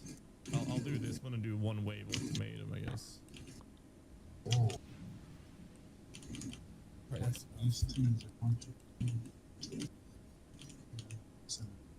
Don't know why they shouldn't. I'll double check so you have everything that the POB is showing, or the guide, depending on the build you're playing. On the Kellys or Archers. Why is it from Bobuda? See if there's anything you're missing. Do keep in mind that you do have to resummon your skeletons every 4 seconds to make sure they have fresh meat running. That's a large chunk of their damage is coming from that.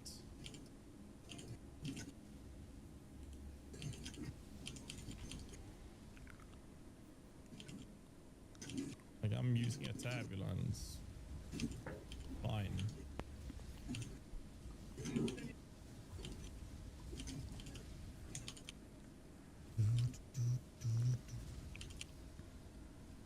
That's a lot of stats in that ring. Jesus.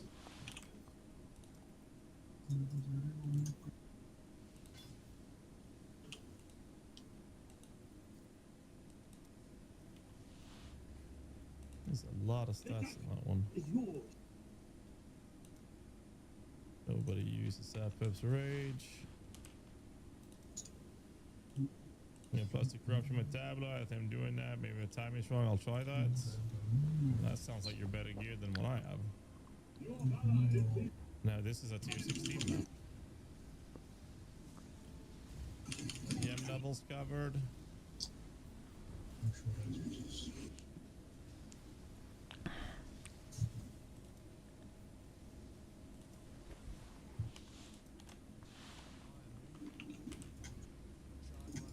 Blade Bitter, Malevolence. I don't want that either.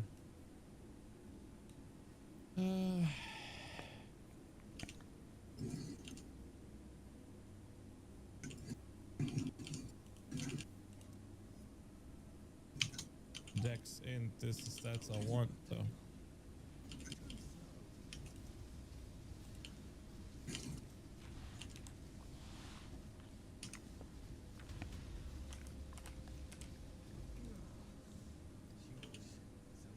Not bad.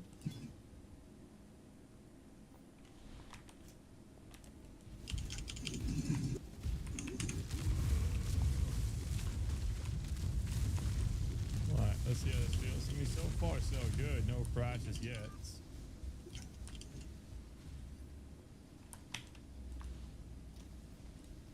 I do need to put a skelly craft on my helmet eventually. And I need to oil my amulet. Don't want to oil the current one that I have.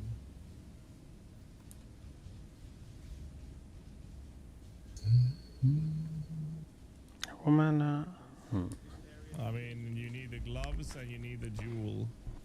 And you need a tablet at least. You need a 6-link. I don't think I would switch before that.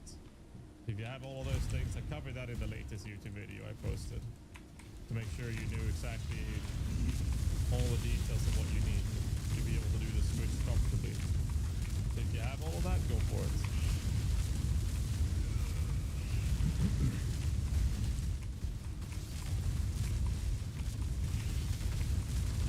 Alright, I think I got all the abyss I care about, so I might go for this one. Not that that's very important. I might actually go for more map drops. So I'll go for like these extra nodes here on the side for connected maps to drop. No, you don't need all 3. You need 2 of them, Viridian and Crimson. You don't want the one that makes you not choose fire. Because you want them to choose fire because of the gloves. You want them to not choose cold and not choose lightning. Because Mage getting gem is a prismatic gem, that's why we can use that.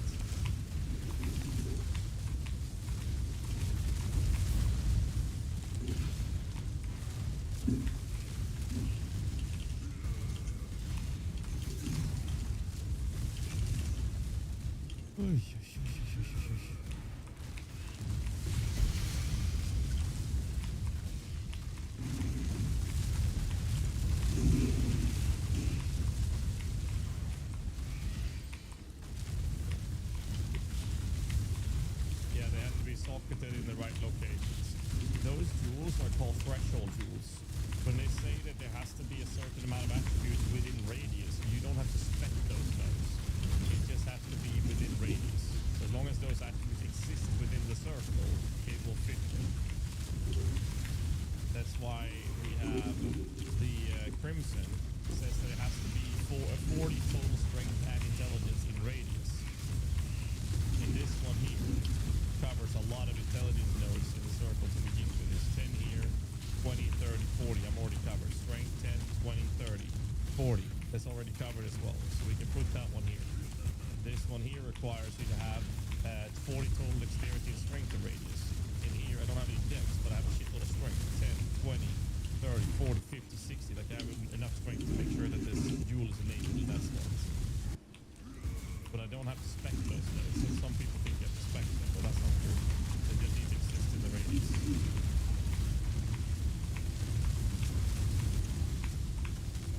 Wait, your equipped helmet just disappeared? What the fuck? When is PvP gonna be free? When the game launches? Which Jonathan has said that they're hoping for December. If not December, then March. Those are the 2 dates that they've been hoping to launch it on at least. Whether or not it'll be done by then, we'll see. What is...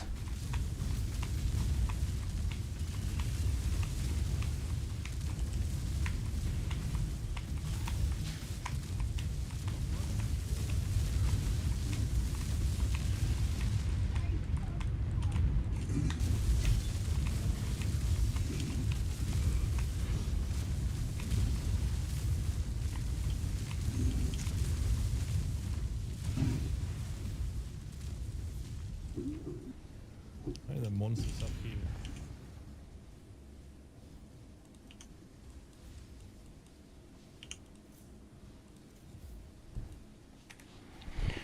Whew.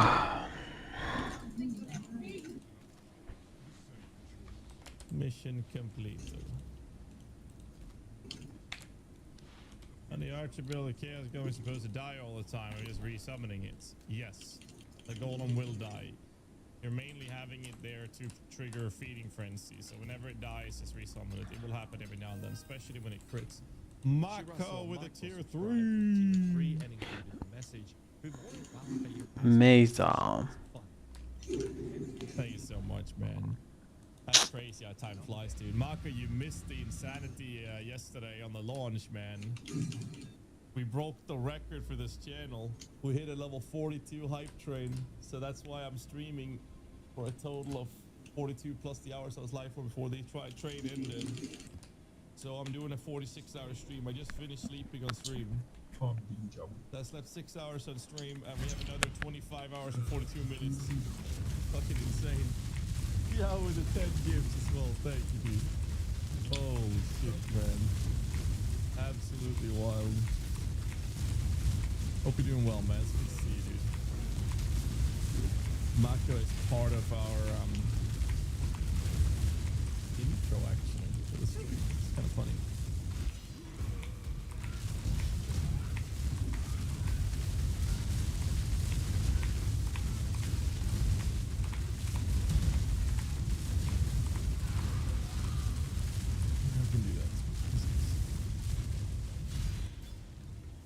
Not much time lately, but we'll get back to it soon.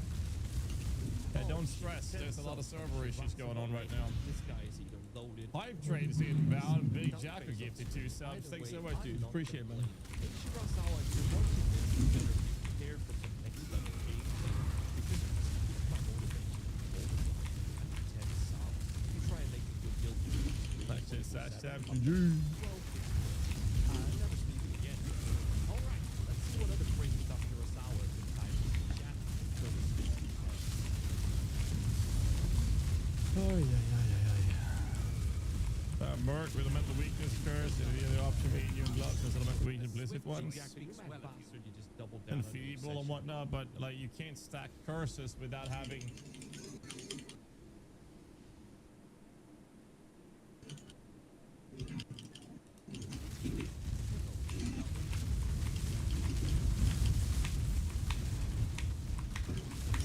max curse. What? If AG applies a curse, it does not. If he applies 1 curse, player applies 1 curse, and the merc applies 1 curse. What that happens is the latest curse that was applied is the one that is affecting the enemy. This includes marks. However,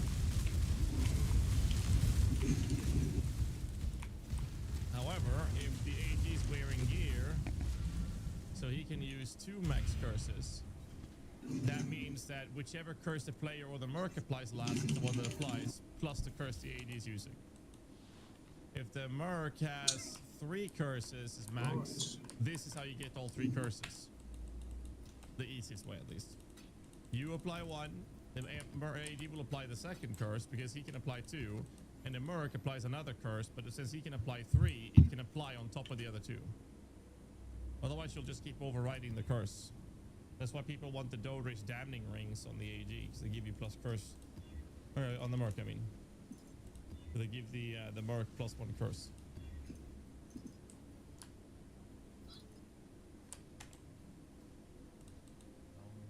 Now, if you apply another curse, it overrides the other one. It's funny because most people have never experienced that mechanic to that degree before, but everyone who's played minions a lot already knows this because of the AG, and we've been already playing around with that mechanic a lot with AGs. So in this league, basically people get to experience the merc the way minions have played with AG for years.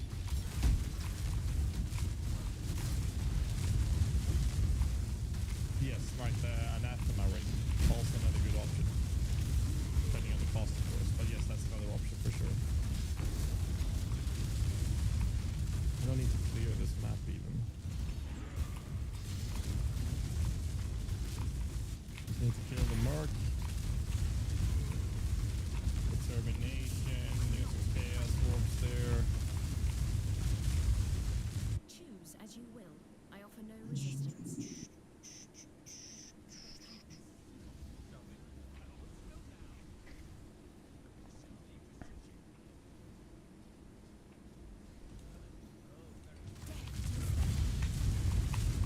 I wonder if DDD's okay with the mercs basically one-shotting people. When you see your current gear, hover your cursor over the screen. You'll see everything my character is currently wearing. There's an arrow on the left of your screen.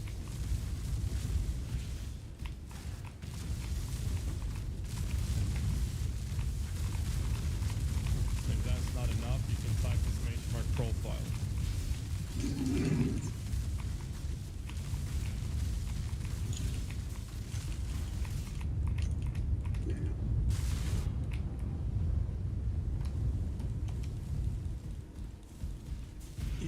an anathema ring.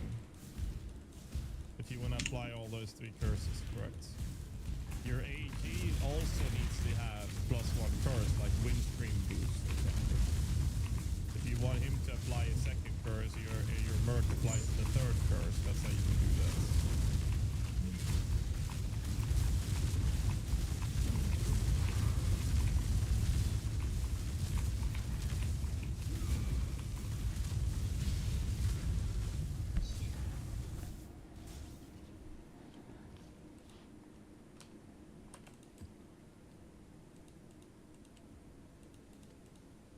Right there. On left-hand side. Click on that one, you'll see my current gear. You don't see skill tree and whatnot though. You can do that if you type exclamation mark profile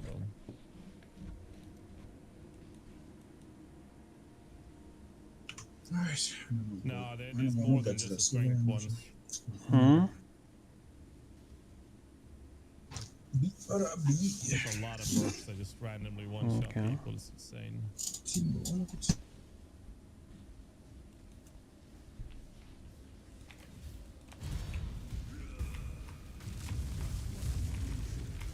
you're expecting mercy. We're merc, that's right. Anyways, if you guys have any questions, just fire away. I'll do my best to answer it as always.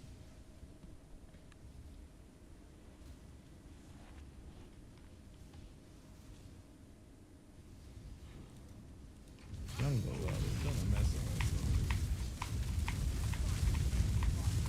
Are you tired? Or are you from 1 to 10? I just slept 6 hours, man.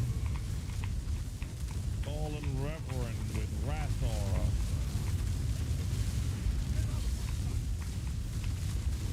Go keep one at least. Grab that.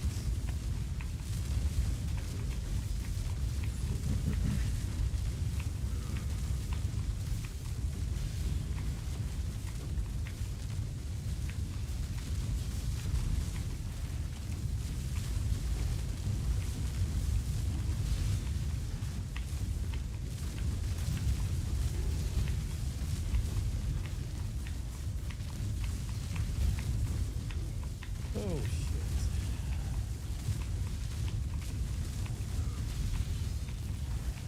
In the Bomber Guardian? I don't know. I didn't make the Bomber Guide.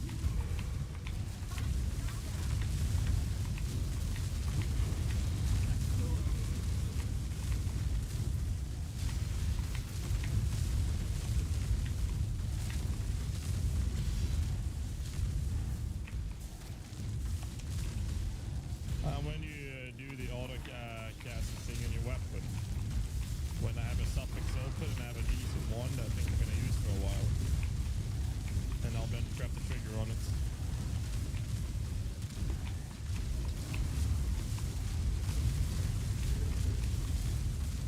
Live longer.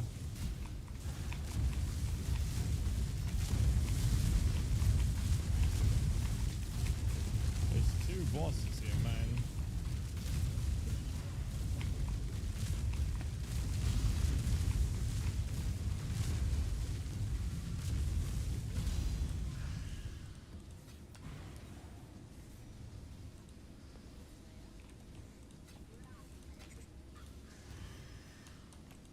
No crashes yet, though.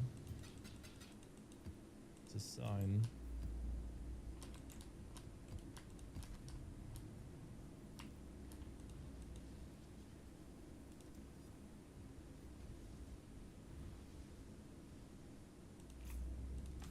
Why can't I put boost on my AG? Is the AG leveled enough to be able to handle the item level of the boots you're trying to equip him?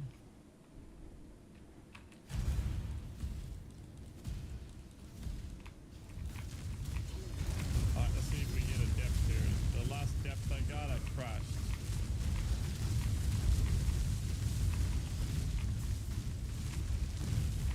I haven't crashed yet.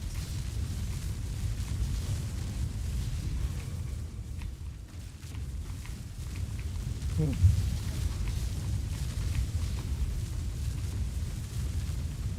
can just whisper gas at TV.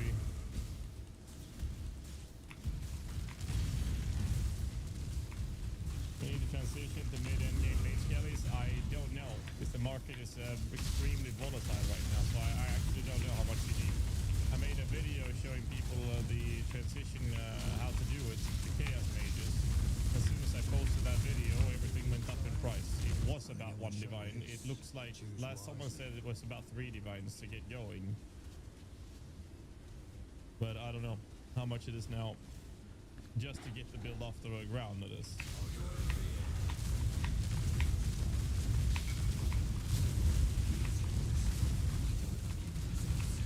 You don't need to get power charges, Phantasm, for the Ancient Skull. You actually don't need to generate frenzy charges. Or charges at all, I mean, power charges. That's not how Ancient Skull works.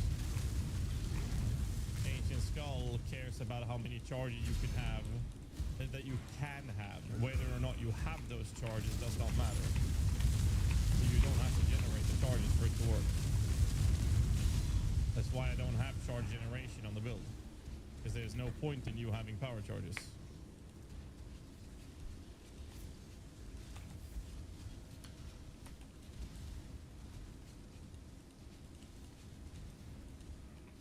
As long as you can have 3 charges, your minions will benefit as if you had, from the Ancient Skull base of 3 charges.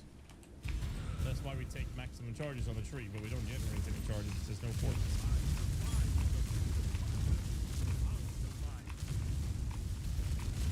I'm glad we're using an AD. Just a random rare pair I found right now. I don't even have boots on my AD. My AD don't have boots. Not even kidding. He's not wearing boots. Look at that. Legless Steve right there.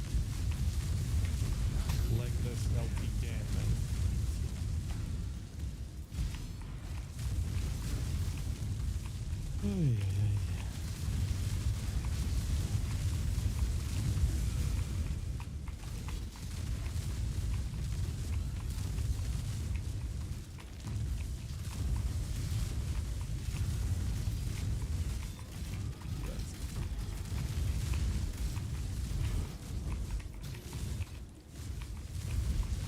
You sleep good? Well, I got 6 hours.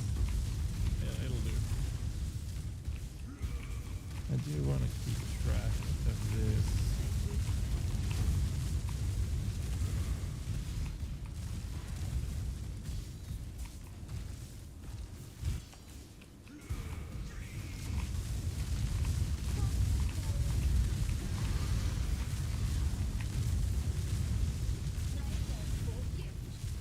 Yeah, done cuddles with the 5 gifts. Thank you, sir.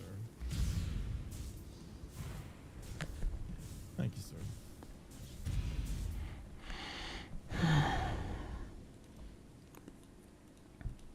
Should be easy after subathon training. Oh, we have another 25 hours to stream, so strap in, boys. Strap the fuck in. Oh, fuck me sideways, don't kind of just gifted 5 subs. I mean, seriously, what the hell is this guy's deal? One moment he's subscribing with Prime, the next he's gifting subs left and right. You trying to set some kind of record or something, buddy? And what's the deal with that name? Don't Cuddles? Who comes up with shit like that? Must be some kind of cuddle monster from the depths of the internet. Nah, I'm kidding, Don't Cuddles. You're the real MVP here. Keep those subs coming, and maybe one day I'll get to meet this mystery person behind the hat. All right.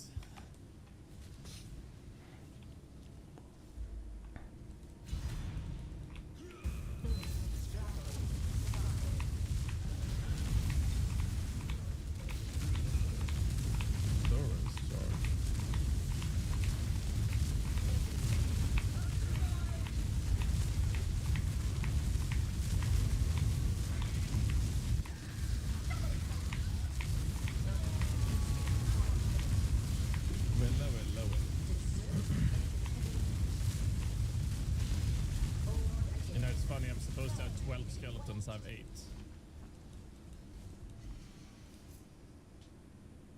We'll get there.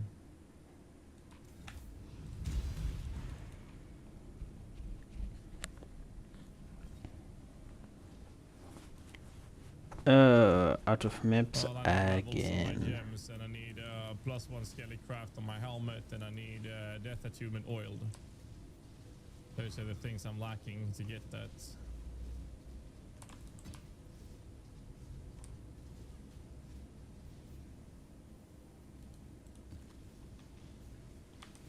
That is what's lacking.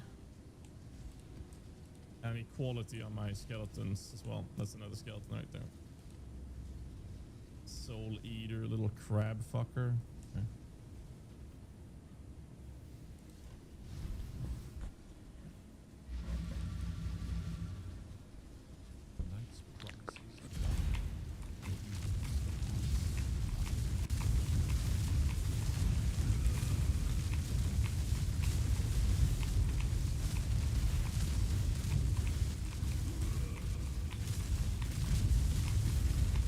Well, there's an upgrade. Tiny one. If I can live without the decks, it's an upgrade. We'll see.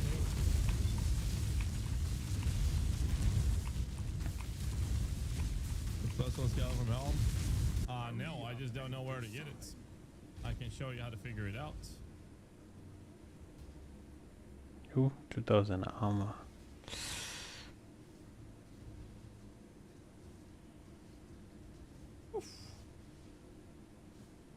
I'll show you. You search for the mod in the benchcraft. Land 4 chaos.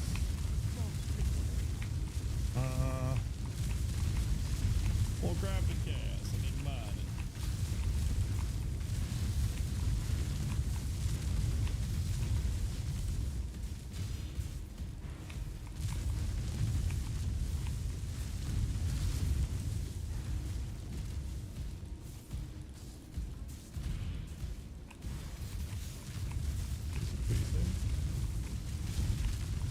How's the gaming?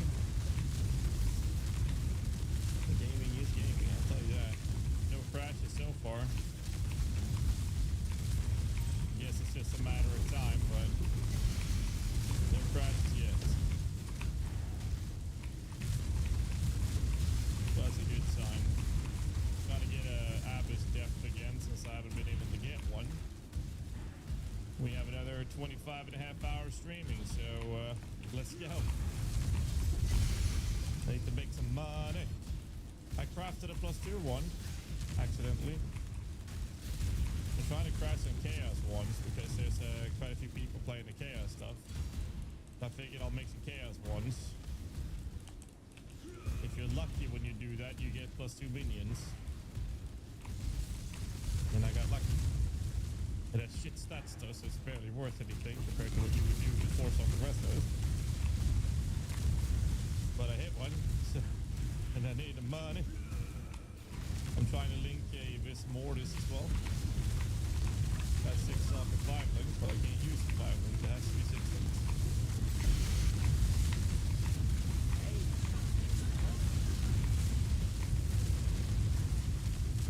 Another trove.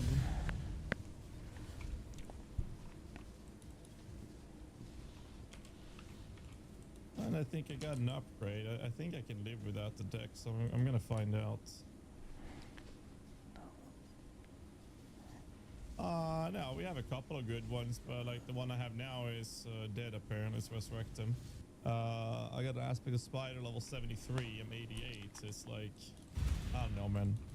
I want a haste one, and I haven't found a haste one because I think a haste would be better for me. Semi-strict, I think I'm running strict right now, actually. Yeah, I'm running strict. I am running strict. Separate PUB for the chaos version. Yes, it's in the guide. And I made a video covering everything, which should have everything linked as well. Alright, let's find out. I can live without the decks. Good.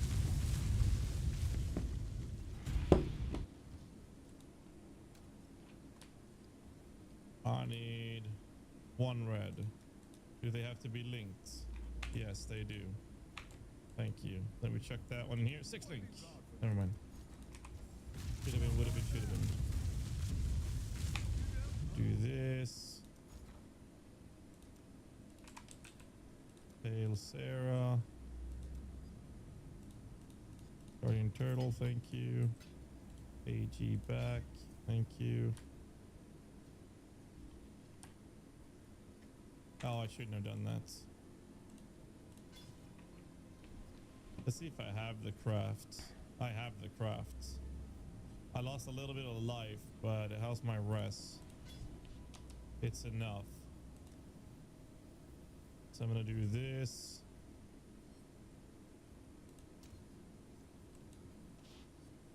Get those guys back. Get that guy back. Put these back in. You save that one. Not a big upgrade. It's one more minion at least.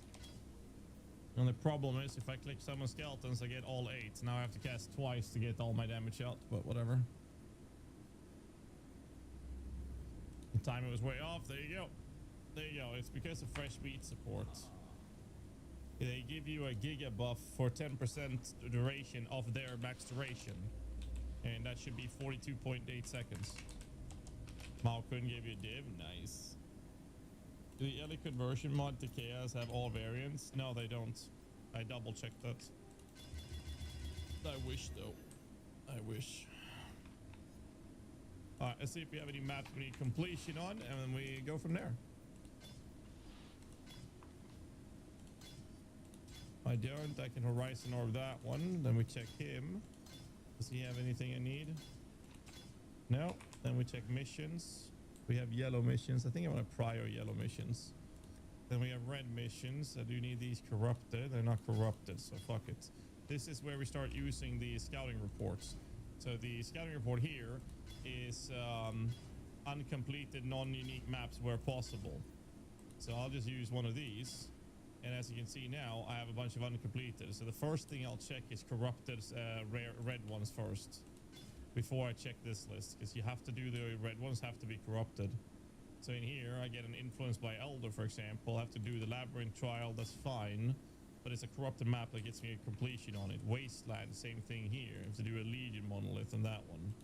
So I'm only looking for corrupted versions on the red ones. So we have a dungeon map and we have a wasteland map. And then I'll check which one is easier to do. So this one is Ellie Weakness. That's going to hurt one of my resistances, which is kind of fine. The poison is a bit annoying. Ellie Weakness is going to hurt me on Cold Rusting is. This one has a unique monster desire possessed, which is going to be not nasty with the boss, but it's easier than the other map. It also has lower quantity, but I think I'll do this one because it's easier to run. I'll do that one for now. And once I've done this one, every time we finish a map, a mission for Kira, he will refresh his store. So I'll do this one, check his shop if he sells me a map I haven't done yet, and then rinse repeat the process. And then always do the maps you have in your stash first. That's how I'm progressing the Atlas at least.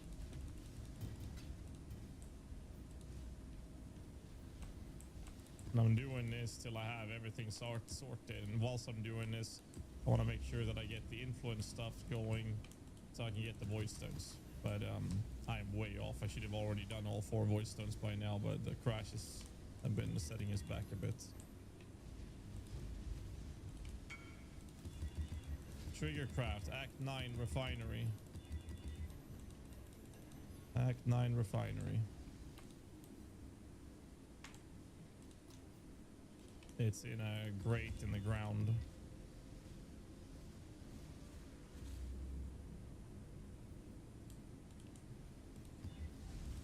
Right now I want to 6-link my Vis. I want to get...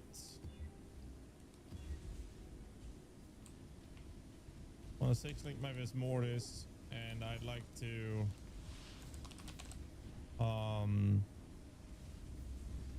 make some currency.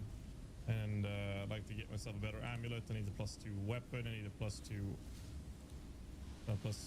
plus level on my amulet. So I can oil death attunement.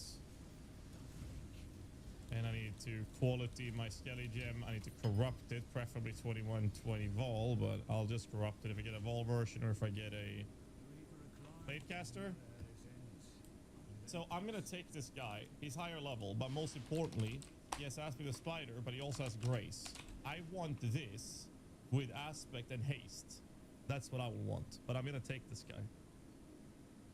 Which means I want your loot back. What other shit did I give you? That's it? That's all I gave you? So hopefully this fucker don't kill me.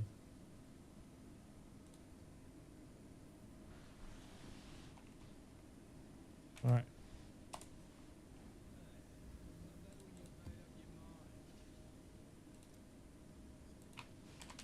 So we're gonna take some gold out. Belt? What about the belt? I don't replace, and I'm replacing my previous one. And hopefully we don't die doing this.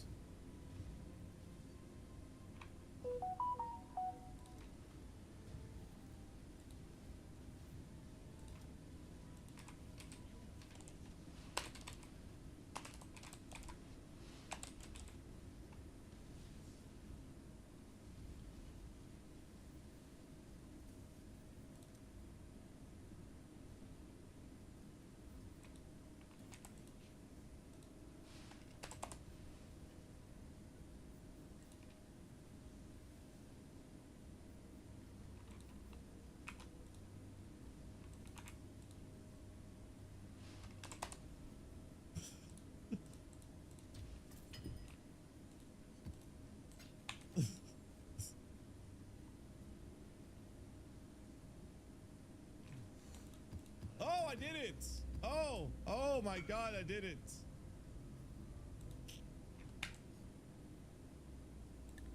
What have you got for me?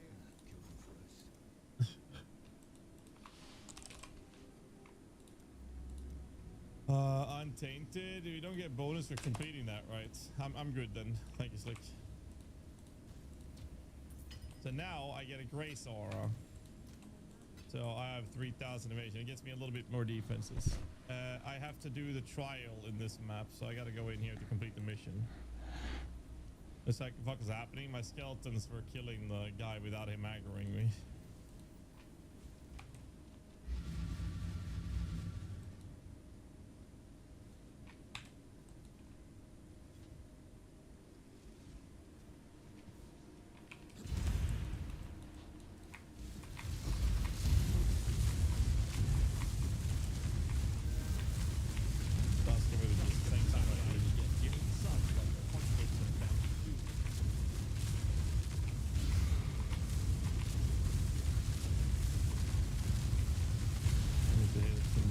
Apparently. This one back here as well. That's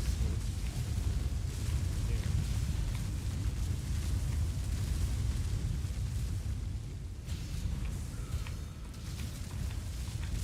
Why would it not let me cast Vault Absolution? You need to charge up souls for Vault Absolution to have enough souls to be cast.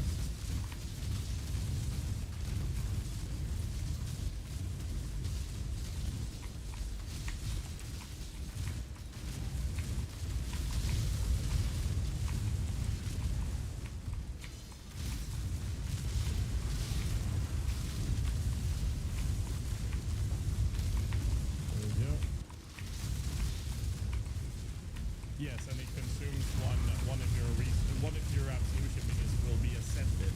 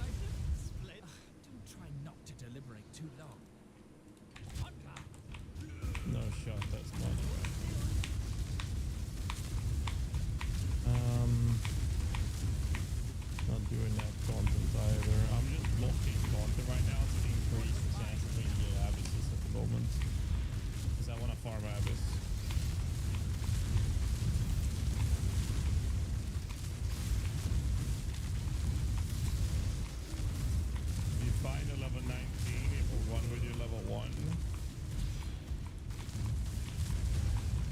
Oh.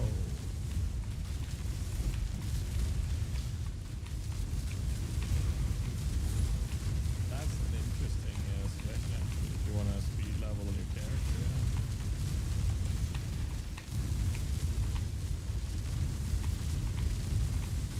While you're after Abyss, I just like farming Abysses early game. Abyss have a tendency of being pretty decent in the first couple of days, and then it falls off a fucking cliff right after that. Other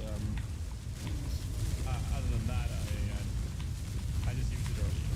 I think it's nice. Also, it means I can farm my own Darkness and Throne instead of buying one. You can do other mechanics that you currently just buy one, which is probably better. It's just that I like farming Abyss.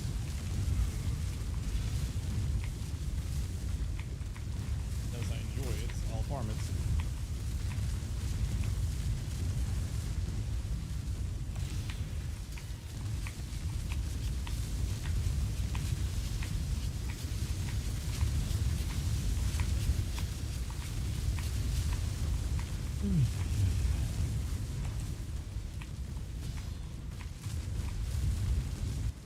Yeah, it's nice XP, but I've not taken the nodes that juices up the amount of monsters I get from it though. Don't care about that right now. The only thing I care about is the depths. So I'm taking every node I can and increase the chance to spawn it, and then I'll take every node I can to increase the chance of it being depth. But it's like it's gonna be relevant and probably tomorrow or the day after, most likely it's going to be super fucking bad again. It's just that it's pretty decent on the first few days. Until then, I'll farm Abyss. And I'll probably do a Harby, I guess. I'm a big Harby fan. He has made this very nice so far. Very, very nice. They are beautiful. I'm a little behind, too many crashes, too much frustration, but outside of that, it's things are going pretty well, I'd say.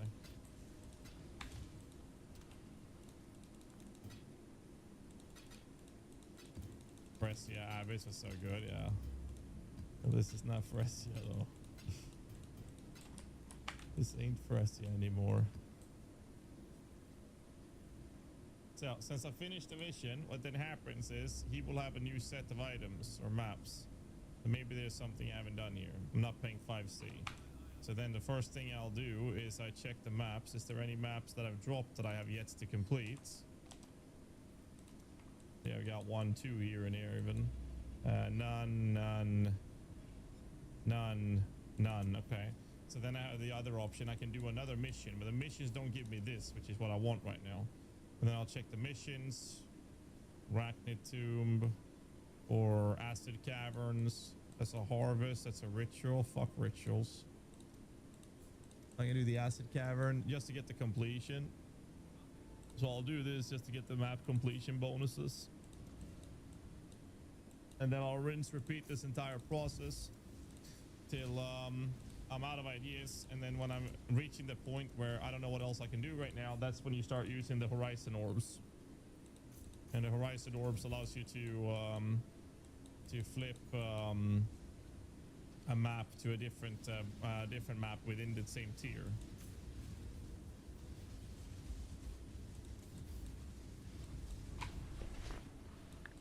Some life force. That's about it. Like, it's all very straightforward. I think I can level precision once. I could. Nice. What level is that now? 16. Gotta remind myself not to.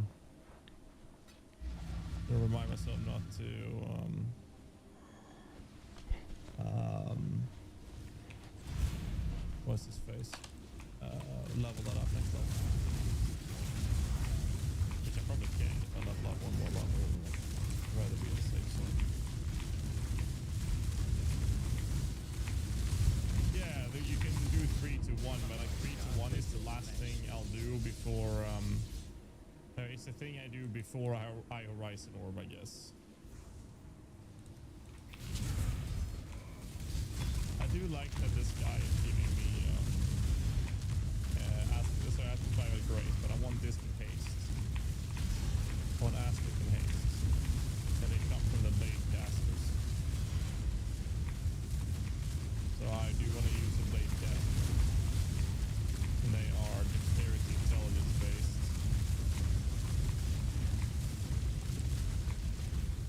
I want to get a malediction scepter as well.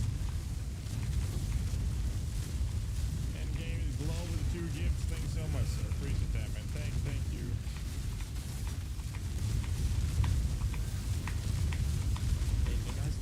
Appreciate that, man. Thank you. You guys are too kind with the support, boys. Thank you.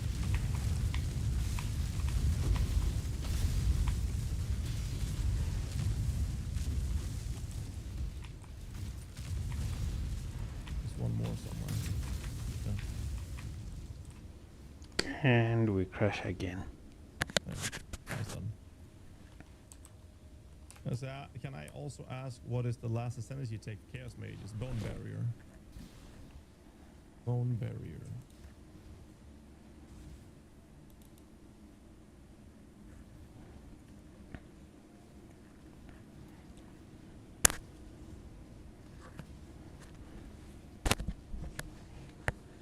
What happened there? For levelings, leveling, I don't use specters for leveling. Too annoying when they die. Early game, try to get a Guardian Turtle, the perfect Guardian Turtle, and a Pale Seraphim. You want to have meat shield and minion life linked to them so they don't die. Any new memory bosses? Well, that's the plan, but I've been crashing so much before I took my 6-hour sleep session that I'll get there. I will get there.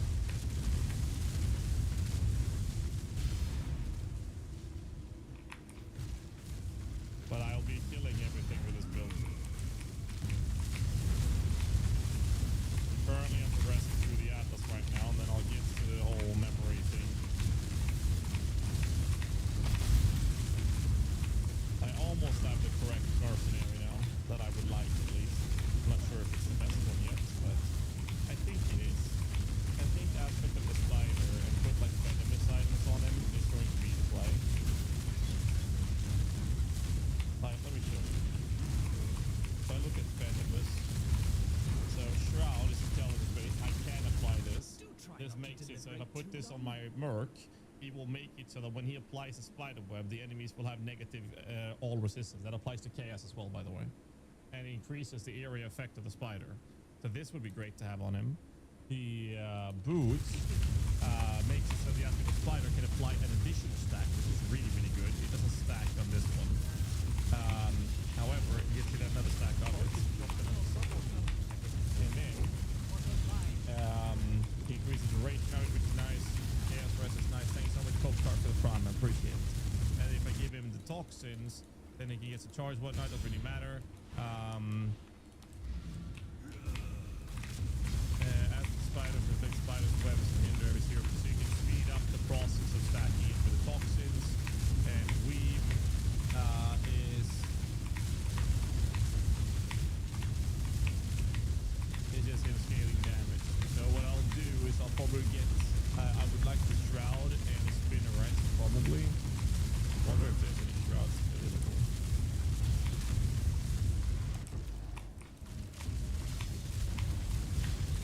There's one for 3 days. Like, that's basically going to be what I'd like to put on in the end game. I'm pretty sure he can use scepters, but I'm not sure. Might be strength based. I mean, that doesn't like using scepters.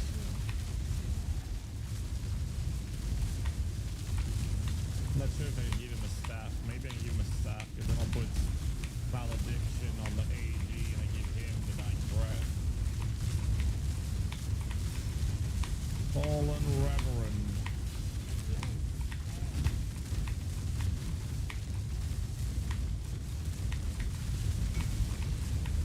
Do we want Aegis Skull with Chaos Jellies? Yeah, the archers, yes. Mages, no. Not for mages.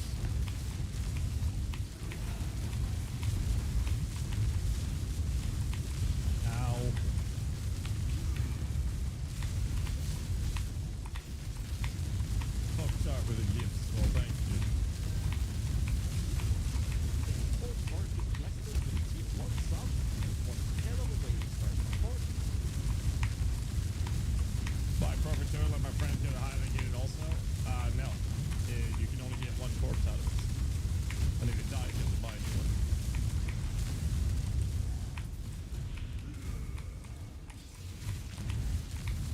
I'll corporate this.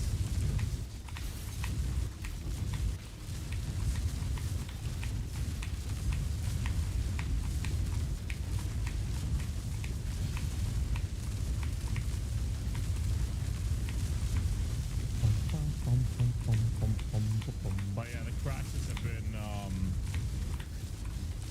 let's just say they've been annoying. Okay. Let's just say they've been annoying. To some degree. Yo, Woody! With the Red Rooney! Welcome in everybody from Woody's stream. How you guys doing? How's the league start going for you? You've been, butt-fucked and completely involuntarily intercoursed by mercenaries like the rest of us, or you've been zooming?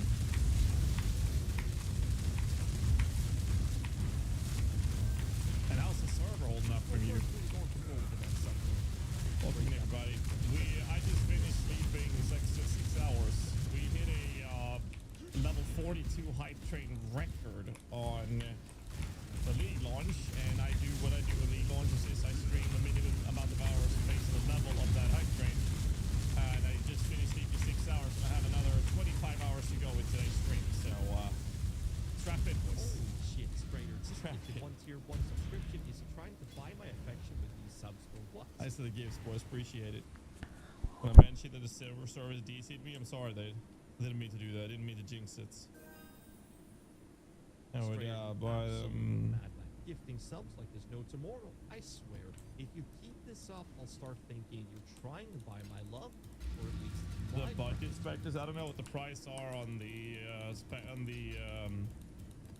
Perfect Guardians at the moment. I bought mine for 20C, but the market is very volatile right now. Just dropped another 2 tier 1 subs. Holy shit! The gift spam is upon us, boys. I'm trying to 6-link this bad boy.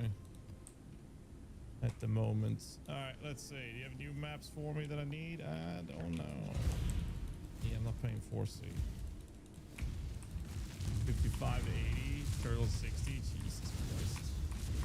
That's actually insane. They summon 8 instead of 6 at a time. You summon 4. And then spell echo doubles it. I can have 9 maximum skeletons right now. Because I have a bench craft that gets me an extra skeleton at the moment. The rest is just a level of skeletons, and later I will be oiling this node for another extra skeleton. Later I'll have 12 skeletons, so that I need much higher level, but much higher level. Holy shit, I'm guessing Woody didn't go to bed till now then from the launch. Holy shit, what a giga chat, dude. Alright, so I'm gonna 3-to-1 recipes of maps, which means we'll grab these. Start with that. I already have a jungle valley. So what we'll do here, I only need 1 here, so I'm not gonna try that. Not gonna try this for 1. This one here, I